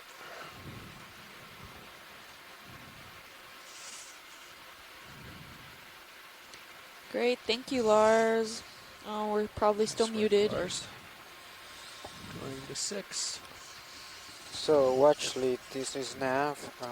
Are we calling Understood. one of them biosample and the other one geology? No, Sorry, they're say that going again? to both just be gonna make geology sure we, samples. The coral Okay. will be an associate. Copy that, thank I'm you. running the Thank exhaust you. through the 6 bucket just to clean out that, Gotcha. that hose. Which bucket did the rock go into? 5. Oh, Canister sorry. five. I have a tilt. The rocks went port outer. Port outer, yeah. Sediment sample went number 5. Yeah. Thanks. Alright. Okay. Picking up, pushing forward. I have my rotator back. There you are. Nice work. Now I think we're ready for that move. Copy. Do you still have the exhale on? I do. I'm just Okay. turning it down now. Gotcha. Pump is off. Hydraulics are coming down. And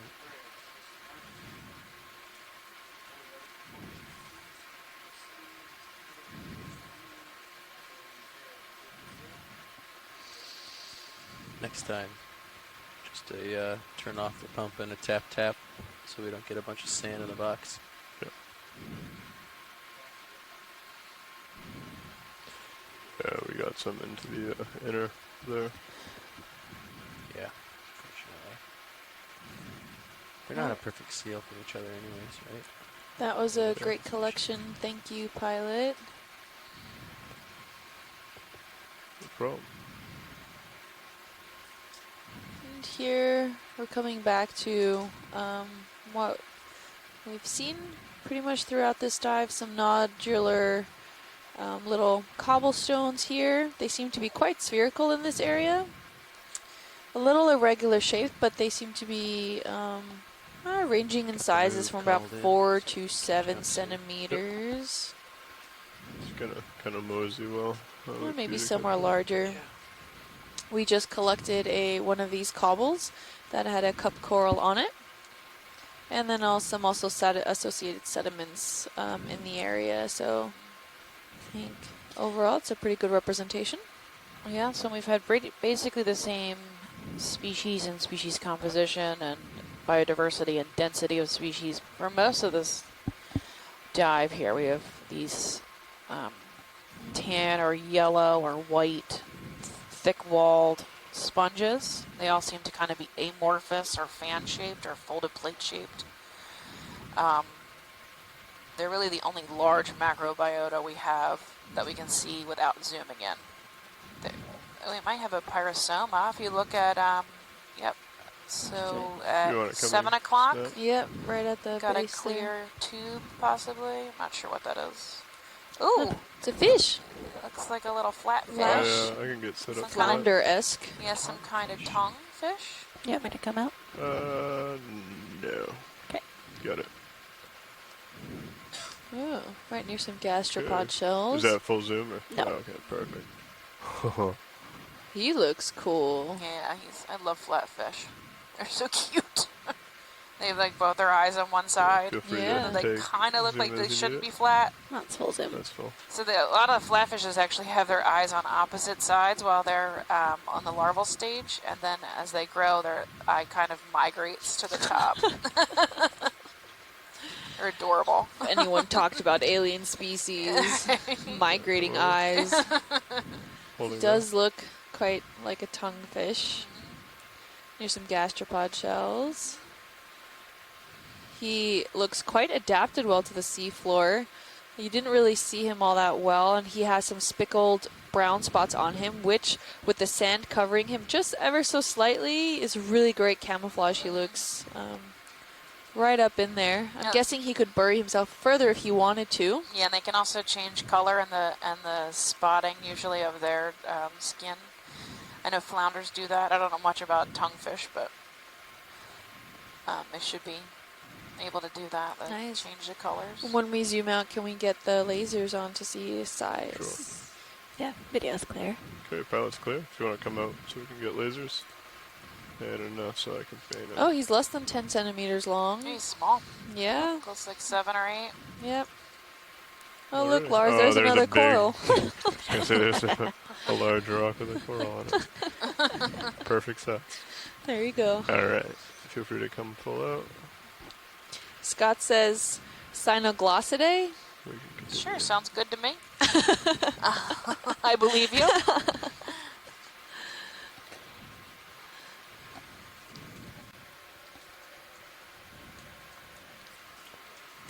Nav, the next move is gonna, co-pilot, the next move is for 0, We're getting 0 quite to 5. a 0, 2, 5. big view here now, an overall view of the entire area of this kind of nodular field here, spherical nodular field. We're getting a pilot change really quick, so we'll let them get all settled in before we're on the way.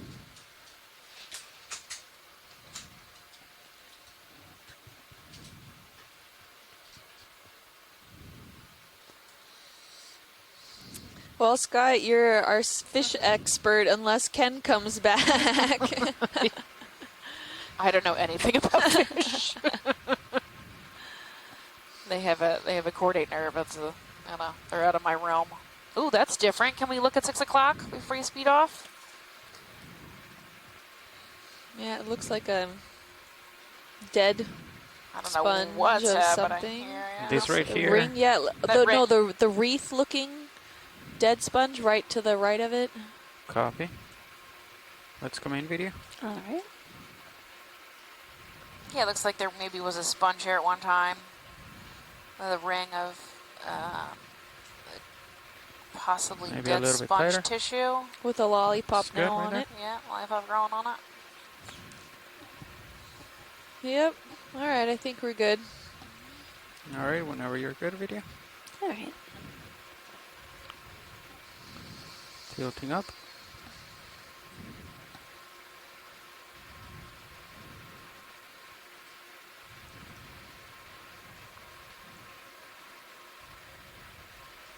Good copy of the bridge. Thank you.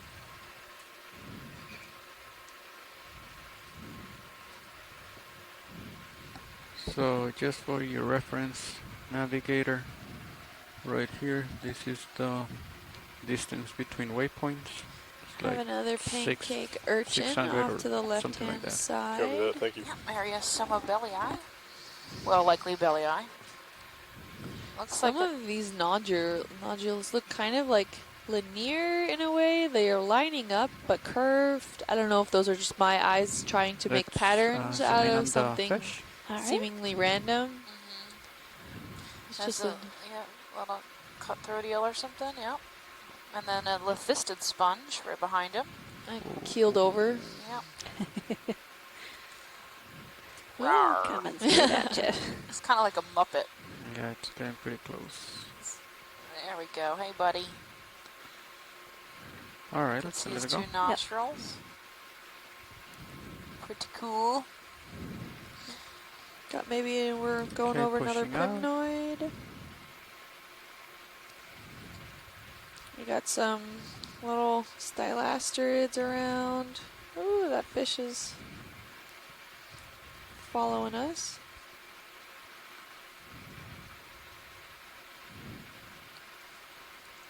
More white sponges. They're pretty sparse now. These large white sponges are kind of, Yeah, I've kind of emptied out the spot.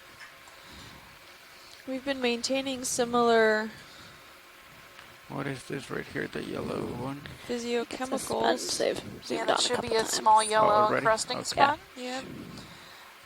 Okay. We've seen, yep. So we can come out then. Yeah, we've been maintaining a similar depth, ranging within about a meter. Temperature stayed the same, about 8.9 degrees Celsius, salinity about 35 PSUs, and the dissolved oxygen is about 4.8 milligrams per liter, so not much in the chemical stance that has changed. Are we interested on this coral right here? Yes. Okay, let's come in video. Alright. Let's take a quick peek. That's Another all right there. primnoid. As I'm looking at the There you go. compact here, is the bearing Some 040? yellow Yeah, Demo that's what I was thinking sponges. as well. We have another Okay. fan at 9 Let's o'clock come if you in give a Pan little 9 bit more. o'clock. I think Next they one want to will be go to the 040. left and look at the fan just off screen. Yep, there's a little fan there. Alright, It's Looks like a kinda hard to see. hydroid. go for that one Cleaner then. fan. Hold After right Sparsely this zoom, you branched. may Could be find a little- Brazoan too. You're looking at him Maybe. 45. Yeah, he's Get close to a him. little off the port, but yeah. I don't see any polyps. I'll If there's get no it set. polyps, Let's it's come likely a Brazoan. Or it's dead. Dead. Yeah. Looks like it has some fuzz starting to grow on it. Yeah, I'm not sure. Okay. It has that really if you wanna soft come in branching like a closer, video, Brazoan does, so That's that would be awesome. my best Copy. guess.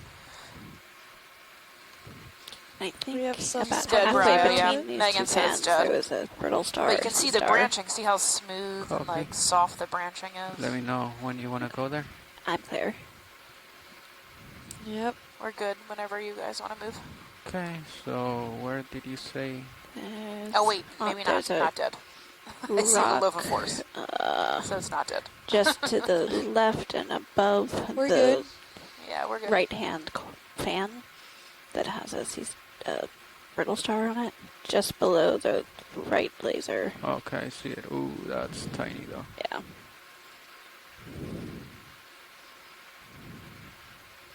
Alright, let's come in. Small 5 to 10 centimeter Over there? cobbles are really Yep. common. Ooh. Oh my Oh gosh! my gosh. Let's There's come a out a little bit. tiny little ophiuroid. It's probably a centimeter. I think that's the first one we've seen, Yeah. though, at this Let's dive. come in slowly. Hold right there. Good eyes, whoever let's come in. spotted that one. Alright, hold. That's full zoom. Okay. And he's tiny, tiny, tiny, tiny. You can see his really Alright. distinct central disc and 5 arms coming off. My guess would be he's a baby, but there's a possibility he's Alright, of, let me max size. I don't know Try this to one. keep it in frame without moving too much. And then right next to him's a tube worm. You can see his feeding appendages coming out of the top of his tube.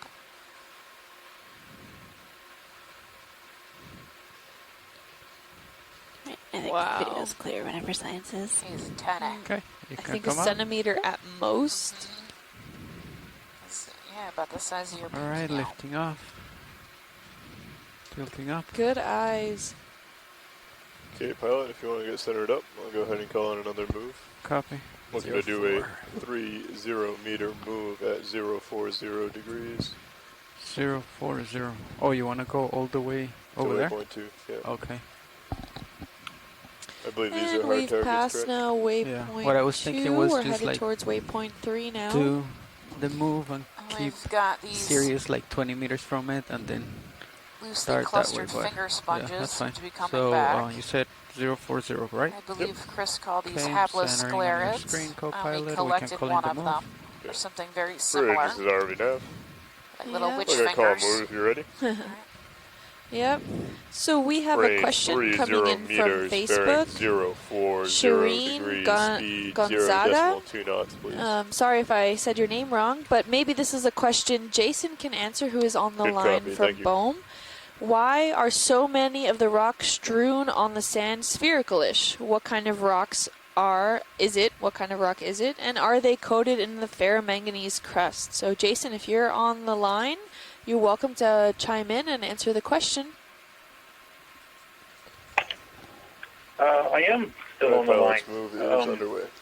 Copy, and that I'm was trying to remember all 30 the meters? questions that there were. It's written in the 30, chat yes. room Copy. if you're also logged in Okay. on the chat room. Yep. All right, there you go. That's good. So they are coated with the ferromanganese crust. In a lot of cases, what's inside them is some sort of fragment of phosphorite, which is a rock that's made up of calcium carbonate and apatite and other minerals that were deposited out here many millions of years ago. So the Gulf Stream, which is still active in the area and is quite strong, is really the reason for these rocks to be here and why they're coated with this coating. Historical nature is just the way the minerals precipitate around that central core. In some places, them being spherical is because they kind of get rolled around. Here, the method of formation is more that the central core is actually in the sediment, and that they don't get rolled around, but the minerals precipitate around that central core while they're sitting in the sediment. Do they roll around? Well, maybe.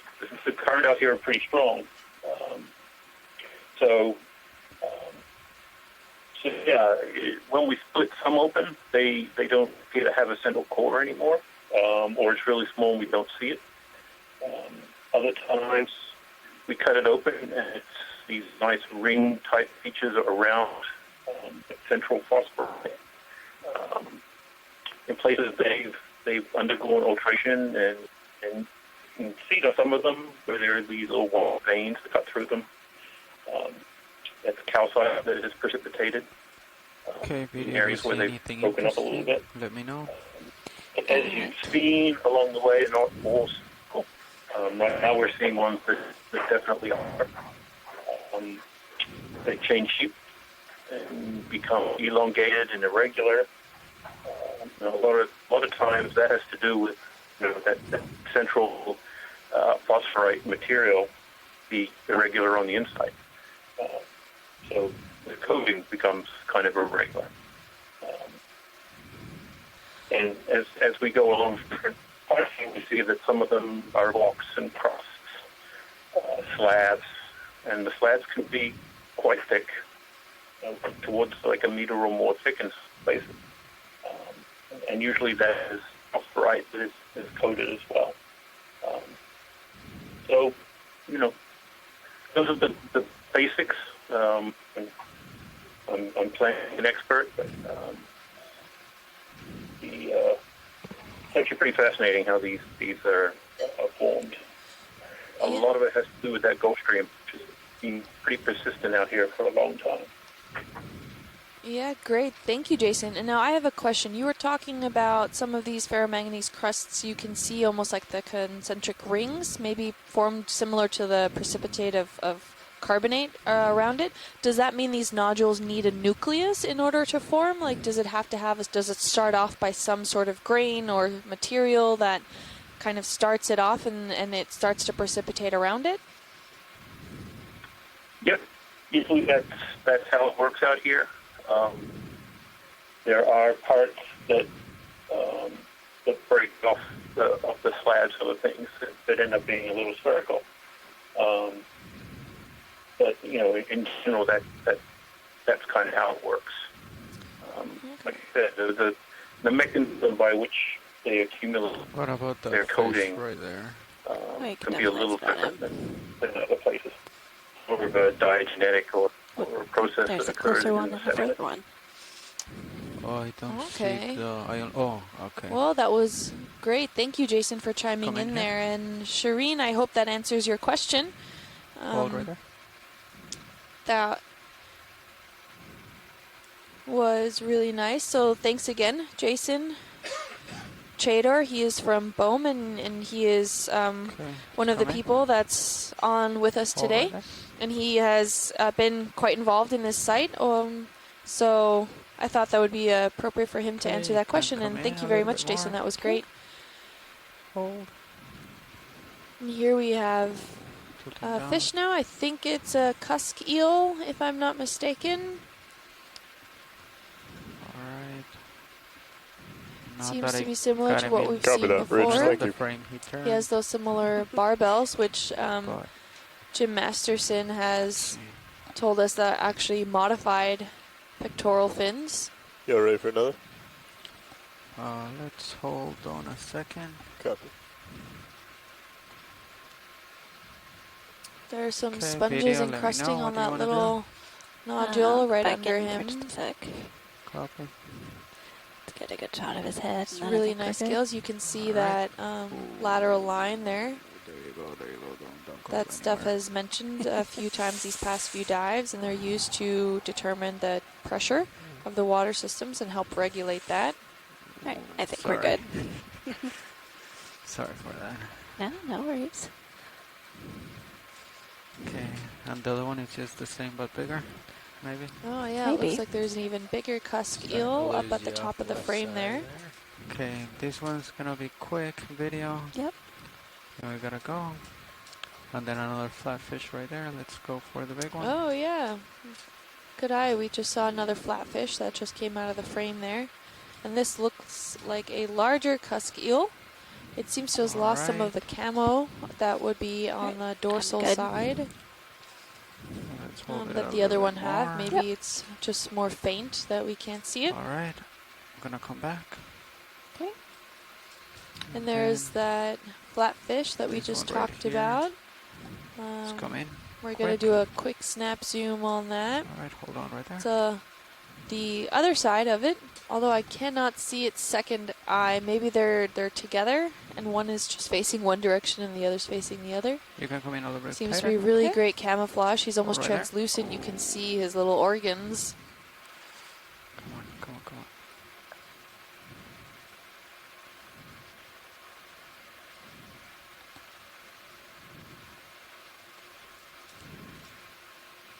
It's a really nice view of him. So before we kind of had a top side view of the other side, and can't say for sure if he was upside down or not, but this is a nice lateral side view of it. And we talked before about how they can change colors. So those brown spots are really good for camouflage, but they can change with some time. And we're good to move on whenever you're ready. Okay, video, let me know. All right, I think we're good. Alright, let's come on. And Chris just chimed in on the chat room that any of those small yellow sponges that you're seeing Tilting really up. encrusted onto those nodules are demisponges. They're yellow demispongae. So just to make a good note of that.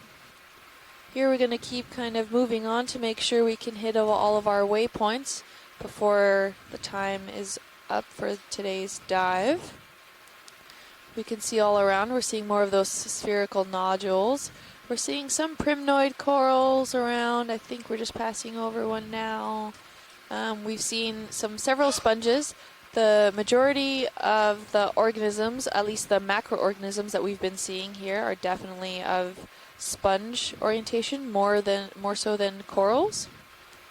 We've seen quite Alright, I a few think we're good. We hydroids, can a make few that move. shrimp. Copy that. We'll We make a 30 potentially meter collected a move, new species 040, of sponge. speed Copy. decimal 2. Alright. 20, I think. 20. 20 and 40 to go. He can make the reach the rest of that. Copy. Bridge is RV now.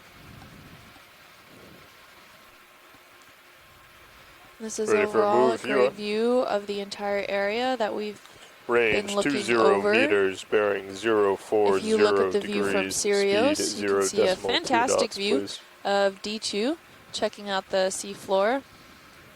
And D2, Good copy, the thank you. size does not do it justice on these cameras. D2 stands about 8 to 9 feet tall, and she weighs, I don't know how they refer to it. D2 weighs about 10,000 pounds. So out of water, this is a very complex, high efficient piece of machinery that without we would not be able to explore the seafloor like we're doing today.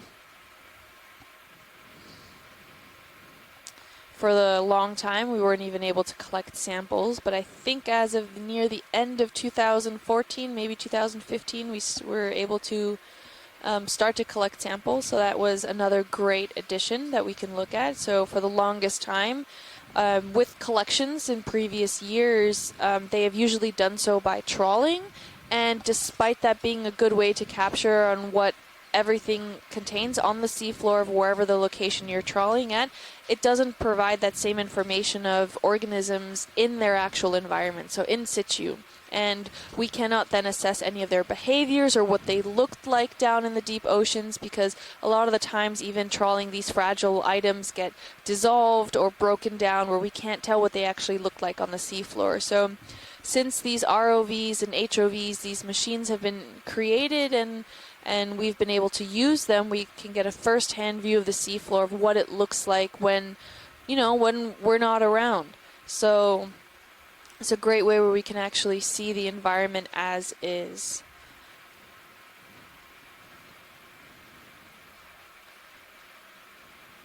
We're seeing quite a few of these sponges. Ooh, there's another one of those tubular sponges, quite a few of those in this area here. Do you want to zoom of it, watch lead, or? Just a snap zoom, quick, nothing major. We've seen quite a few of these already. I think this is what we took the sample of. That might be that new species. Copy. We can do a snap zoom video. Alright. That's good right there. Then I'm going to approach it slowly. So Shireen Gonzalez, who's the one who asked the question to Jason earlier, has a follow-up. Oh. It is, how long does it take for the precipitates to form a rock of this type, typical size we're seeing? So how long does it take for the precipitates to form a rock to the typical size we are seeing? I think I'm good. I don't know. All right, let's come out then. All right. Do you want to take that, Jason? That's a good question. Usually, accumulating this much ferromanganese, certainly in other places, tilting up, takes millions of years. It is generally an extremely slow process that even millimeters to centimeters of what about this sponge right material here? will take a long time, millions of years to accumulate. Quick zoom. That may not be the case here, and that's really a function of, again, Gulf Stream and the process by which these were formed, being a more didactic process rather than something that is at least just sitting on the seafloor and slowly accumulating material. Let me know if you want to go in tighter. So a really long time. Good copy, Bridge. Thank you. Perhaps not as long as a red one on a rock just to the left. Certainly thousands, stationary pilots. Tens of thousands, hundreds of thousands. You are. I'm not exactly even sure myself. 9 meters away from waypoint 2, pilot. Something here that tell me that. Can come in tighter if you want. There's a couple of papers and stuff on these features, and I know they have. Another teeny tiny graphite. Dated a few and sort of try to understand the rate at which the material accumulates. Might take me a little bit of time to find that out. Right, yeah, he's tiny and he awesome. Thank you. All right. Yeah, that was a really interesting question. Considering over geologic time, it takes still millions of years for nodules this size to potentially develop. I mean, well, considering like Jason said, it might not be the case here. It might be less time due to the Gulf Stream and how this all works. But overall, this is a very slow process that still takes, if not millions of years, possibly thousands, if not hundreds of thousands of years. So. Okay, really great question to put it in perspective if you on look how long it takes for certain environments to develop. You'll see that I'm pretty much right on top of waypoint 2. Yep, that sounds good. Thank you very much, pilot. There you go. So those zoom-ins have been great. If you guys noticed before, pilot was able to zoom in on another small ophiuroid, This was of a pinkish color. Not sure what it was, but Alright, maybe a centimeter and a half at most. And if you look straight above it, we actually saw that just our second crinoid that we've been seeing. It was also maybe just a centimeter long. Alright. And it was not stocked. So the only other crinoid that we have seen thus far here was a stocked crinoid, and this one was unstocked. So very small organisms that were here. Technically, they grow into macroorganisms, but at this scale, they almost seem micro, but just around that maybe 1.5 centimeter length in total. Right. So things can be really small here. We could be missing a lot based on that are just making these cobbles their home here. So we have another Twitter question for the pilots, I think, if you guys are available to Do you want to start answer a rotating? question. And you'll follow me? And again, that's 260. Yeah, we can take a question. All right, so the question is, do you have a mega lens to catch some micro life? Mega lens? Yeah, I don't know. I guess he means like a macro lens? Well, we have an 18 times zoom lens on our video camera, but certainly nothing like a macro lens where you can get really close to an object and see that close of detail. Right, so it's not like a microscope lens. It's more of a zoom lens. It's more of What a was zoom it again? lens, yeah. Barry? 260. All right, that's awesome. Okay. was an interesting question. I mean, we have pretty good zoom on these cameras where we've been able to see some really small stuff on these nodules and any sort of organisms, amphipods that are less than a centimeter big. And like we just saw opioids. Ooh, what is that green thing? A bottle. Oh, a bottle. Your Never bottle. mind. We can keep going. I didn't hear you. Looked like there was a fish in it, but I think it was all liquid.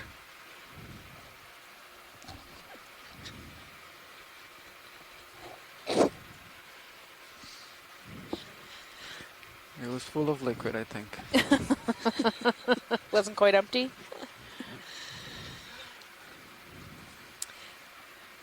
copy. So Krista said on the chat room, we couldn't still. quite hear I'm at what the co-pilot was 290. talking about with the camera. So it seems that the camera, we do not have a macro lens, but we do have an 18 times zoom on the main camera that you're seeing from the D2 view, which can go pretty small. We are able to see small organisms. At the micro level, probably not, but we do have some microscopes on ship. 260. And as a science leads, Bridge it's is part of our already responsibilities that when these samples for another come up move on when the you are? ship, we do photograph and archive all of the samples. And if there's any special requests, we are looking to go we range take of even more 30 photographs using a meters, microscope to bearing determine 260 overall degrees, tentacles or speed lengths 0.2 or knots, please. what have you, whatever organisms we collect. Sometimes the species needs to Good be copy. counted Thank you very based off much. how many little Whatever. Spines. on a shrimp maybe something, pinnules. It all comes down to then the microscopic level, but that's more of our job. And the D2, considering how technologically advanced it is, there is not a macro lens on it yet, and I don't know if there will be, if there's plans for it to be. But right now, 18 times zoom is pretty good. So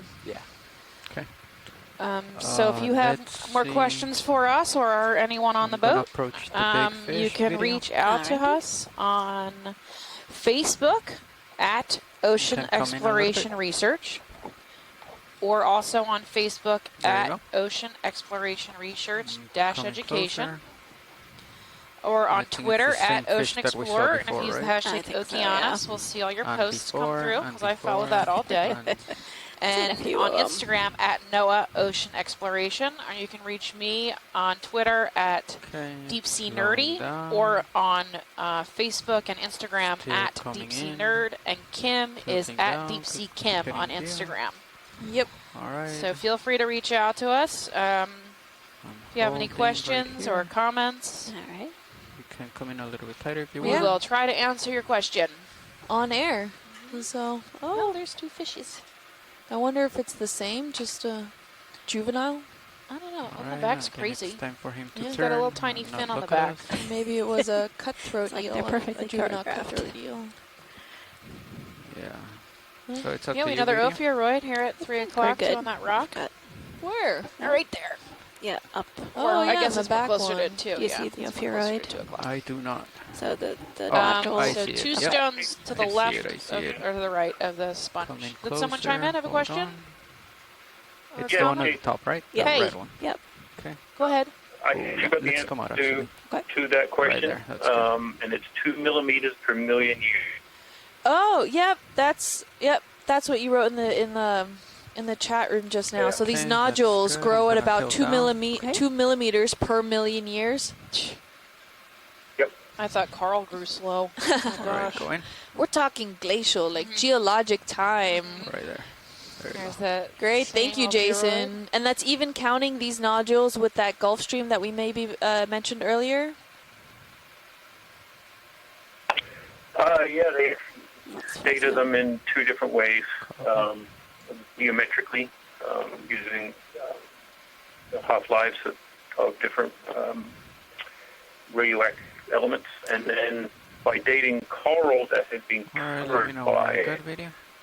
I think I'm good. the Alright, ferromanganese let's come coating. Usually after they die, they'll sit there and they'll accumulate coating. All right, and then the So other long they're fish, there. I think, was So just a they- smaller. They do it in 2 ways. Yeah, it looked like They're it. the same Okay. accumulation rate. Okay, very interesting. So You can zoom maybe in it past has the been skids. ferromanganese encrusting. Maybe I was right the first time instead of the phosphatic encrusting that sees on corals. Well, it could be Right. either. It could be accumulation of both. It could be a combination. Not sure where it went. But that's really interesting. Thank you, Jason. And I was Decided we wondering were too the big and age dating scary. that they did on some of the actual nodules. Did it happen to be the uranium lead with zircons? Something right there in the water. I think that might be another fish in the distance. It was Oh yeah. thorium, beryllium, and some other stuff. Oh, okay. So you used more rare earth elements. Okay. Yeah. Okay. Do you want to thanks. go for that fish or probably It's the same, right? pretty far out there. I've just worked on some Okay. geochronometry over the years, so I'm very curious as to what kind of methods were being used, because carbonates are very specific, but the ferromanganese can use different forms of it. What were you saying? Is that a... Oh, no, I think that's a stellastrid. Yeah, that's not a star. No, Tricky I- little bugger. I think we're deceived. Come in. Yeah, you're right. We almost got excited to hear Chris Ma again today. Go ahead. Although Mary. maybe he'll chime in with some of the right there. ophiuroids. Here's a nice big cup coral at 4. Yeah. Yep, and that white one is a stylastrid coral. It's a type of hydroid or hydrozoa. It's not a Actually, true let's coral. Stop right here. It has one Then I'm polyp tilt per down for the one that's animal, closer and to this us. one forms like a calcium carbonate crust with little holes, and inside each hole is a little All right, come in. polyp or animal. This is a primnoid or a gorgonian. You can Alright, see you can the come in polyps. If we get closer, yep, looks like most of them are pulled in, I think. Yeah, see small primnoids. These are fairly common here. They're just difficult to Alright, see from a distance you because they're wish, this video, you can come typical closer, tan or- color. They kind of just blend into the The background. lighting's pretty harsh on that one. Yeah, and the background doesn't help either. Yeah. Yeah, it's difficult to focus Alright, on them too. So let's try to get the other one. Cover that bridge. Thank you very much. Go ahead. Pilot ship is stationary. That's really good Yep, lighting, again, but that it's white farther away. stylaster at 6 o'clock. And a possible bryozoan ahead of us at right off screen. Yeah, the little stylaster coral. Oh, wait, maybe that's Madrepora. Let me look. That's full zoom. I think that might be Madrepora. Copy. Tilting down slightly. Okay. We can hold this as long as you want, video. Okay. It sounded like science was trying to figure out what it was, but I'm Oh. clear whenever they are. Okay, watch leads. Do you want a little bit of more time on this subject? Oh, no, we're fine. Go ahead. Okay, let's come Okay. out when you're ready. And then anything else? There was a small bryozoan right above it. If you zoom back in, it's a gray fan. Yeah, it's difficult to see. There you go. Maybe a coral or... Oh, it was a coral.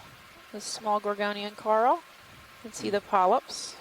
That's hard to get. Okay, we're good.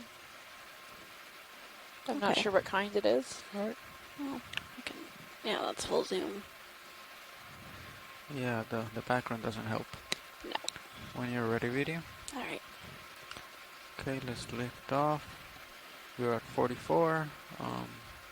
I think we're good for the next one, Nav. Copy that. I'll call another move. 30 meters. 260.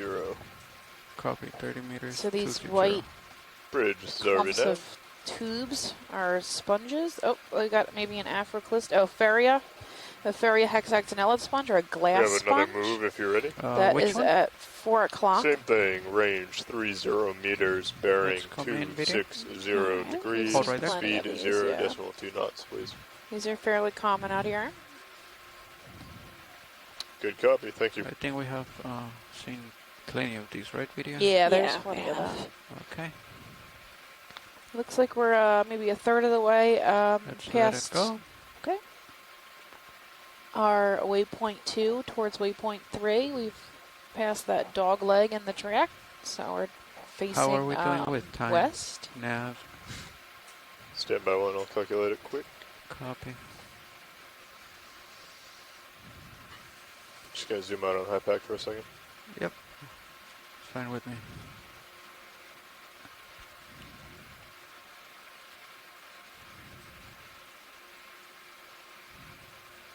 Okay. Let's zoom in on the white subject. All right. Yes, that's a small sponge. And so is It's a that partial. yellow pancake at 4 o'clock on the rock. Okay. Do So you want to these zoom in small closer, video? white or? amorphous sponges are Again, pretty for a sec. common. All right. Tilting down a little bit. There you go. Up to you, video. Ooh, little shrimp. Our isopod. Tilting up. Pilot and watch Amphipod. leads. For your information, to complete the whole track, we have about 580 meters left. We Okay. have 129 minutes, which means that we need to keep an average of decimal 14 knots. Oh, that's pretty good. So we made up a little bit of time. So do Alright. we need to go faster or slower? What we've been doing is keeping the ship moving at decimal 2 knots. Okay. So Wait, we is have that a plenty of time. Tiny Okay. little sea star on the left. So I can stop and look without feeling like I need to I need do to rush. not. Exactly. Okay. You have a little starfish, by the way. Okay. Oh, Yeah. oh, We're wow. good here. If you want to move on, I'm happy. Oh, there's a star. There's Oh. a teeny tiny starfish. On its small wing. And he is running across the ground as fast as Maybe he I can. can try to get closer, video. It looks I like he think has it's 6 just legs. super duper tiny. Let's try it. You can Let's see try his it. little tube feet. Hold right there.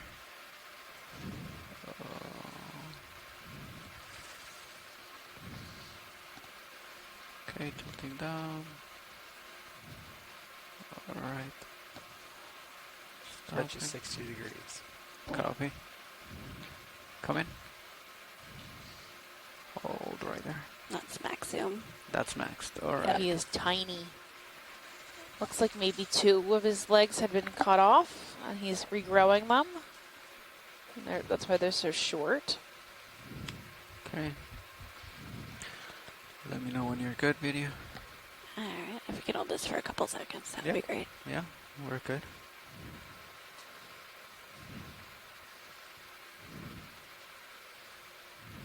Yeah, those little tube feet. You can see his tube feet and how he moves across the sediment.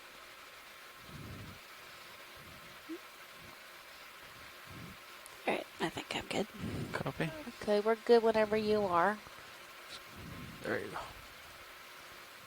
Lifting off. Maybe you should get some lasers on this real quick. Oh, I don't know where the lasers are. There you There we go. go. So that's about, I'd say about half a centimeter. I don't know. The size of the laser point. Yeah, Yep. he's tiny. Little baby. All right. All right. Tilting up.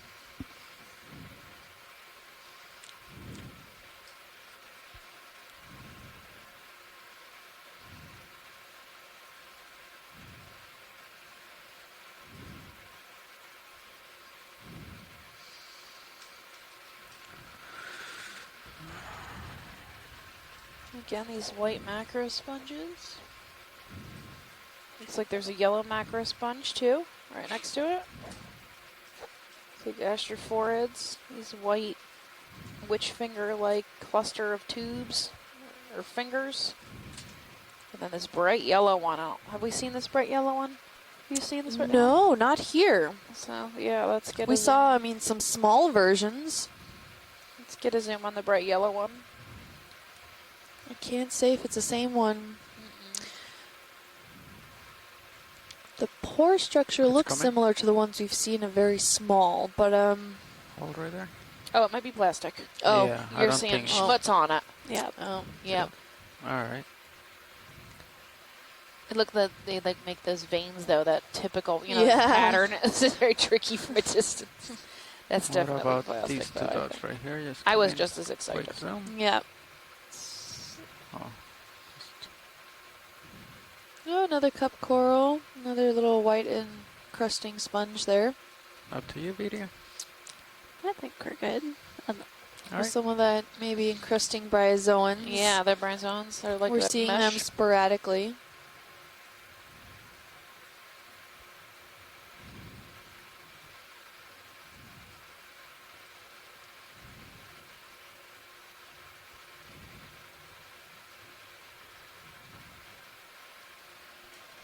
Good copy, Bridge. Thank you. Pilot, ship is stationary. Copy. Yeah, we got really sparse sponges now. There's very few, far between. But still basically these like cluster of fingers, astrophorids. Yep. Well, it seems like the lithistids, the hard sponges, have disappeared. I think Those- we're passing over a chrysogorgon, or maybe that was a primnoid. I don't know. But yeah, it seems interesting because the physiochemical makeup of the seawater is still the same. We're still scaling about 805 to 804 meters. Temperatures are staying consistent at 8.9 degrees Celsius, and salinities and dissolved oxygen ratios are still pretty consistent. So this might be a lithistid, the one we're passing over now. That folded plate is that rock hard sponge that we're passing. That's like a cream color. This one looks more like Leodermatium. Yep. And that Stephanie has. What kind? Lidermatium? Leodermatium, yeah. Okay. So the lithistida that we saw at the beginning. I was going to ask you, do you think the color of the sand has changed?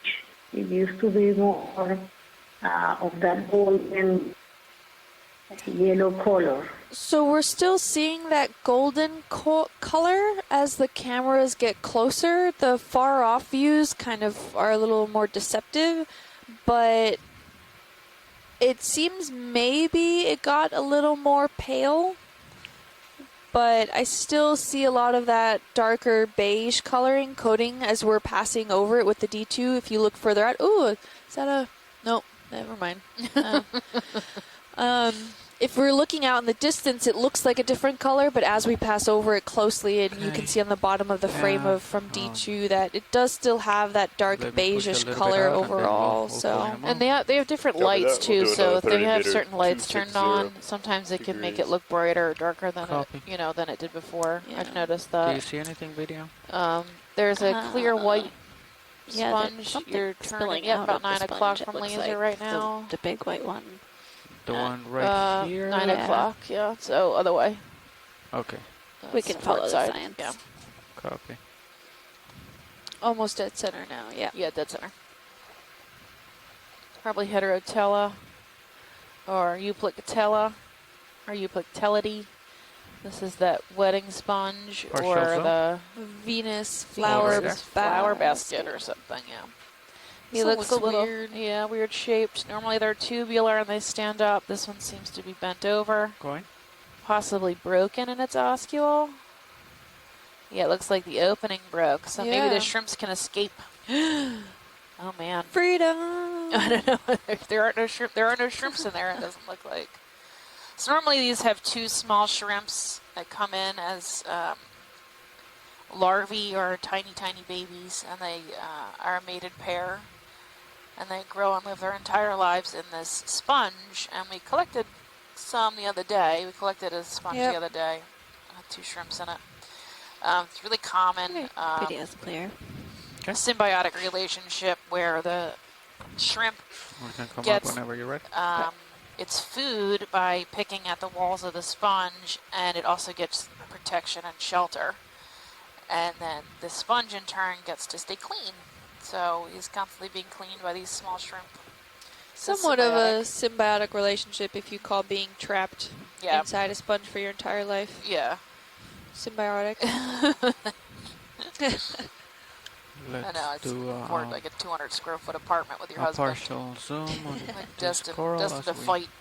fly over it. And maybe your destiny out will be this immediate, so.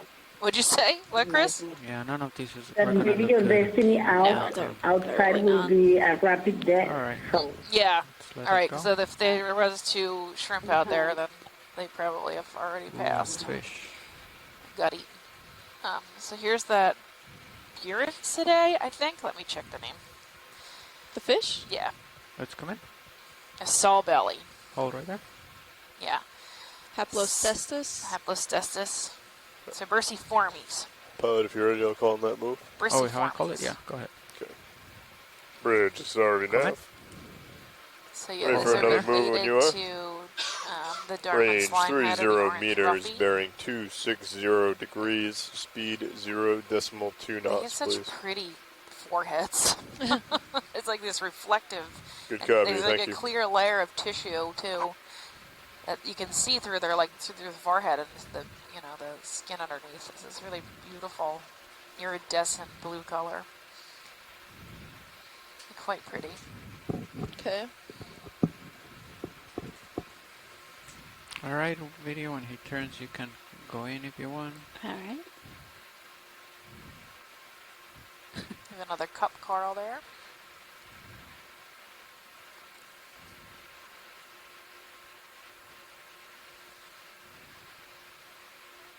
He looks kind of mad. His grumpy face. See his frown. Yeah. All right. What do you want to do, video? Rested grump face.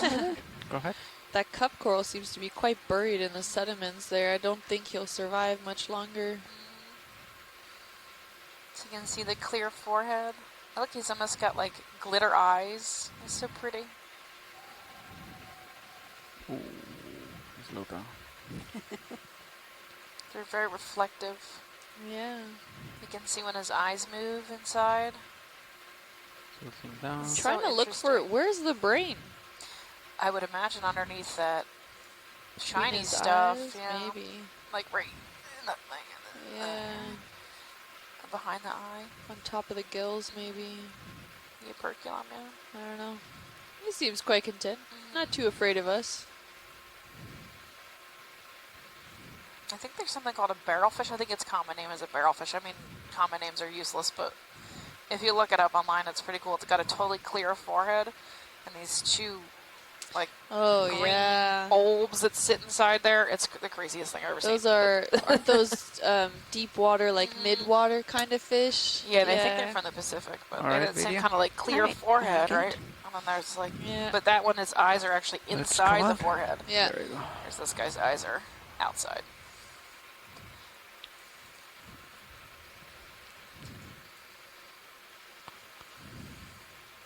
It's odd. Somehow Yes, evolution. it's Let's so make weird. a fish with a clear head and put his eyeballs on the inside. I There's think a the theory is jelly in it the water keeps coming the at us. stinging cells of the Might be too nidai close from already, like Yeah, out of their yeah, eyes. no, it Yeah, 'cause I disappeared. think they eat Sorry. jellyfish. No worries. Interesting.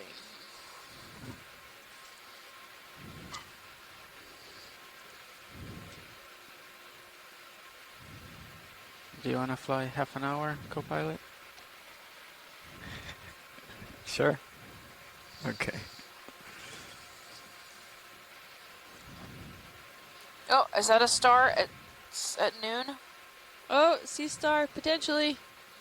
I do not see it. Okay, it's So directly above just center. above center. Probably right where your lasers would be if they were on. Let's come in, because I still don't see it. Yep. Up a bit. There you go. It's a Right particle above out of laser. frame. Right above laser. Yeah. It's at the top, almost out of frame. Yep. Yay! Woo! Okay, we got Sea it. star number with 2. lasers, about 10 centimeters. The first one almost doesn't count. It was so tiny. It was like centimeter. Should we Eagle get a Eyes, whoever better spotted look? that one. I think it was me. Eagle Eyes. Alright, let's try from here. Yeah, so we got a starfish. Hold right there, Yay! hold right there. If we get close. 5 arms. He looks quite pale in color. Yellowish tint. With an arm sticking straight up. Okay. Maybe tasting the current. You can see the underside kind of curling up in the tips of his feet, or his legs, and his tube feet sticking out. That's what he uses to walk around. He's got a pretty cool texture. He is slowly walking. You can see those tube feet moving. Yep. So he's moving. Yep. Looking for his next prey. Yeah. Yeah, you can see him really well on the far right. How they like kind of suction there on the ground and then move. Yeah. Their mouths are on the underside, so they'll get over some prey item, usually something that does not move. Yep. And they'll literally stick their stomach outside of their body, wrap it around their prey item, and digest whatever it is they're eating, and then pull their stomach back in. Aren't you glad we don't do that? Make for interesting dates, I think.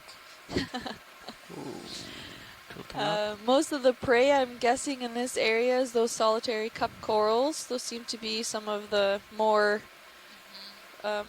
esque nature of tissue that these guys prefer, although they do eat some sponges.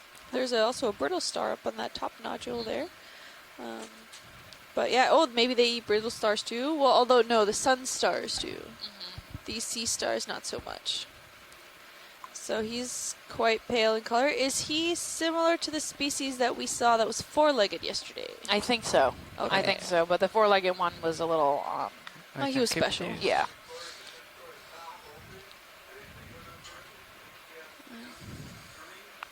You can see him move. Look at that.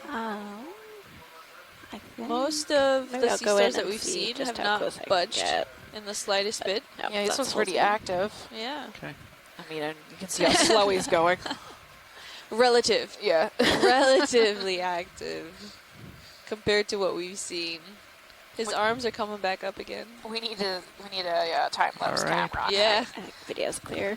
They have really good time-lapse camera footage off of California of the sea stars, because there's sea stars everywhere, right? Yeah. The condoms are everywhere out there, and they just go crazy on the when they're moving around at that high speed like that. There are quite a few documentaries that have that, and it looks like crazy. It looks like LA traffic, right? Going through there on time-lapse.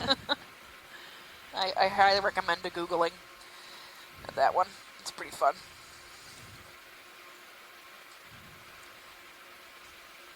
Well, back to this.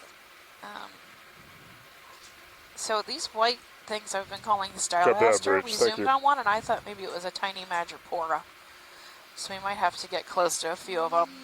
I don't think that might be a there sea would star be just right about here. to I go think the off screen at Stylasters bottom. would be Yeah, you the got a little major guy if down they there. have that usually that pilots your thick ship main is stock. stop. Oh my God! Is Is that that your another star? one? Is that another starfish? All right, Chris Ma, where are you? Seriously. There's The 3 in a beacon row. has been out. Go ahead. Use the Twitter. Oh, cool. Oh, Hold right there. this is definitely a different species. He's tiny. Yeah. He's very neat. It's 5 legs. He's quite chunky. Yeah, chunky, ahead. yep. Pudgy. Little pudgy starfish. Yeah. That's Max. Maybe a centimeter, centimeter and a half wide. He's quite fuzzy too.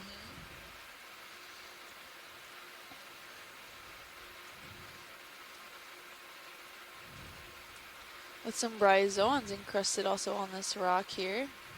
If we look at that, yep. Really nice little guy. Pilot. Looking down at you, 75 degrees.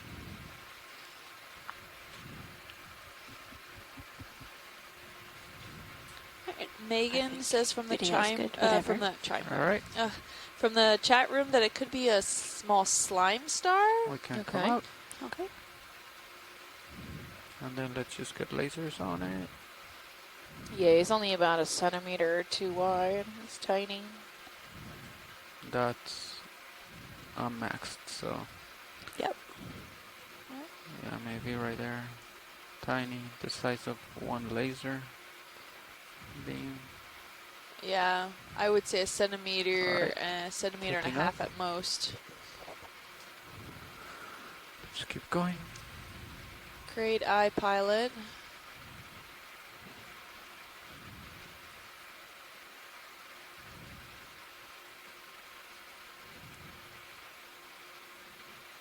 It's like the fish has a parasite. Yep, Mariosoma there. And a cool black fish. Quick zoom. And a cutthroat eel. Ooh, Ooh, he's got a parasite or something. Yeah. Can we zoom in on that? Maybe a male? Do cutthroat eels do that? The way anglerfish do? Deep sea anglerfish? Yeah, I don't think Where I they can get it have from that angle. The sorry. male attaches to the sorry. female. Yeah, I I'm already think at that's more of a parasite 70. than anything. Come on, turn around. What is happening? All right. No! We'll let it go. Oh, bye Come bye. on, buddy. Didn't want us to see. To watch that on instant replay.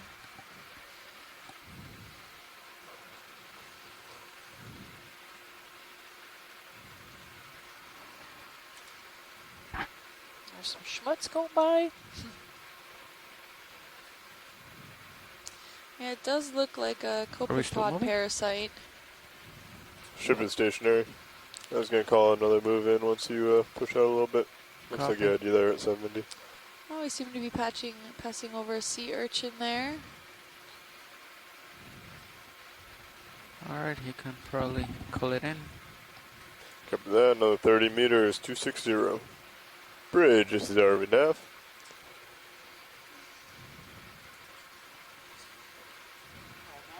Are you ready for another move? Same thing. Oh, here's 30 another meters, bearing Mike Vecchione 260 says that no, that degrees, cutthroat eels speed don't mate like 0 to- anglers. Okay. So. Excuse me, 0.2 knots, please. And plus, that thing attached to it did not look like a fish. That was crazy, though. Oh, is that another sea Ooh, star? yes. Can you go off to the? Good 3 copy, o'clock, thank you. left, right to screen. Right. Right, off screen, there's a goniaster. Yep, Yeah. there you go. Okay, this is what makes 3, 4, 5. I think we're at 5.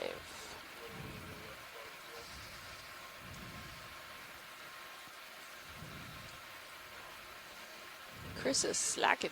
I know. Oh, he's probably at his job or something. Oh, I know. Luckily, we get to call this our job. That's right. All right, come in. Hold right there. So it looks like he's eating a sponge. He's poofed up Come in the middle, which indicates to me that he's actually actively feeding. Is that max? That is. Okay.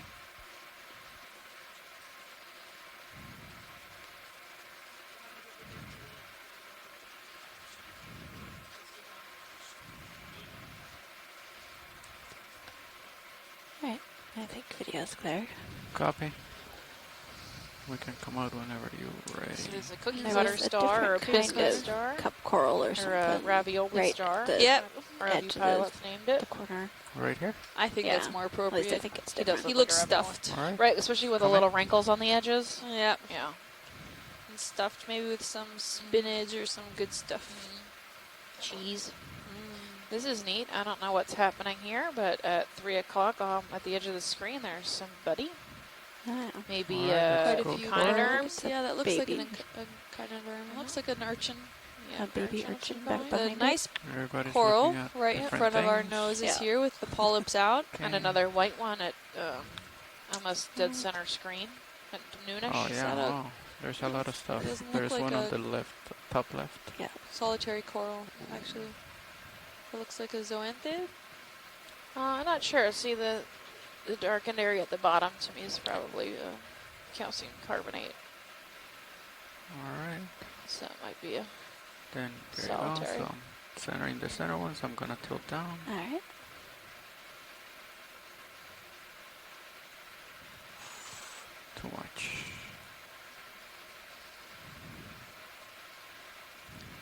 Really nice, robust looking cup coral here. Great color.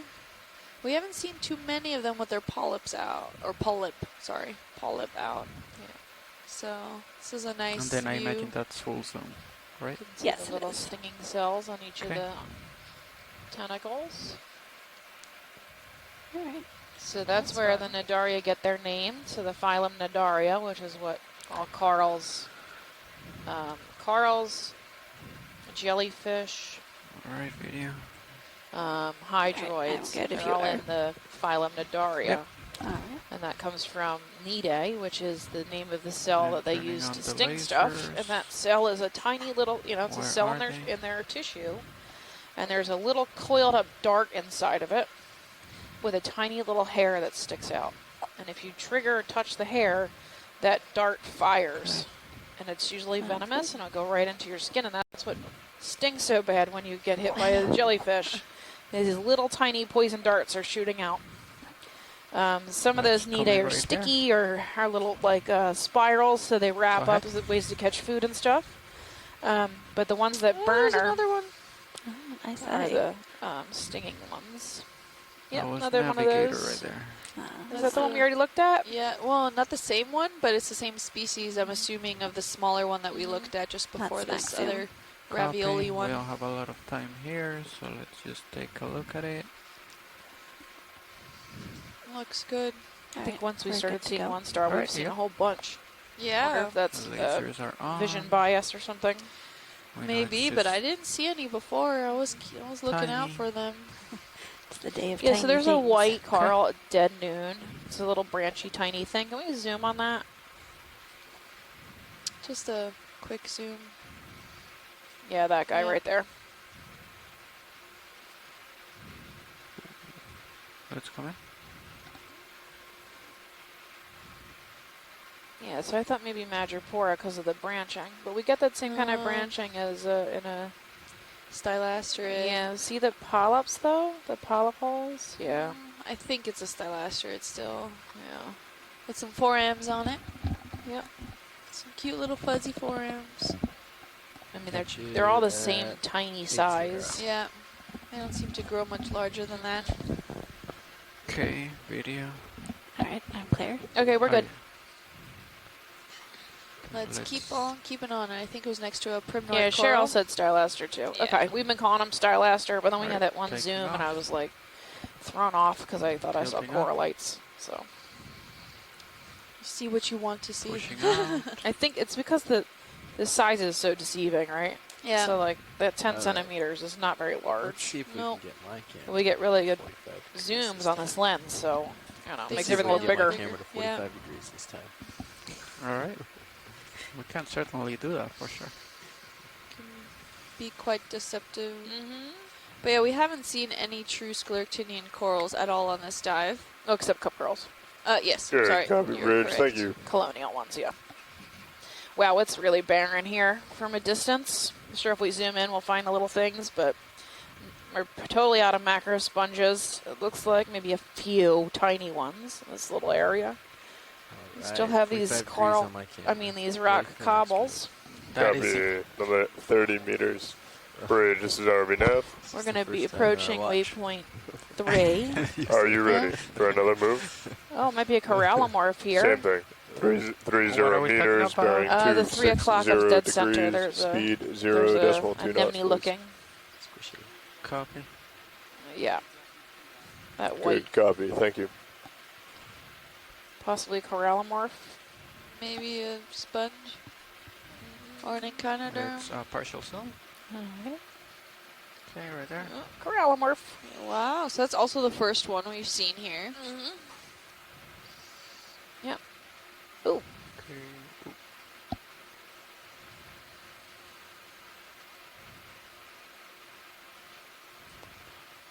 Nice, he's Alright. about 10 centimeters wide That's lasers coming off. with some come in. primnoids around him, single stalked as well as branched.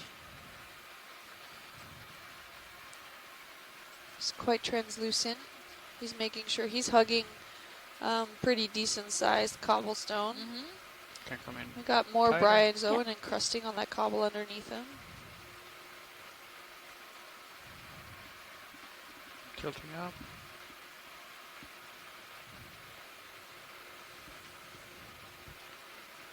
We're He's good quite whenever you beautiful. guys are. This one is white. We see these commonly in video. pink, What do Yep. you want? but they look similar, just different color. I think we're With good. These, yeah, these It's little not like really moving. party hat tentacles. Okay.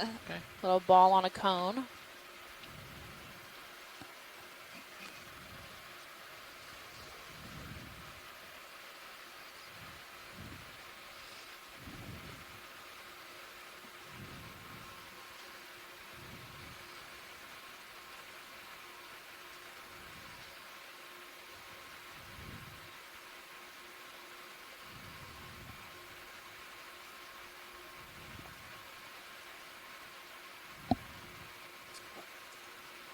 Saw also another sea star earlier. How far are we but from now we waypoint 3?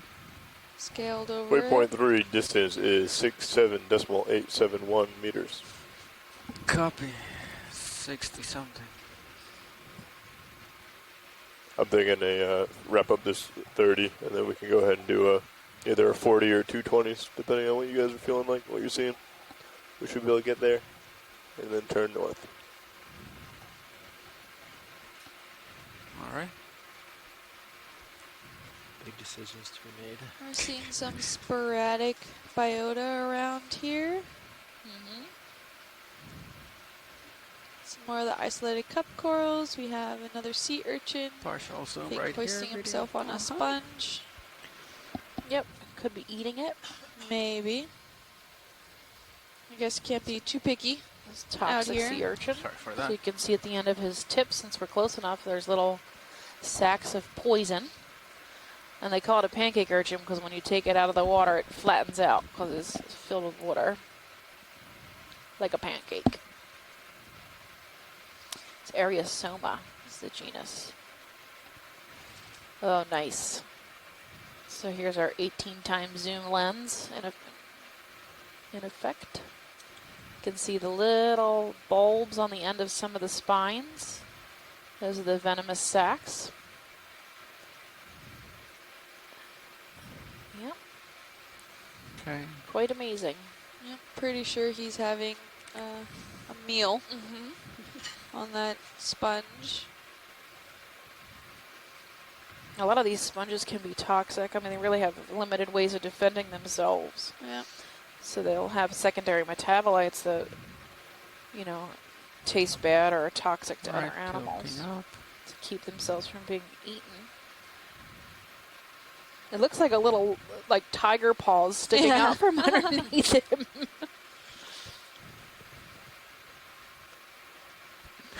He needs a googly eye or something on there. All Yeah. right. Right. And Chris says Idea's maybe he clear. gets the toxins Let's from come the up. sponges or whatever he eats. Oh, maybe that- he incorporates them. That could be a thing. I know that nudibranchs, this is my favorite fact, and it's so the weirdest thing ever. Nudibranchs will eat coral, digest the coral, and then somehow migrate their triggered Nidae cells, the stinging cells, onto their own skin. And I have no idea how that happens, but it's fascinating to me. Wow.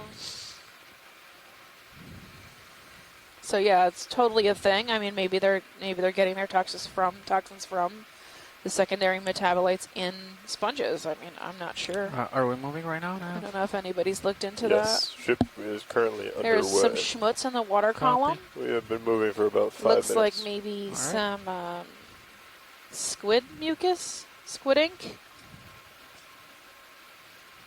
It's an amorphous blob. It's probably squid ink. I'm gonna let you cover that one. Yeah.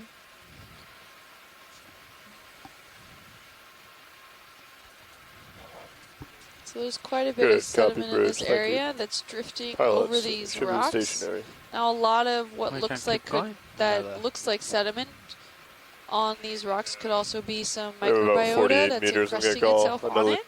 30 and then a But 20. in this case, I think a lot of Yeah, it is 30 the should actual be fine, and sediments. then Call we'll it get in there. now. Bridge is RVNF.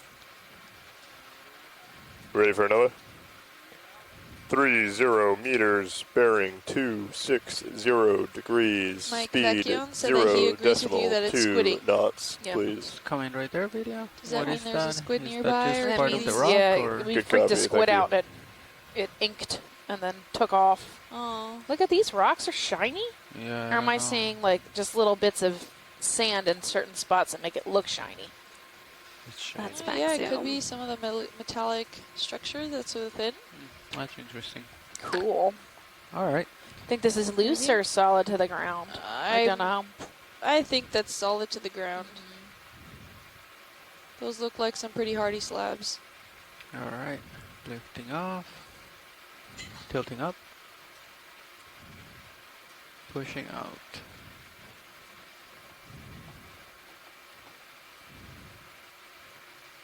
They are shiny. Jason said they're shiny.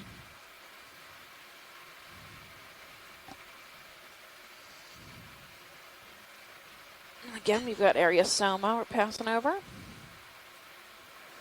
The toxic urchin. Another sponge. Seeing some small stylastrid sprouts. What are likely stylastrid sprouts. Yeah, they're probably stylaster. A little bit of a sponge there. Again, these lollipop sponges. A little ball on a stick.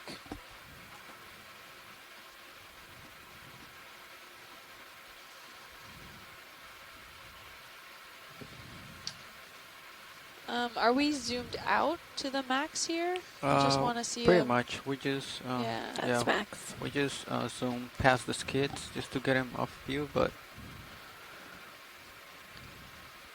Okay, thank you.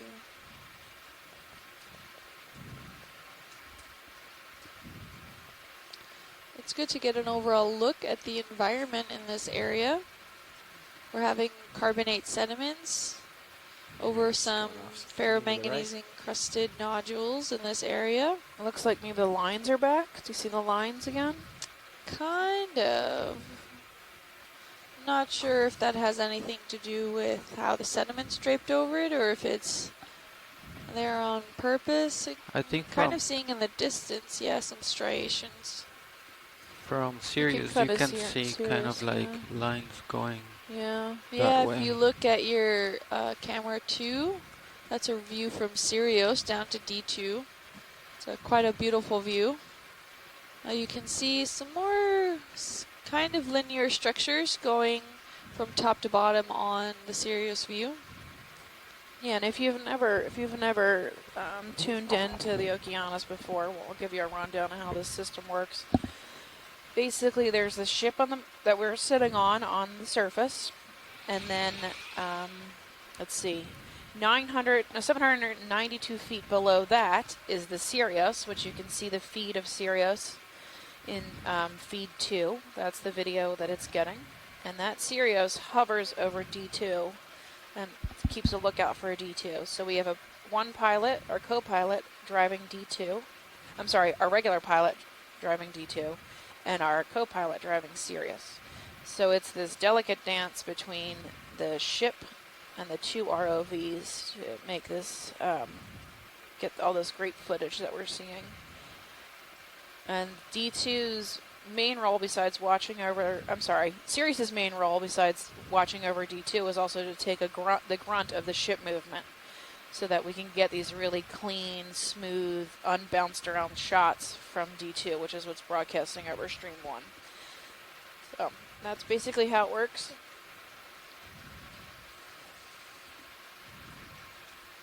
Yep. And navigating Sirius and D2 are our wonderful pilots that are sitting in the front row of our control room, and if they have a minute, we can take the time so they can introduce themselves.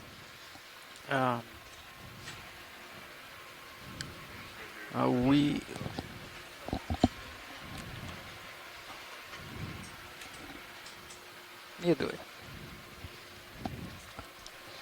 Yeah, of course, we can introduce ourselves. Currently piloting the Deep Discoverer is Fernando Aragon. He's one of our software engineers. I'm an electrical engineer. My name's Jeffrey Lanning. I'm sitting co-pilot. And we have a mechanical in the front row, Lars Murphy, who's currently doing the navigation. And we're all here from the Global Foundation of Ocean Exploration. And over in the video chair is Annie White. And back in the back row on clipping is Art Howard. Right, and I'm Kimberly Galvez, science lead from the University of Miami Rosenstiel School of Marine and Atmospheric Sciences, and sitting to my right, I'm Stephanie Farrington from Harbor Branch Oceanographic Institute at Florida Atlantic University. Is this something else? Yep. And we've been narrating this, Could be. thanks to everyone in the control room, like a as well sponge. as on the Okeanos Explorer ship itself. We have 49 people that make up the crew that help from everything from the galleys to navigating the ship to coordinating the pilots to everything that you could possibly think of. It's all required for us to be able to do this kind of exploring, so we always appreciate them, and we appreciate you listeners at home, science, those that are scientists contributing, and also those that are just watching for maybe the first time.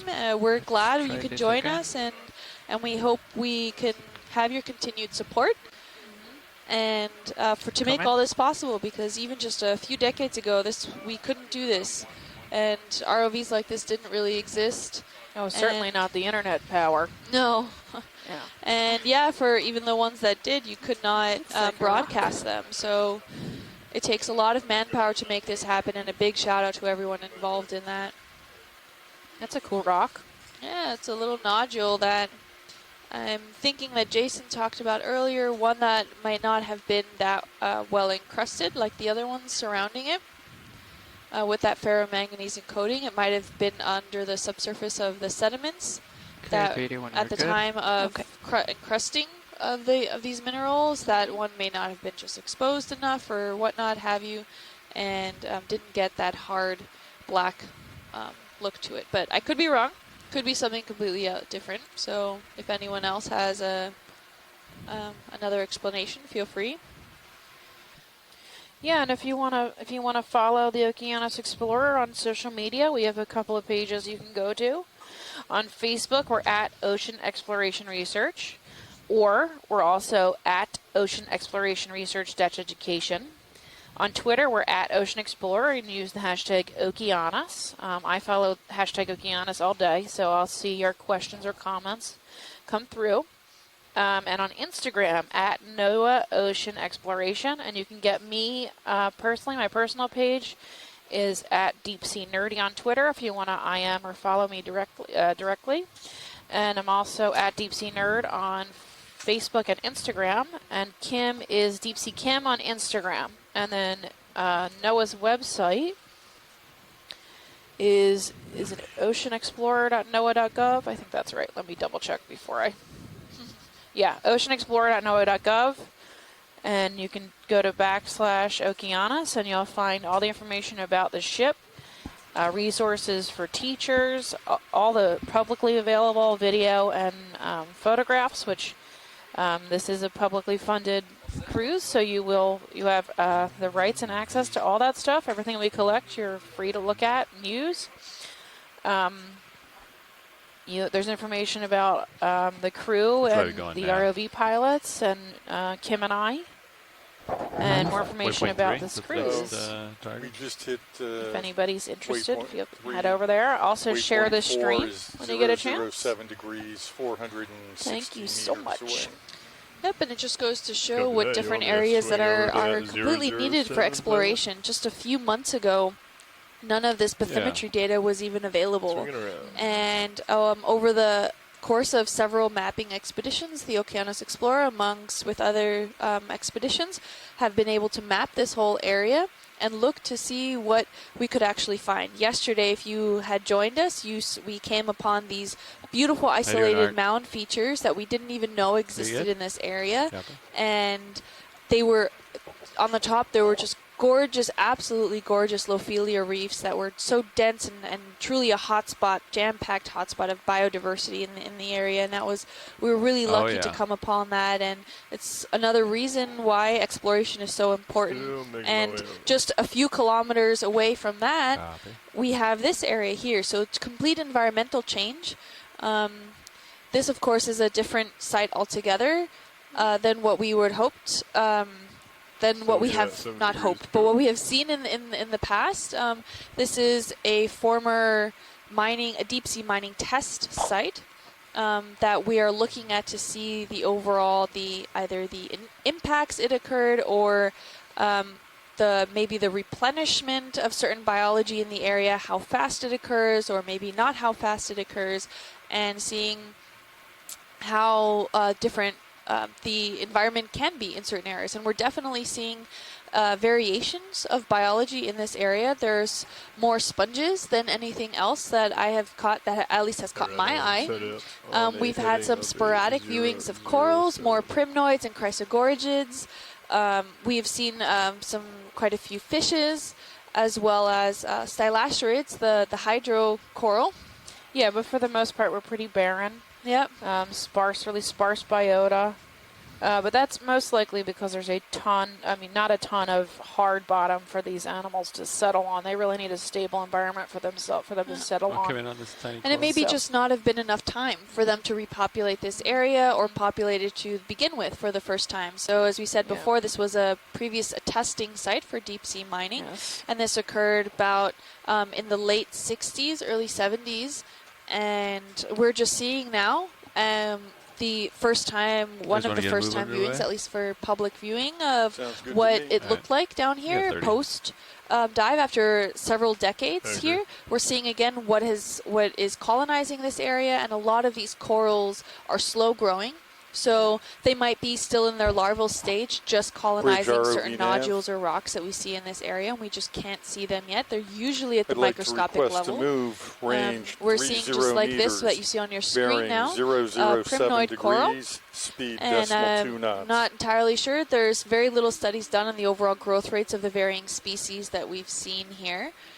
We have not seen any framework-forming scleractinian corals. We have seen a lot of those isolated cup corals, which is a good indication that there is coral presence here, and there is scleractinian coral presence here. And based off the physiochemical conditions of the ocean that we get updates on regularly in the chat room, if you're there, it's under the Okeanos navigation system. And it seems to be right in that sweet spot for coral growth. So just because we're not seeing too much here now, there might not be. That doesn't mean there won't be in the future. So, and to be fair, we have never seen the footage of what it looked like before it was mined. Yes. So I can't make a comparison on what's there now, what there was there then, and what's there now. I can only just make comments about what is here now. But there is not a lot of hard bottom for them to stick to. So I'm not really surprised we're not seeing more, large macro biota. There's a couple of sponges, but for the most part, it's pretty slim pickings out here. Yeah. There's another corallimorph, it looks like, on this sponge. Could come in on the anemone. So this is an odd association. We don't really see that this often. Usually these corallimorphs are on rocks, so he must be opportunistic. It's a nice hard lithisted sponge to hang out on. Yep. They are modal, so they can move. Not the sponge. The corallimorph can move. That would be fun. This looks like the Pacastrelli fan that we were seeing before. Yeah. And I tell you, in the nodules, there's lots of little sponges that so there's a high diversity in those rocks. You're seeing what on the rocks? The little sponges, exectinellids? A lot of small exectinellids, demospongia. There is a canobi yellow sponge that is, I've seen it several times. So those nodules could have a large community of small sponges.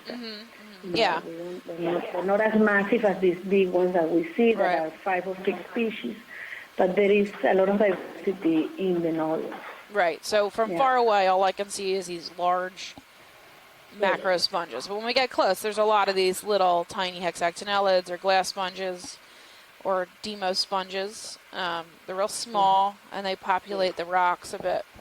There's a solitary cup coral with its polyps, pulled in. We've already, looks like we've already made that second dog leg turn? Oh, not just yet. Okay. Not yet at waypoint 3. Almost. We explored waypoint 3. Oh, we did Oh, go we past did? it? Yeah. Okay. Oh, okay. And then I did a slow turn to starboard, and we just called a move in northbound. So we just took our big turn to starboard. Right, so we're like a 16th of the way past waypoint 3. Oh, we're good whenever you guys want to move on. We're happy. You can come wide video. Keep going. Ship's underway.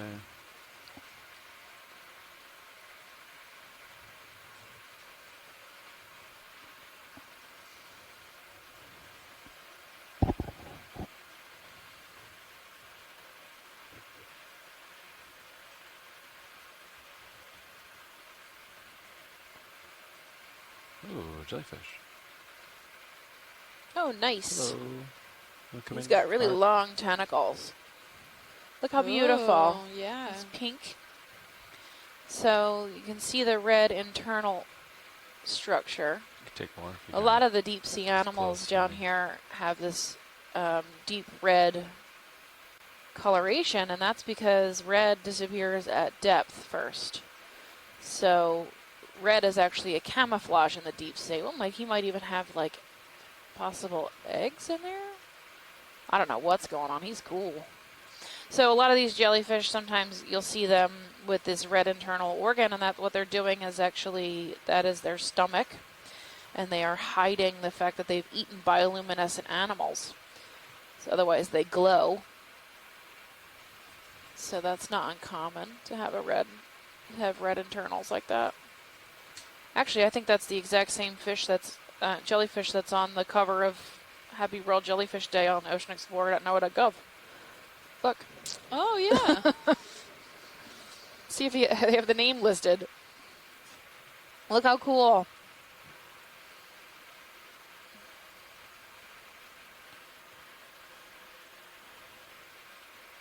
Nah.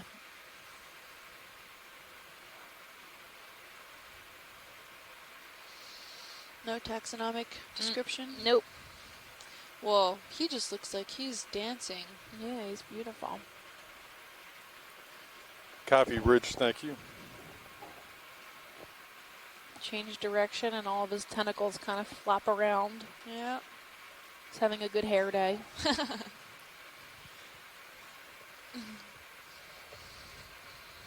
Good fall to the bottom. We might be causing that behavior with the bright lights. So it seems like the jellyfish see the bright lights and their first response is to go down because they think they're too close to the surface. So they just don't realize the bottom's right there and they end up getting stuck. So we keep seeing that. Yep. And I keep feeling guilty. So. Yep.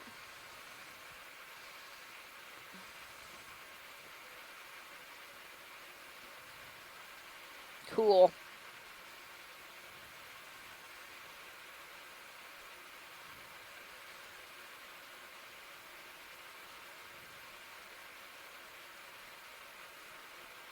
Nice pink internal organs.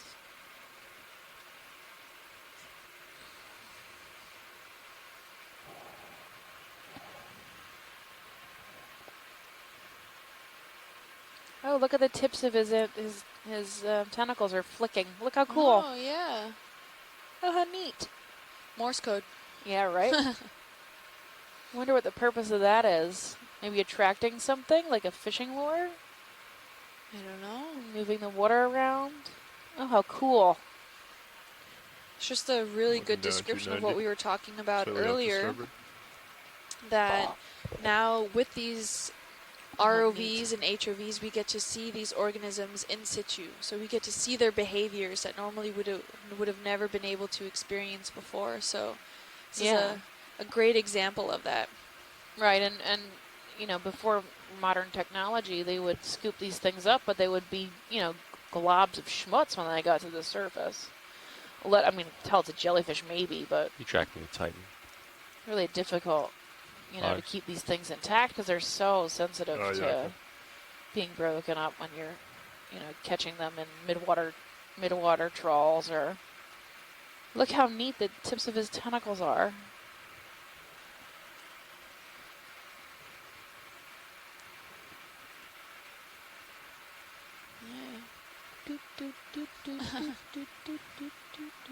It's like an alien. Maybe he's catching stuff. Maybe. See some of his tentacles start to pull in. He might be eating. Yep. How cool. Yep.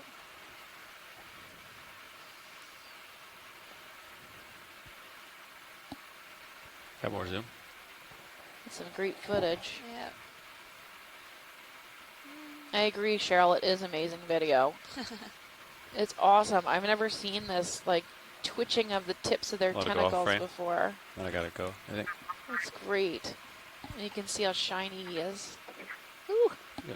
Actually, we can get a couple more seconds. Look how cool.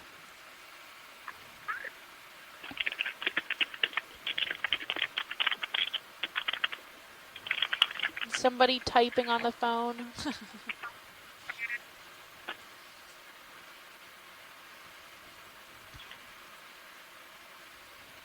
Yeah, I think whenever video is ready, we can move on. Tick, tick, tick. All right, we'll let it go off frame, and then we'll call it. Thanks, Art. Really nice. That was awesome. Yeah. All right. Thanks, Art. Ooh. If we can pan out, someone says they think they saw something, a more indicative feature.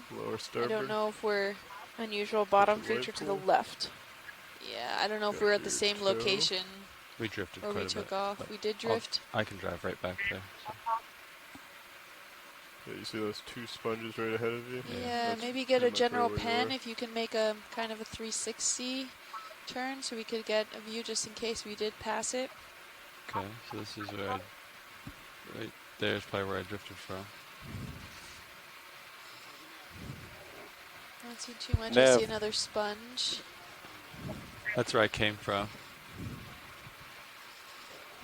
How much? How drastic a change? That's the enemy right there. 15 degrees sounds good. Now's a good time, thank you.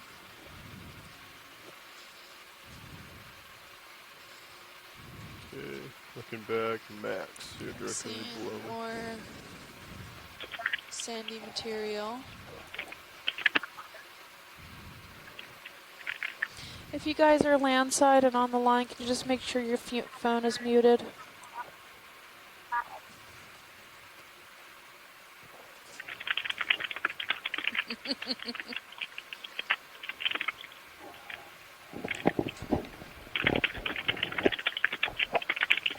I'll follow you as you push forward. Okay. Somebody's really typing fast. Yeah.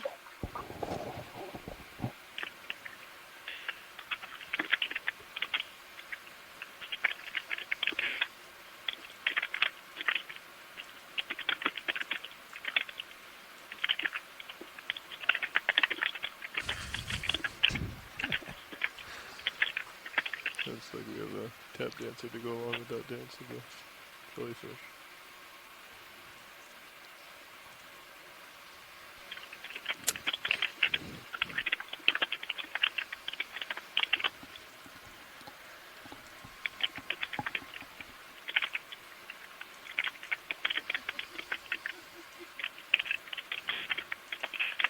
How long have you been there, Annie?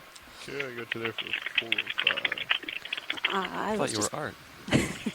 Must be crazy. I was just taking a quick break, and Art came in and, imaged the jellyfish for me. Oh, okay.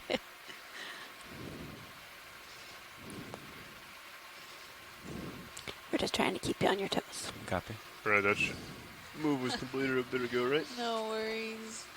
They're still changing heading, but we've... Gotcha. Yeah.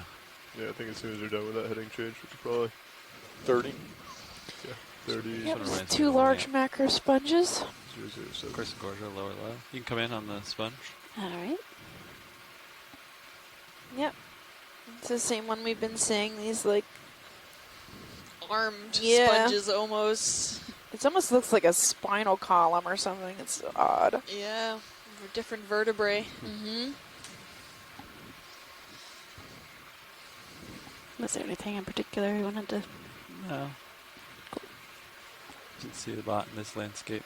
Yeah. Once they're done with the heading change, we can probably get a move underway. Yeah, now I'm glad that we collected this one to reveal the mystery of what it is.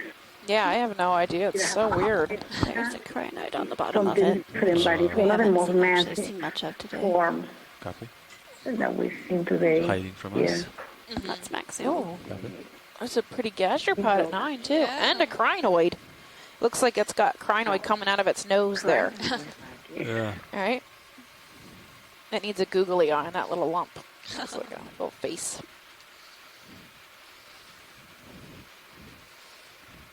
Cool. You want half left? So we haven't seen many crinoids, only maybe a couple. Yep. Do you want me to recover? I'd like to recover. That's okay. Yeah. I think it's fine. We'll switch. Yeah, video's clear. All right. We're good whenever you guys are. Yeah. Yeah.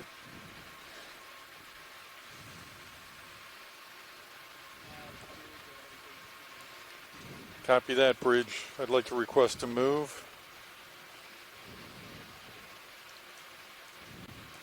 Yeah, it's Range like 30 an eighth of the way up bearing this 007 degrees. leg of this Speed transect. decimal 2 knots.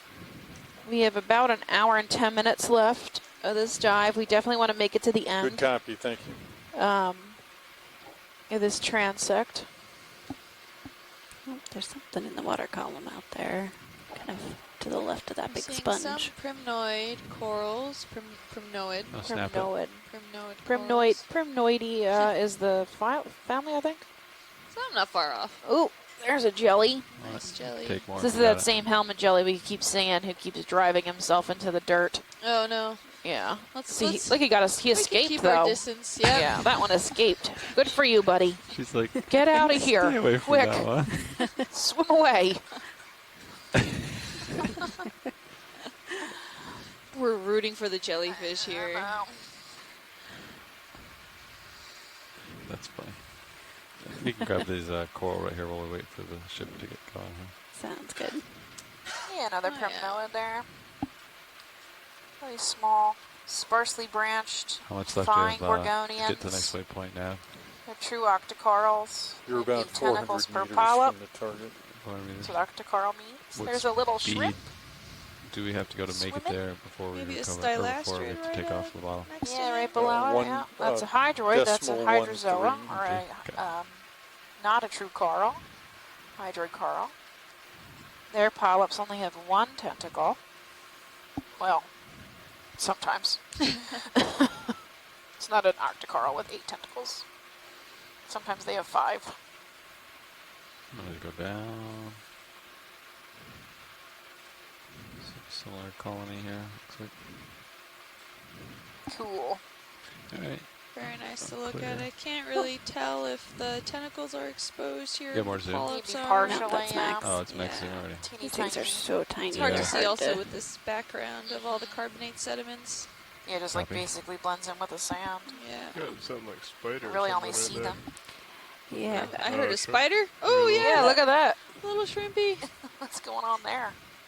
Little amphipod or isopod in the water. He does look like he's hanging on to something, doesn't he? Yeah. Oh, looks like a copepod maybe. Has a long antenna. Yeah. It's in some Clean alternate cleans universe that I can't cleans his focus antenna on. off. It's super tiny. He is very tiny. Huh.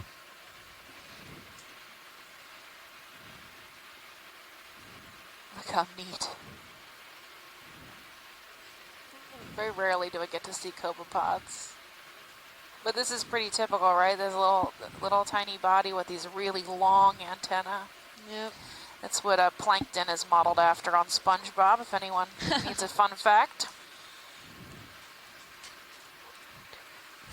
I didn't know that. All right, pilot's clear. SpongeBob was my Video's jam. clear too. Yeah.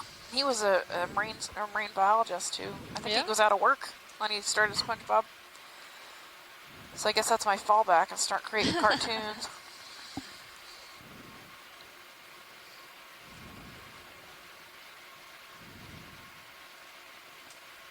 You got a little bit of tether to play with? Copy, tether.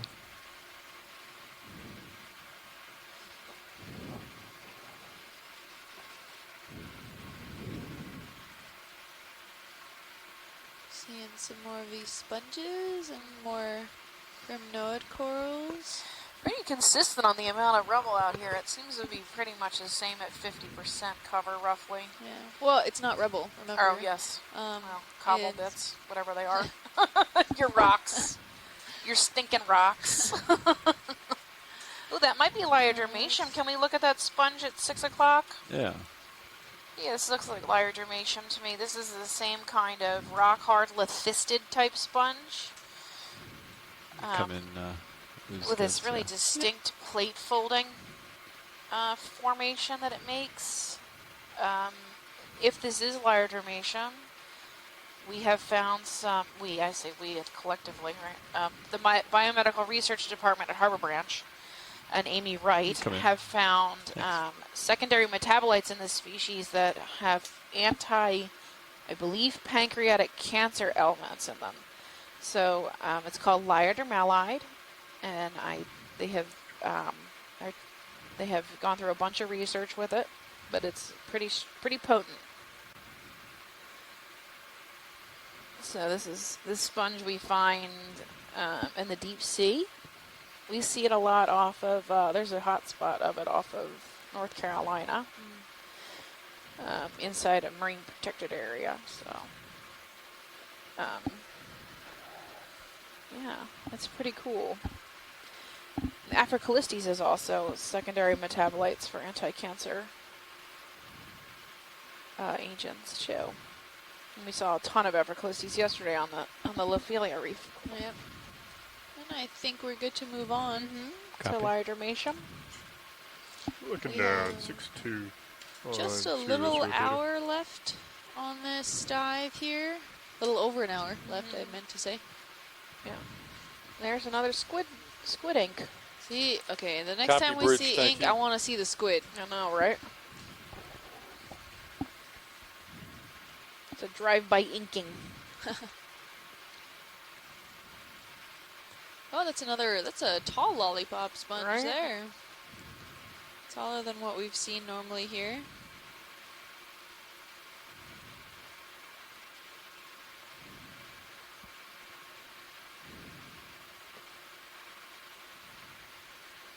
Yeah, you can take more zoom. Nice, yeah, quite tall, about 15 centimeters tall.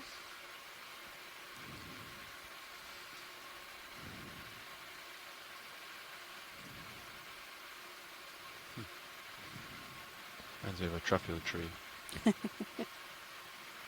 that's fuzzy on the top. We're good to move on when you guys are. Right. You come out video. I'll keep going. Lars. Copy that. Got you there at 6'5". Just your light bars. Mike says he wants to see the squid too. So we've just been given little teasers here.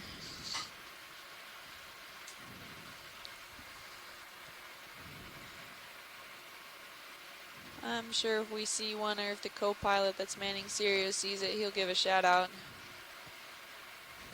I can do that.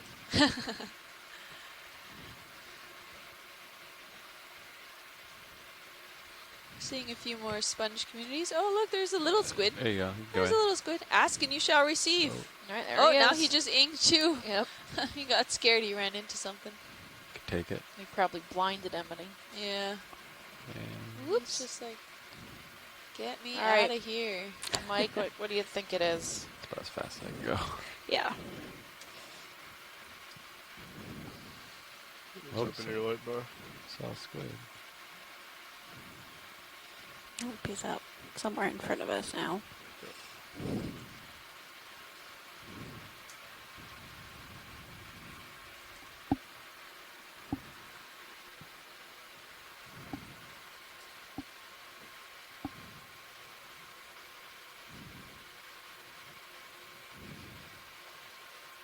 Another bird squid. Probably go ahead and get another move, Nav. Antillarum. Ready? Yeah. Thank you, Mike.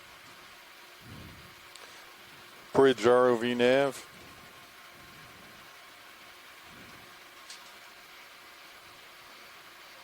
Just take a quick snap of the sponge, and then we'll keep going. I'd like to request a move. Such interesting Range shapes 30 meters, bearing 007 degrees, speed decimal 2 knots. You can take it.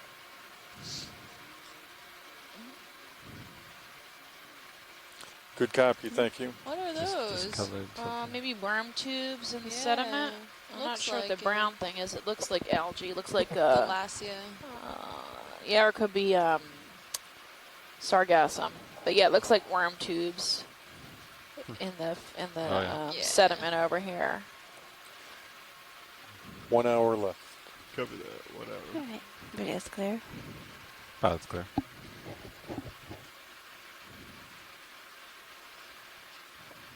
Do you still want to zoom on the sponge? Yeah, we can just take a quick one. These sponges are like abstract statues. See if there's anything So Mike says that unique about it. it's another bird squid. I cannot pronounce that taxonomic name. So Ornithinoteuthis antillarum, I think, or something similar. Nice. I may have butchered that. But yesterday we had a question on Twitter. Linda Stallnacher asked, do squims swim backwards? It seems like their eyes are way back on their bodies. A worm in the So yeah, their mouth is in the sponge. center of their tentacles. In that hole. And Yeah, more the the- long That's part that max. I guess you They're would small. refer to as their head, right behind the eyes, is the mantle. And they swim mantle first. Yeah, So is that backwards? Thanks, video. You can come out. Okay. Yeah. I mean, I guess Mike can probably fill in better than I can, if that's considered backwards. But yeah, I guess it's guess considered so. backwards. They swim mantle first. Yeah, I don't think they see in front of them. I think they see laterally, unless they have some really good peripheral vision. But Yeah, maybe Mike can fill us in a little better.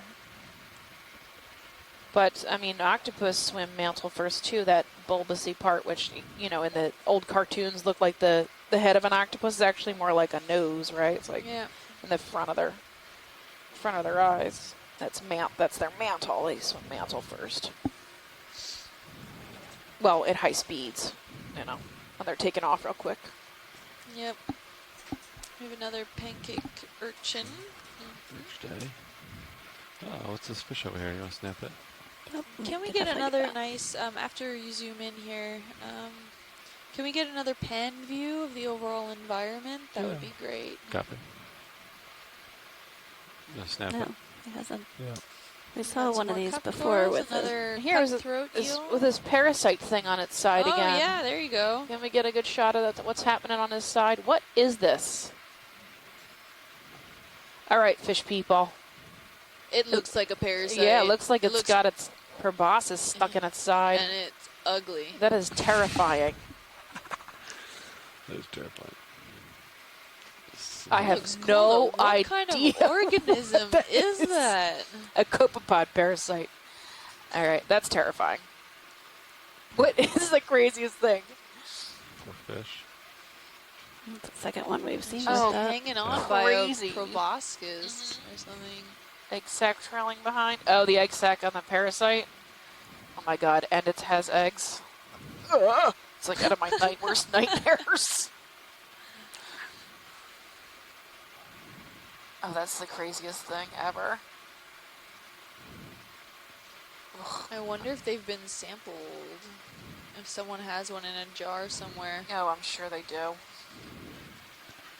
Yeah, so the short answer is yes. They swim mostly backwards but can reverse direction rapidly. So that's the official answer.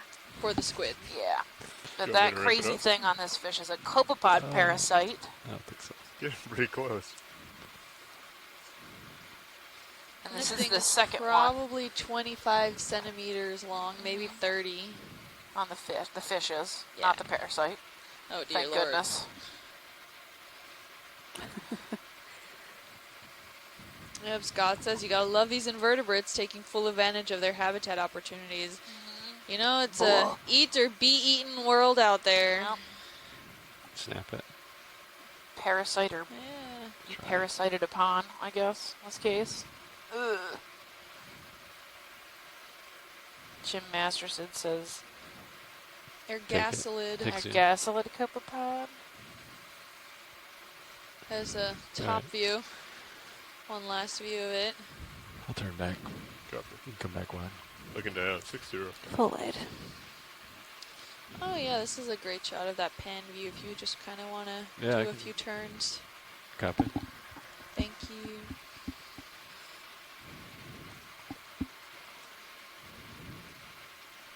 Looking at 8010. Got some more sea urchins there. Some small stylastrid sprouts, probably some primnoids, some good decent sponges. A lot of these nodules here, and they're ferromanganese encrusted.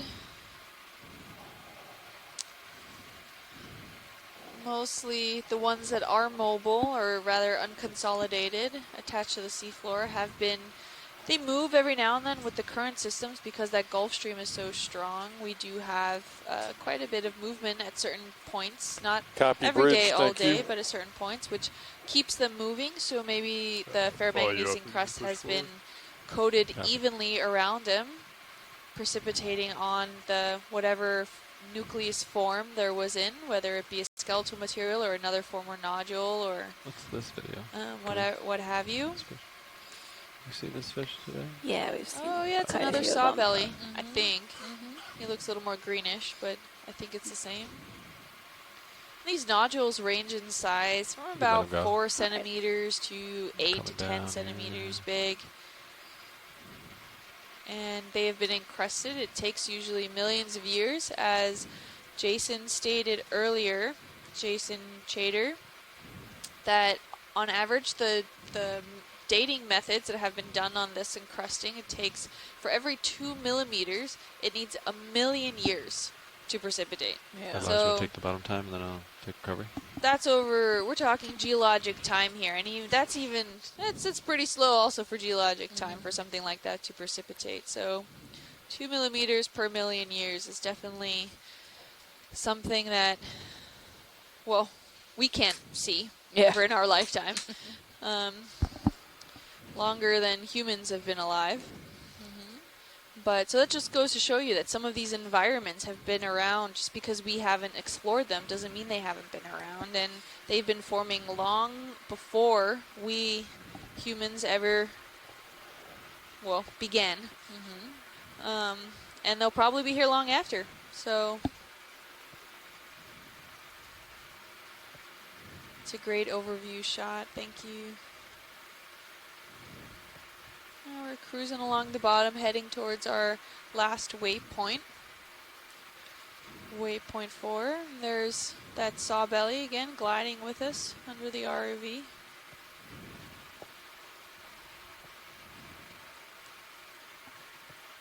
Probably get another one underway pretty soon. What do you think, Lars?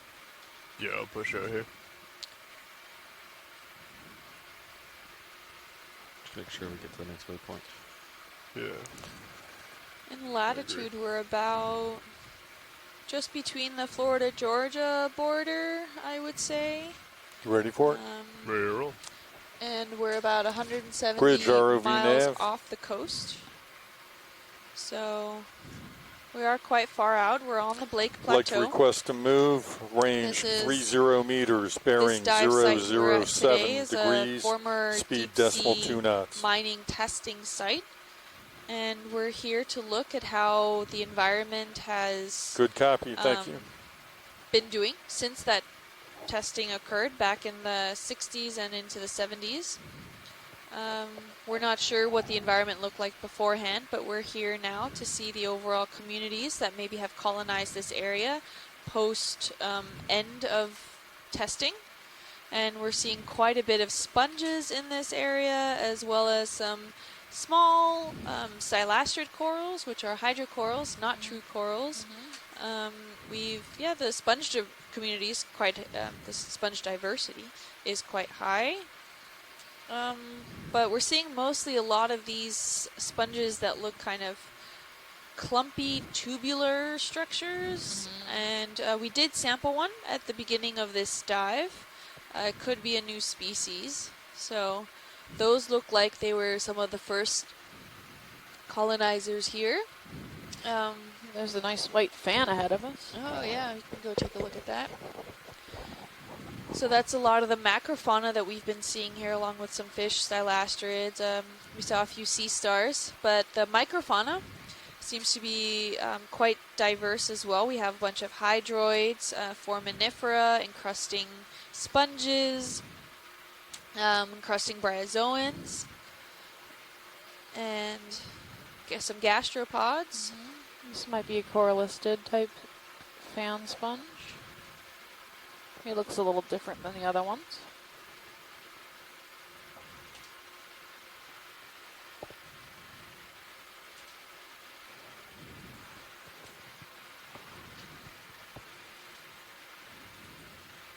Go ahead and start coming in video. Alrighty. Yeah, maybe coralistes. The thick plate. In lithistida type. A little bit if you want to come in. Which is rock hard. Oh, look at all the shells in the sand there. Yeah.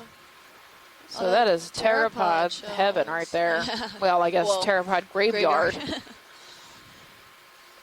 They're all over the place. Cool. Okay, come back to sponge. Coming up slow.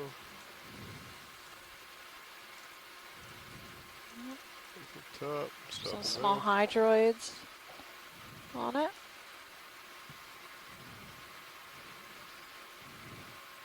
It's Maxim. Copy. Oh yeah. So little sprouts there. Anything in particular you like to see guys. here? Oh, nothing for video. Copy. Sorry, so you're clear? We're good, thank you. All right, picking up. And continuing.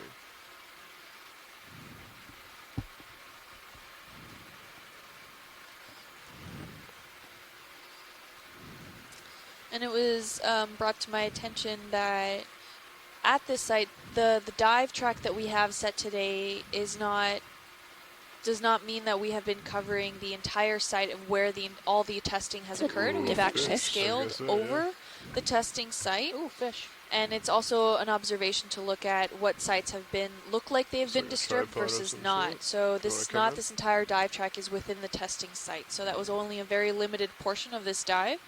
And from what I could tell, I haven't seen much of a difference in the overall environment. So that could be a good indication. First day. Yeah, I agree. This is a fish that we've seen on previous dives, but not on today's dive. Come down a little bit with the rotator. White scaly with some black spots, or blotches rather. Get all It's got some pretty green reflection.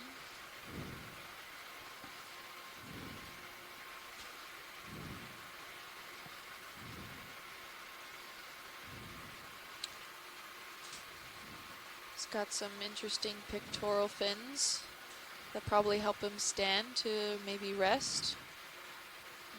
In order to conserve energy, he probably gulps in water to run through his gills for fresh oxygen.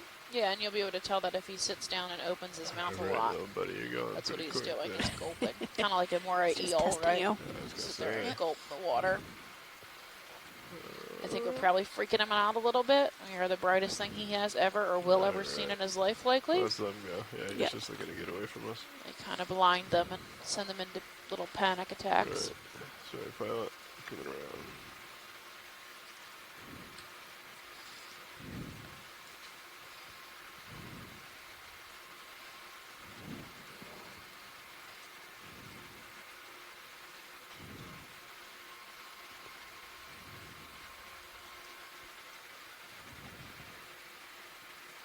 Have more sponges. You can sometimes barely make out some of these wispy little features that we're seeing, and those are likely primnoid corals that have grown in this area.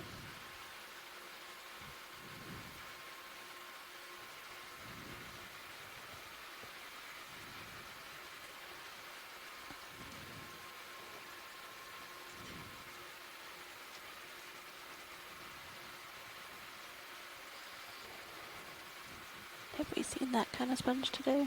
I don't think so. watch leads. I don't know if you can confirm that. Oh, yeah, that looks interesting. Can we get a snap zoom? Sure. There's Yeah, there's a Heterotella, star that's the first. first one. There's also a star. Here, I'll bring it over a little. How are we on Ooh, that see, move? sorry. Still good? Yeah. Is So it if we look complete? at the Heterotella first, It's not. that's the It sponge. hasn't been called down. I believe it's complete. Copy. Yeah, we'll come in on the sponge on the left. Thank you, first. Bridge. Go ahead. Coming up on the So this is rotator. Heterotella. We Holding there. tendency to call it the cotton candy on a stick sponge because it has these long, long spicules that it sits on. This one's very short. But as it grows and over time, it will grow this long, long spicules underneath that it will sit on. Yeah. And they can grow a couple feet tall. And those spicules are silicate, and they're so fine you can actually use them for fiber optics. So this is the oscule, the sponge we're looking at now. So that's the X current of the water that it passes through its body to collect food. So you can kind of see the long spicules underneath that are sticking out, but over time those will get to be a couple feet tall. No, I think we're good here. All right, let's spin over. So that's fun. And then the sea star. Oh no, brittle star. Okay, so this is a brittle star. Oh, he's active. He is moving around a lot, huh? He's probably the fastest one we've seen this cruise. You can see his really obvious central disc and his tube feet. It looks like that leg in the back may have been cut off recently and regrown. Okay, we got about 30 seconds here video. Okay. He has a pink central disc. So this is ophiuroid and ophiuroid, or brittle star. They're related to starfish, the echinoderms. It's quite large than what we've seen for any other brittle star. Yeah, and it looks like his tissue is really soft on the outside, like his legs have this soft tissue. Yeah. They're pretty cool. What do we need to average? Decimal Great, 2-1. Copy. We are cooking now.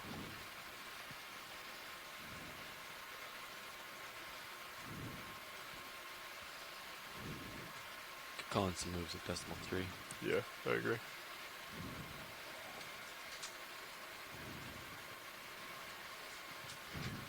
How many meters do you have left? 1,600 meters to go. Well, it's about 300 meters. Yeah. Copy. Yeah, I'm ready for a move. Decimal 3? Yeah. Yeah. Can I do 50 live? The big one? Yeah, let's do 50, decimal 3. Bridge ROV nav.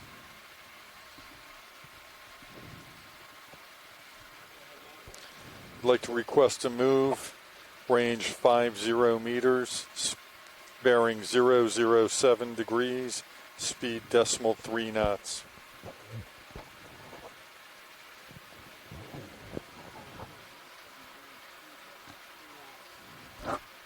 Good copy, thank you. Oh, that looks like maybe it could be a chrysogorgid coral there.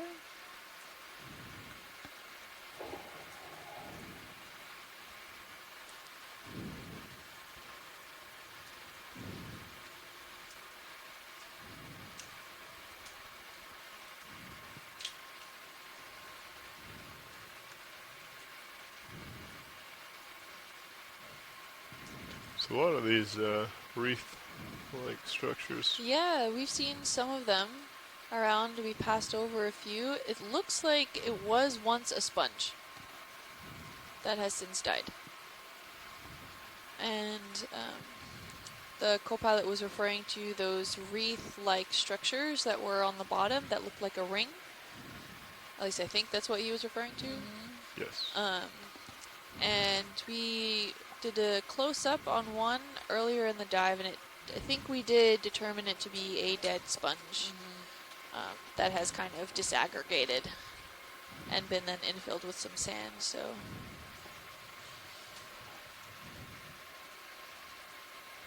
were you able to see the concrete blocks on the sonar earlier, co-pilot? No.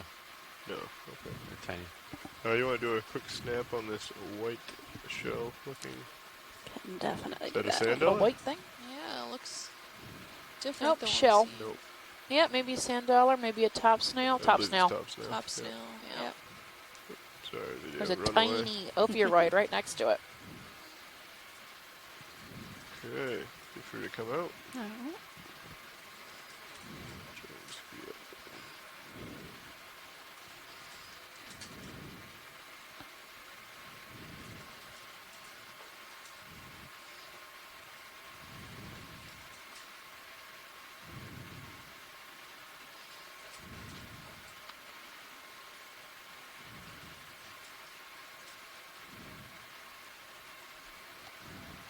We're seeing quite a far view.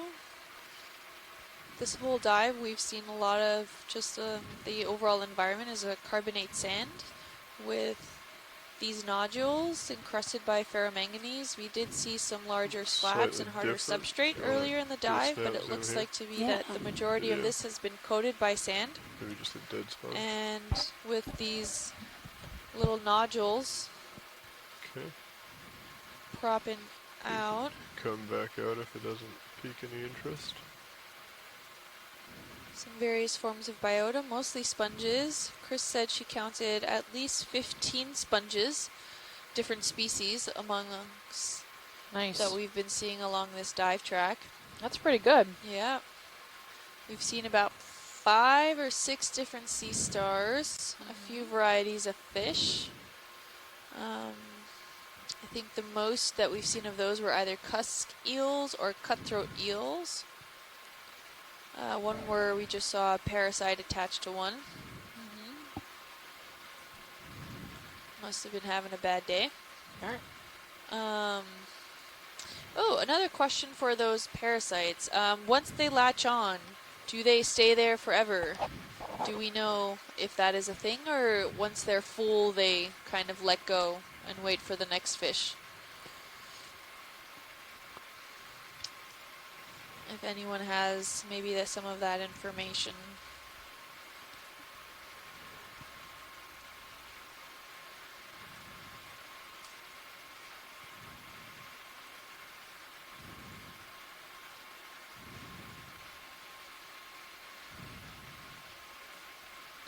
You want to do a snap zoom on this sponge coming up video? Oh yeah, that nice yellow sponge. A little Looks different. like a good one.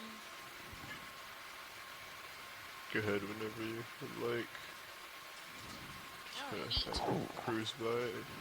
What is that? Little palpate skin, round ball, yellow, probably 10 centimeters wide roughly. Okay. Guesstimating without my lasers on.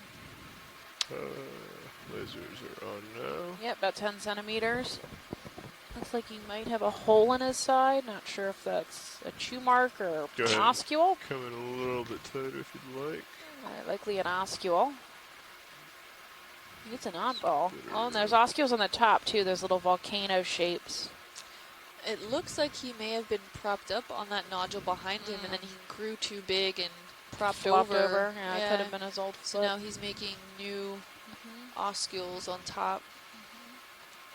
Any ideas, Chris? Well, by the roundness, I think on astrophorid, some type of astrophorid, but really neat. So maybe very rare too. I don't know if the pilots want to collect it. You want to collect this? You think it's a new species? Yes, this is the first one that we've seen in the 7 dives, so it's definitely different. Sponge. Could I get an easy stop, 10 centimeters? please? We can do 10 centimeters, I think. Do you think that we have time to collect this sponge and still make it to the end, guys? Yeah, I think we could. Or no? I think we could pull it off. Yeah, you can do it. You do?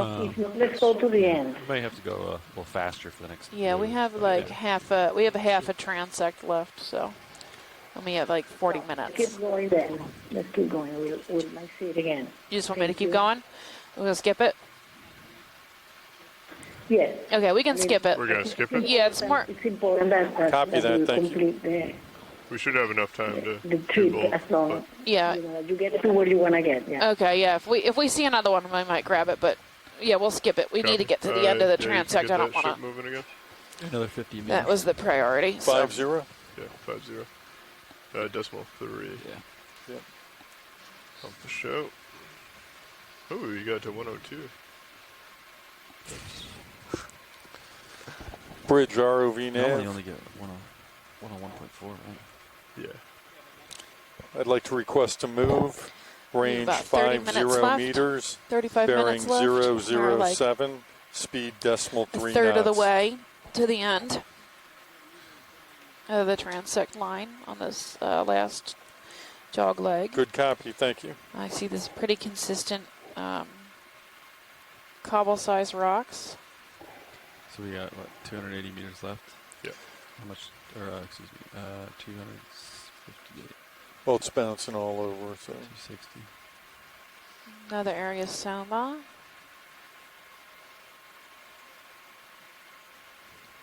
That's the venomous pancake urchin we just passed over. Let me lithisted on the 9 o'clock. Hydramation possibly, or corlistidy. Oh, can you? I think it's okay.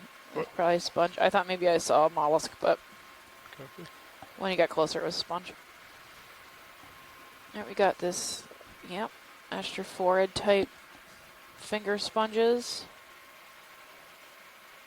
We got a cluster of creeping, branching fingers.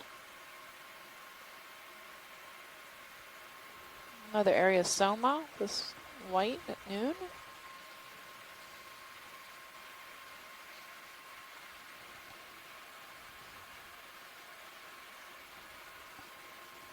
After this 50-meter pretty move, big we could one. just call in one big move. Ooh, yeah. All the way 15, there, maybe 0.3. 20 centimeters. And watch leads. I'm just going to keep kind of trucking along. I'll scan side to side as we go through. But if you want to have a snap zoom, just feel free to call it out. Yeah, we're good. We've seen most of these species already, so I saw that as well. I didn't know if that was a hiccup or we not. may not have to slow down very much. Does look like it's consistent. So we're seeing a line in the sonar.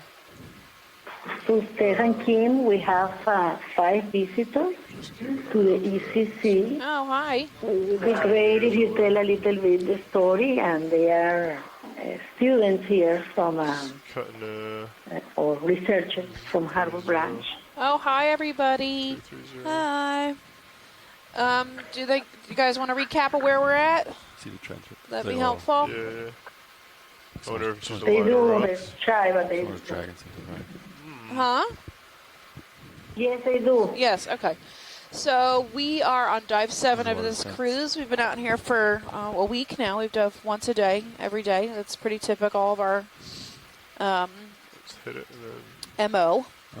Oh, so we dive from 8:30 in the morning to about 4. Hey, I'm sorry. Lead, just so you're aware, we're seeing this line of stones in front of us. Yes. We saw in the sonar. They look pretty linear. So we're just going to take a second to make sure that there isn't anything here. Looks like something was dragged across. Sorry, guys, I'm coming right back. Oh, talking to the pilots. Okay. Yeah, that is interesting. Yeah, there's lines. Anyway, can we get maybe a Sirius shot of it? If Sirius can pan over this area? Talk to the pilots real quick. Well, Sirius will move over it here in a second. But just that's the first line in of rocks that actually popped up in the sonar. Which it's gone now that I'm close to it, but there's also an aircraft carrier close to us. Ooh. Be advised. Copy. Alright, it looks safe. Yeah, you can see it now in the Sirius view. Right. D2 is right over. So just hang on, HBOI, I'm coming.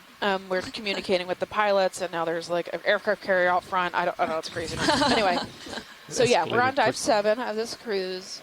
We're 170 miles offshore. We're off of like the Jacksonville to to Georgia area. 170 miles east of land. And this is a old mining site, a test mining site. That was mined in the early 1970s. Well, we're at a site that did some mining. The dive track that we've seen today is not completely the entire site. Right. So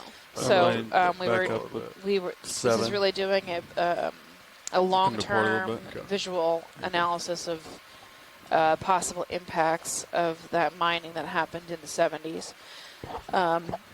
So it's a pretty flat site today. There's lots of these rock rubble cobbles. It's really sparse. Some sponges, a variety of sponges. I think Chris counted about 15 different species, roughly. We've collected 2 or 3 things, I think. A couple of rocks and some sand and one sponge. We started at 810 meters deep. That is about a half a mile underwater. An isogoniaster. That's a starfish. To about, we're at 804 meters, so it's a very slight rise in this area. It's basically a flat place. It almost looks like treads. Yesterday we've discovered 2 new Lophelia reefs that were totally unknown before. This is all newly mapped data, so nobody knew any of this stuff was here until we mapped it in the past 2 weeks or so, and a couple more things last night, because we map at night. There are, how many pilots do you guys have? 9? 9 pilots. There's 9 ROV pilots, and I think 6 video team members. And I think we have 4 or 5 people who are also mapping. So that's the team here on the ship, and then me and Kim are the 2 scientists who communicate what we see on the screen over the internet. Publicly available to the world. You can watch from your living room if you want. You don't have to be at the ECC. However, at the ECC at Harbor Branch, you're going to get super high def video, and it's going to be in real time. At home, you're going to have about a 2-minute delay. So that's the difference. We can communicate with a scientist on shore, so Chris can call in right at any moment. She sees any sponge she thinks is cool. She can tell me what it is, and then everyone who's watching will hear her talk and explain what she's seeing.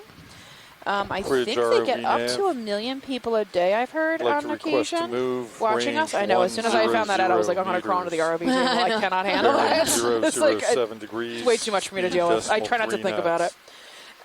But the way this system works, normally we're on ROV cruises. We're not broadcasting live.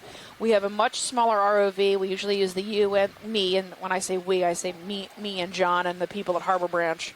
Usually use the UNCW's Undersea Vehicles Program. What is UTC ROV, which is a Mohawk, which is like 20, maybe 2 or 3 feet tall. Sorry.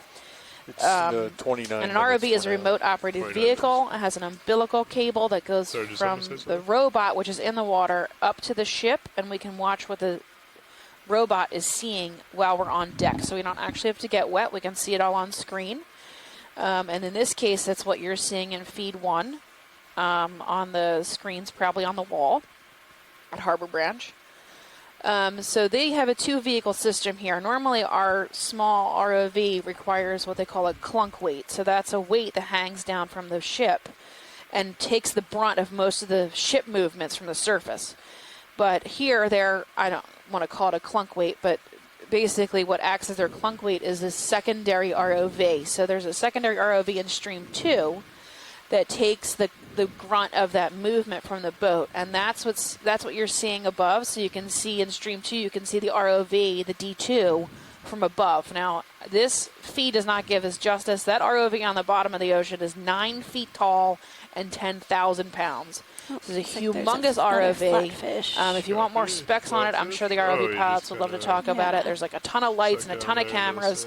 They have a collection skid. We can collect pretty big chunks of specimens. Hold on. Yeah, we got another tonguefish. He's buried himself in the sediment. So they're a flatfish. They're kind of like a long flounder, if you will. But basically, this double-tiered ROV system is like this. It's like this dance, right? So there's the ROV pilot moving this humongous monster of an ROV around seamlessly with these great videos and close-up images of the deep sea. And then next to him is the ROV co-pilot who's actually running the Sirius camera, which is in that upper level ROV that is actually attached directly to the ship.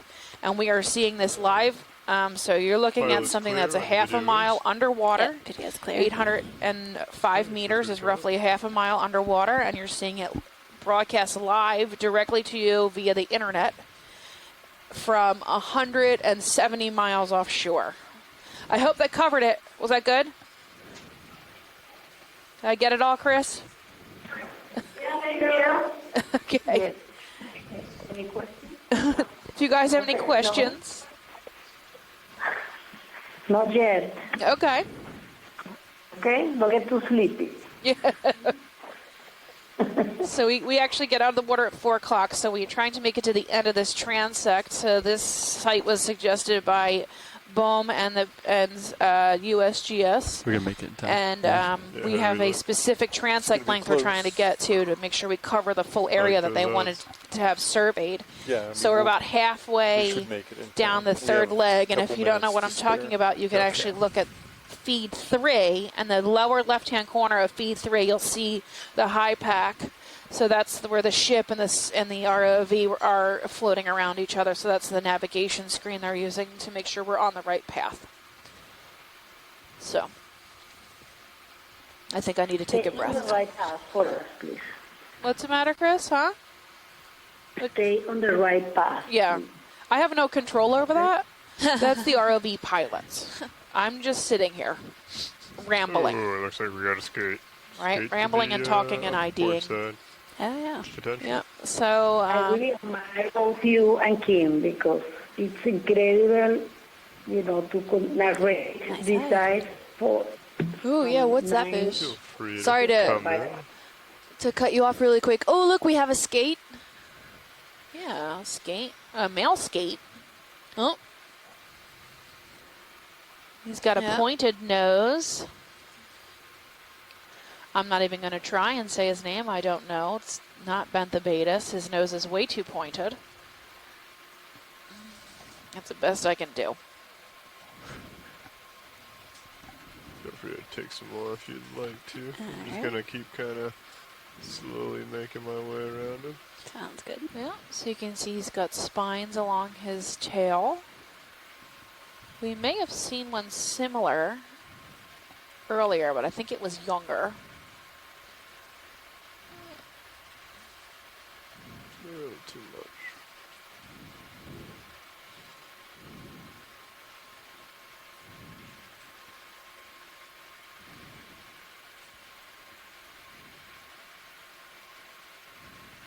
Get his tail. And I think that's all the time we got. Sounds good. We will continue. Ooh! Oh, he's going nuts. Sorry about that, logo. He's trying to bury himself, escape us. So there's not normally light this deep under the ocean. So our giant 9-foot tall machine that comes in with these crazy bright lights is probably the brightest light that these animals will ever see. So we have a tendency to freak them out a little bit, blind them sometimes, which causes their behavior to modify, likely.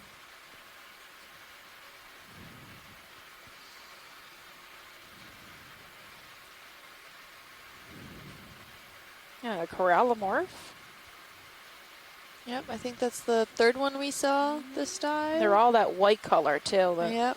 Previous few dives we've seen white ones and pink ones, and in this dive it's only been white ones.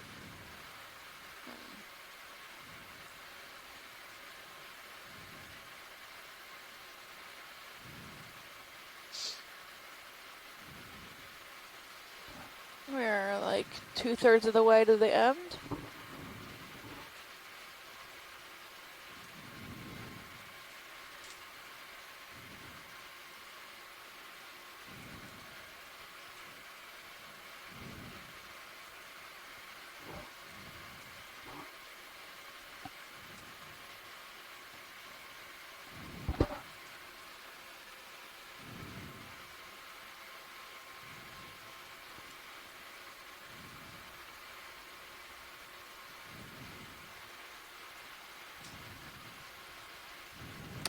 C-star, center.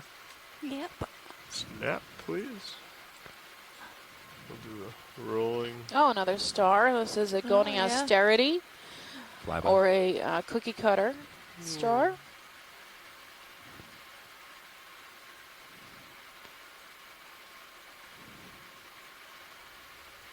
Okay. And out, please. Yep. We have a sponge. Looks a little different.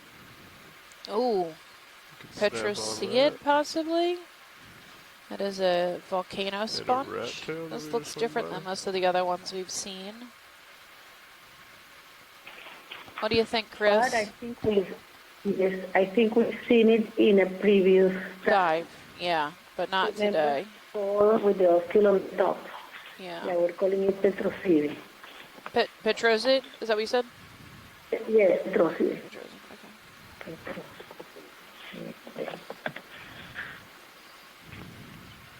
Yep, we're good whenever you guys want to move on. Sorry, video? Whenever you're clear? We're good. Perfect.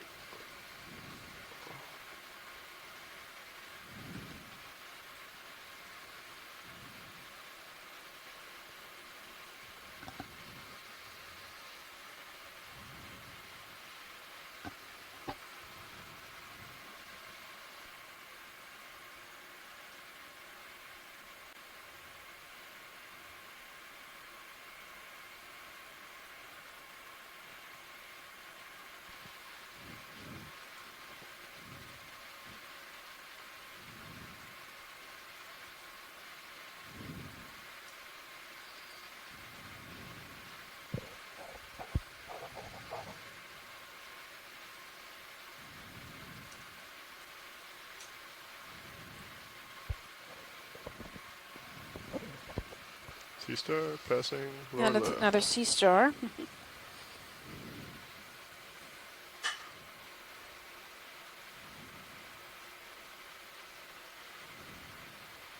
We only have about 20 minutes left. Yep.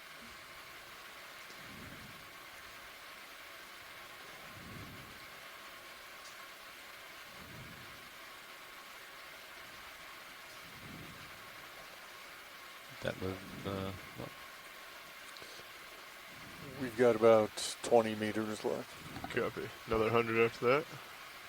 Another 135 to waypoint 4, correct? Correct. So if we sneak another. Yeah, you're just calling one big one. Yeah. To finish it off as soon as this one's done.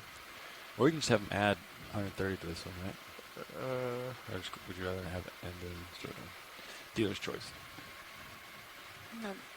Navigator's choice. Marilla. Navigator's choice. Yeah, we're still seeing some various sponges in this area, some small primnoids. I'm comfortable with. We saw just a sea star a few minutes Bridge ago. ROV nav. So it's not a barren area. There is still a lot of biology that is here. Some on the macro scale, a lot on the micro scale. On the micro scale, we have a lot of still microbial activity. We have hydroids, zoanthids, foraminifera, small scale gastropods. Some tiny ophiuroids. Some tiny ophiuroids. I don't know if those count particularly as micro yet. I don't know. Yeah. But yeah, there were teeny tiny, like centimeter big ophiuroids. This is Nav. And we saw some fish. 135. Some crustaceans as well. Quite a few shrimps also along this dive. Some squid. We saw some squid. Some cool jellies. Yep. Had like little twitching feet. Yep. I think that was my favorite part. He was super cool. He was. His name was Squishy. And His we're name was Squishy. Well, he will be mine. That's what call him Squishy. That's another sea star. Copy. Until Squishy stings you. Yeah. Go ahead. Ooh, a gastropod. Ooh, quite a big one. Hermit crab. Yep. There's a hermit in there. Can see his little eyes sticking out. Oops. Nope. I just scared him. Okay. We'll let him go. Oh my. There's, if you saw along those, the nodules, we have some little cup corals there that are colonizing the area. So Can I turn my lights off? there are some scleractinian corals here. Those are those small cup corals. We haven't seen any other scleractinians in this area. We have seen some other corals, such as primnoids and brighten it up. Octocorals. Octocorals. Some hydrocorals, so stylaster. If you look on your second feed, there's a really cool view of D2 right now where you can see it illuminating the seafloor while Sirius is dark. It's a great kind of silhouette portrait of D2. Still doesn't do it justice for size. No. Standing at about 8 to 9 feet tall, weighing 10,000 pounds. This is not your average piece of machinery. And the pilots up in front make it look easy to try to navigate all of this, and they're in constant communication with the bridge as well as our videographers for getting that perfect shot and making sure that the ship is in perfect position for us to keep on exploring and keep moving. So we always have to be in constant communications. Okay. Doesn't seem to be interested. There's another one of those sponges. So the overall environment that we're looking at is a carbonate-based sand, and that's comprised of a lot of skeletal material. By skeletal material, I mean fragmented mollusks, shells, pteropods. Jelly sponge. I can't say for sure any coral fragments, but there's a lot of foraminifera. Any kind of broken down material. I think there's another sea star right there. Yep. Where is Chris Ma when you need him? I know. I think that's the same one we've seen a couple yeah. times. Oh, but this is more cookie cutter, less ravioli. He's not as full. Okay. Not as stuffed. Yep. And so the sand that you're seeing here in that beige tannish color is that carbonate sand, comprised of a lot of that skeletal material. And then on top, these black stone cobbles that you're seeing here are nodules formed with technically a nucleus that you can see, and then over time this ferromanganese starts to be encrusting and precipitating around this, and they're quite spherical. The ones that are not attached to the seafloor are quite spherical in that because they have been moved around by the ocean currents, so they being constantly turned over and pushed forward. There's that ferromanganese crusting gets to kind of form in a spherical way, and you can actually see the overall development. Well, we can't because this happens over millions of years, but sometimes if you take a sample and you crack it open, there are some linear precipitation, so you can actually see the rings around it in some cases, not in all cases. And Jason Shader on our chat room indicated that for 2 millimeters of this ferromanganese encrusting to occur, we need 1 million years. So that is 1 million years per 2 millimeters of precipitation. And in case that, like, we can't really fathom that, that's a long time. That's longer than the human race has been part of this Earth. And even longer than that. So this takes quite a long time to actually occur. We're seeing some of those more linear striations again in this system. You can see a good view from D2 and also from Sirius. We're having some areas where cobbles seem to be quite coalesced together and formed in that linear pattern, whereas right to the right and the left of it, it almost looks like a highway.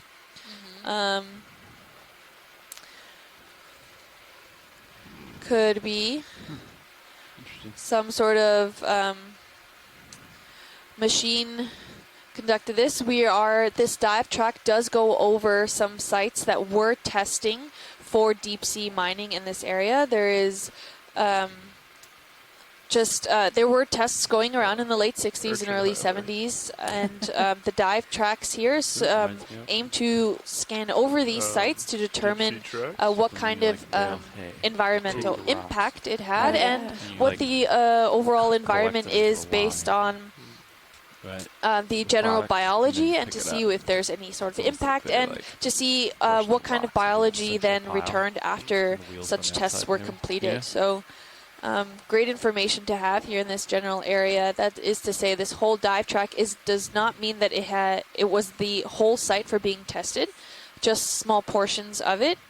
And besides, for those linear structures that we came across, I haven't seen anything distinctive that says any sort of other activity has been taken place down here. So that's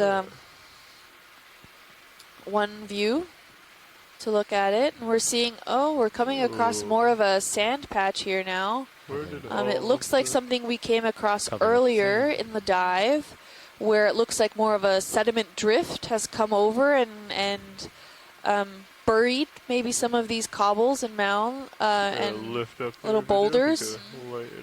Yeah. But just as fast as it may have come, and I use the term fast relatively, for geologic terms, very fast. As these sediment drifts can come, they can also 49. keep moving. And the current, it's all a matter of how strong the current is, the system that's happening here. It can continue pushing and prograding these sand systems over these nodules, as well as also expose them later on as well. Yeah, look at this like dune-like area. It's pretty tall.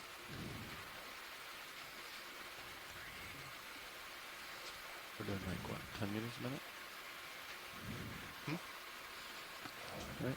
That's all right.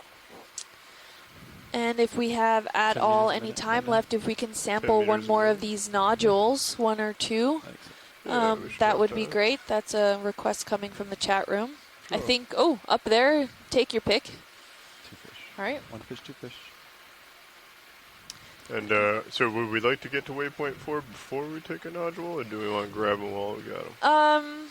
We only have 10 minutes. How far away? So it looks like they keep going. So if we follow this little path, we should hopefully still have some left over. Looks like they continue. So I guess my question is, do we want to continue on to 4? Definitely make sure that we get there, and then... let me ask the chat room. I think it's more important to finish the track than another nodule sample. Okay, so I guess we'll go to waypoint 4, and if we do have a few more minutes, maybe we can just grab one more nodule. Sure. A little optimized driver. Copy. I'll come back. I was just trying to stay in the nodule field. Can we get those lasers on again? Yeah, lasers are on. Thank you. Yeah, this field's coming back now, this field of nodules. And some of those still images that we're going to get from video of Sirius, there's a good size comparison when we compare D2 to it. So the Sirius view of those striations has D2 in it, and since we know the dimensions of D2, we can also then have a good example as to what size the striations that it was above are. Maybe we'll see another set of those striations and we'll make sure those lasers are on. We're getting a lot more cobbly over here. The size of those rocks is getting a little larger. I'm wondering why the sediment's drifting in certain packages and not in others. Yeah. Another corallimorph like and a sponge. Look, it looks like one of the cobbles ended up on top of the sponge. So I think we should have plenty to pick from. I think so. Not sure if you want the perfect rock. It's going to be tough to find. Okay, D2 is 22 meters. Looks like, let's see, 19 meters from waypoint 4. Oh, wait. Copy. We just saw maybe that, we should, if we're just about at waypoint 4, that gives us just enough time to grab one of those nodules. Copy. So... They were a little bit conflicting in the chat room there, so have your pick there. Navigator, do you see one you like? Yeah, hydraulics up. Yeah, if we want to call the ship to an easy stop, please. Just pick a big one. Oh, yeah, I agree. Bridge ROV nav. Oh, that one, right there. Could we get an easy stop, please? Thank you. Where was the other rock placed? So it was in Biobox, outside port, because it had cut corals on it. Where would you like this one to go? Starboard dinner. Yeah, I think starboard dinner. We have just where it's another tonguefish. You know, we're going to be... Yeah. I don't know if we have time to open up the rock box. All right, you got me spun up? Yeah. Sweet. I'm bringing up Mini on yours. Boom. Okay, arm coming on. Hydraulics. Arm coming live.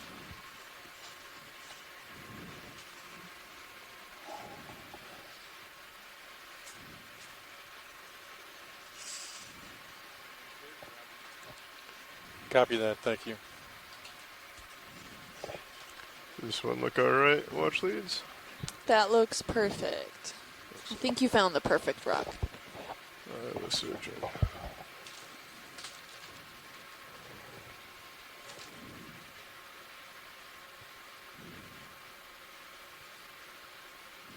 Okay. There you go.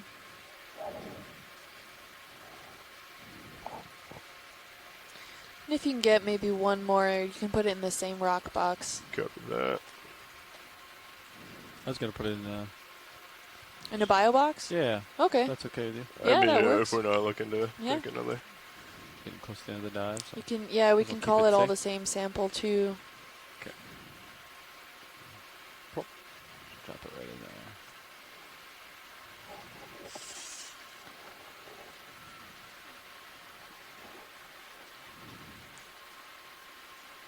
Okay, coming open with the draws. That's one. And you were looking for another one? Yeah, one more. Okay. Just to get a good rounded basis. Understood. Ooh, now I'm going to have to pick a second one. Right by the yellow tether of the ROV looks to be a pretty decent sized one. Yellow if tether. you look from the top view. Understood. Okay. We'll just put it in the same box. Copy that. We'll probably call it.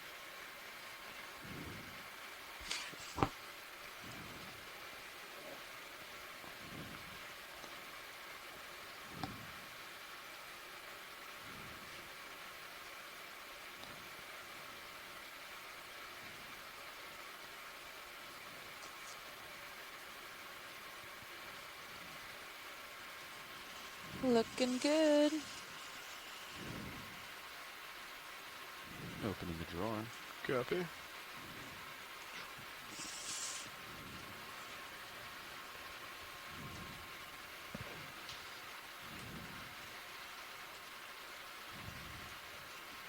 What's the off bottom time now? 4 minutes. Copy. So after the sample, I think you have just enough time to explore waypoint 4 area. Then we'll head out. Sounds good. Thank you guys. Okay. Do we want to explore or do we want to grab one more? Let me ask the chat room.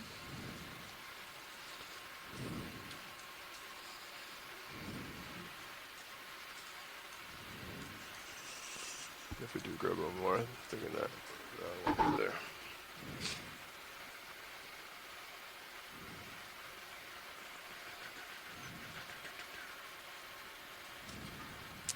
I think we're good. Copy.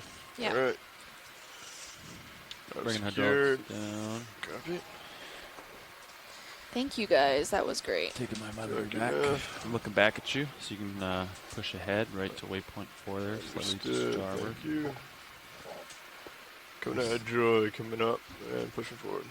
Okay, so he's got waypoint 4 selected for us from D2, 17 meters. So we're basically there. Looks like it's a little over to my port. Yeah, so we're about port. Starboard. We're just about at waypoint 4. We just Copy. finished collecting some more That nodule looks like- samples. You have about 2 minutes left. Yep. To recap, Excellent job, this Navigator. was a test mining site in the early 1970s, so this is a follow-up dive for that. Thank you. We are 170 miles offshore my from accolades Florida for and YouTube. Georgia. Max depth of 810 meters. Min Gotcha. depth, it looks like, of Boom, 801 right there. Snapshot meters. over waypoint 4. About a 9-meter rise and about a 1-degree slope throughout this dive. These transects were given to us by BOM and You can do a wide USGS. view. I'll look in the They had background an video. interest if you in can this area, brighten so we it were up. able to survey it Do for a them. little search. If we come off the bottom a little bit What more, else? We we'll saw get a better lots picture. of coming off. about 15 different species of sponges. And We there's collected the one. We had three rock samples or 2 rock samples? 2 rock samples and a sand sample. Yeah. And 1 sponge sample of a possible new sponge species. Yeah, so this dive track came over certain sites, as Stephanie said, that were previous testing for some deep sea mining. And we, using the ROV track, we scaled over a few, so that this whole dive site is not that mining site, but this dive track scaled over a few of those, and we're here to compare the overall biology, what possibly the deep sea mining impacted versus not, and besides some of those striations that we saw with those cobbles, we're not seeing much of a difference in diversity. It's not a hot spot by any means, but there were some variations. We saw 15 different species of sponges, one being possibly that new one that Stephanie talked about. And we've been scaling about 1,300 meters of this dive track at about relatively at about 800 meters below water depth, transitioning between 804 to 800 meters below water. And we've come up about a 1 degree slope overall. And yeah, did you have anything to add? No, I think if we're about to get off the bottom now. Yeah, this marks the end of the dive. For our landside scientists, we're going to have a call at 4:10 to recap what happened today and what's going to happen tomorrow. If you are watching and like to get in contact with us or have a question about the Okeanos Explorer or how our system works here, or any question you're seeing about stuff you're seeing on your screen, you can reach out to us on Facebook at Ocean Exploration Research or Facebook at Ocean Exploration Research-Education or on Twitter at Ocean Explorer with the hashtag Okeanos on your posts, and Instagram at NOAA Ocean Exploration, or you can reach out to me, Stephanie, directly. You can get me on Twitter at Deep Sea Nerdy, or on Instagram and Facebook at Deep Sea Nerd, or you can reach out to Kim at Deep Sea Kim on Instagram. You can also find more information about the Okeanos on oceanexplorer.noaa.gov, and we encourage you to share our feed. All the data we collect is public and free for you to use. You can share the images, share the videos freely. Feel free to do that.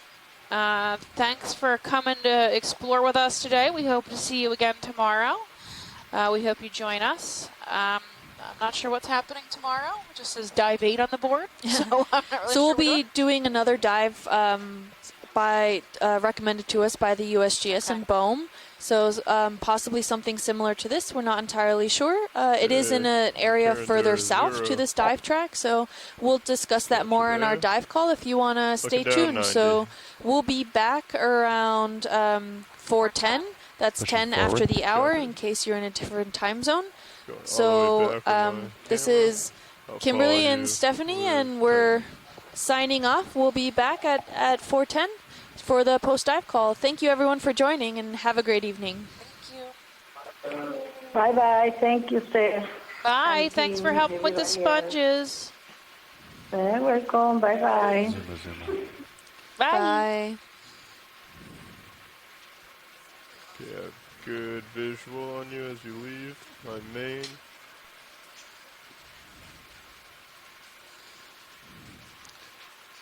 I'm going to call it in. Copy.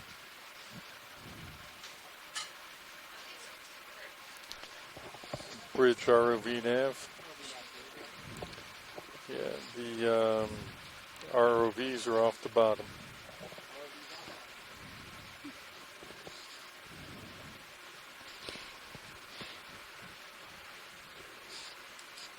Okay, you're out there pretty good. Gonna start to lose you on Titan. Streaming on high pack. Looks good. It is a really good view on Titan, isn't it? Yeah, I've never tried it with the lights off. I like it a lot. Yeah. And here we go. Video, I got you in my tail cam. I'm gonna come back on with Sirius lights. Sounds good. Coming on. 1, 2, and 3. Start hauling in on the winch. Yep, winch coming up. Going 30 meters per minute. Let me get a little bit higher before you get on it. But I'm going to start at 14.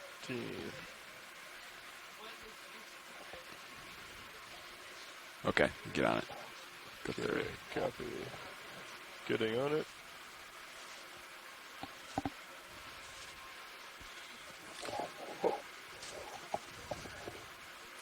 Can punch out your auto heading. Auto heading disengaged.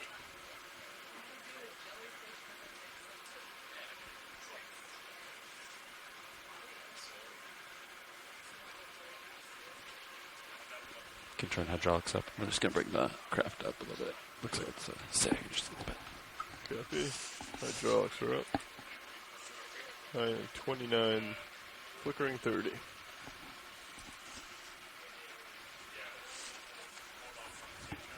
Nice rock samples. Little plucks. It's a lot easier when they don't have associates on them. When you're trying to mix. Yeah. They actually fit in the jaws. Yeah, perfectly. Little balls. I just hope they're actually rocks. I hope so. Therapy. Okay. Just gonna double check all the hydraulics are stowed.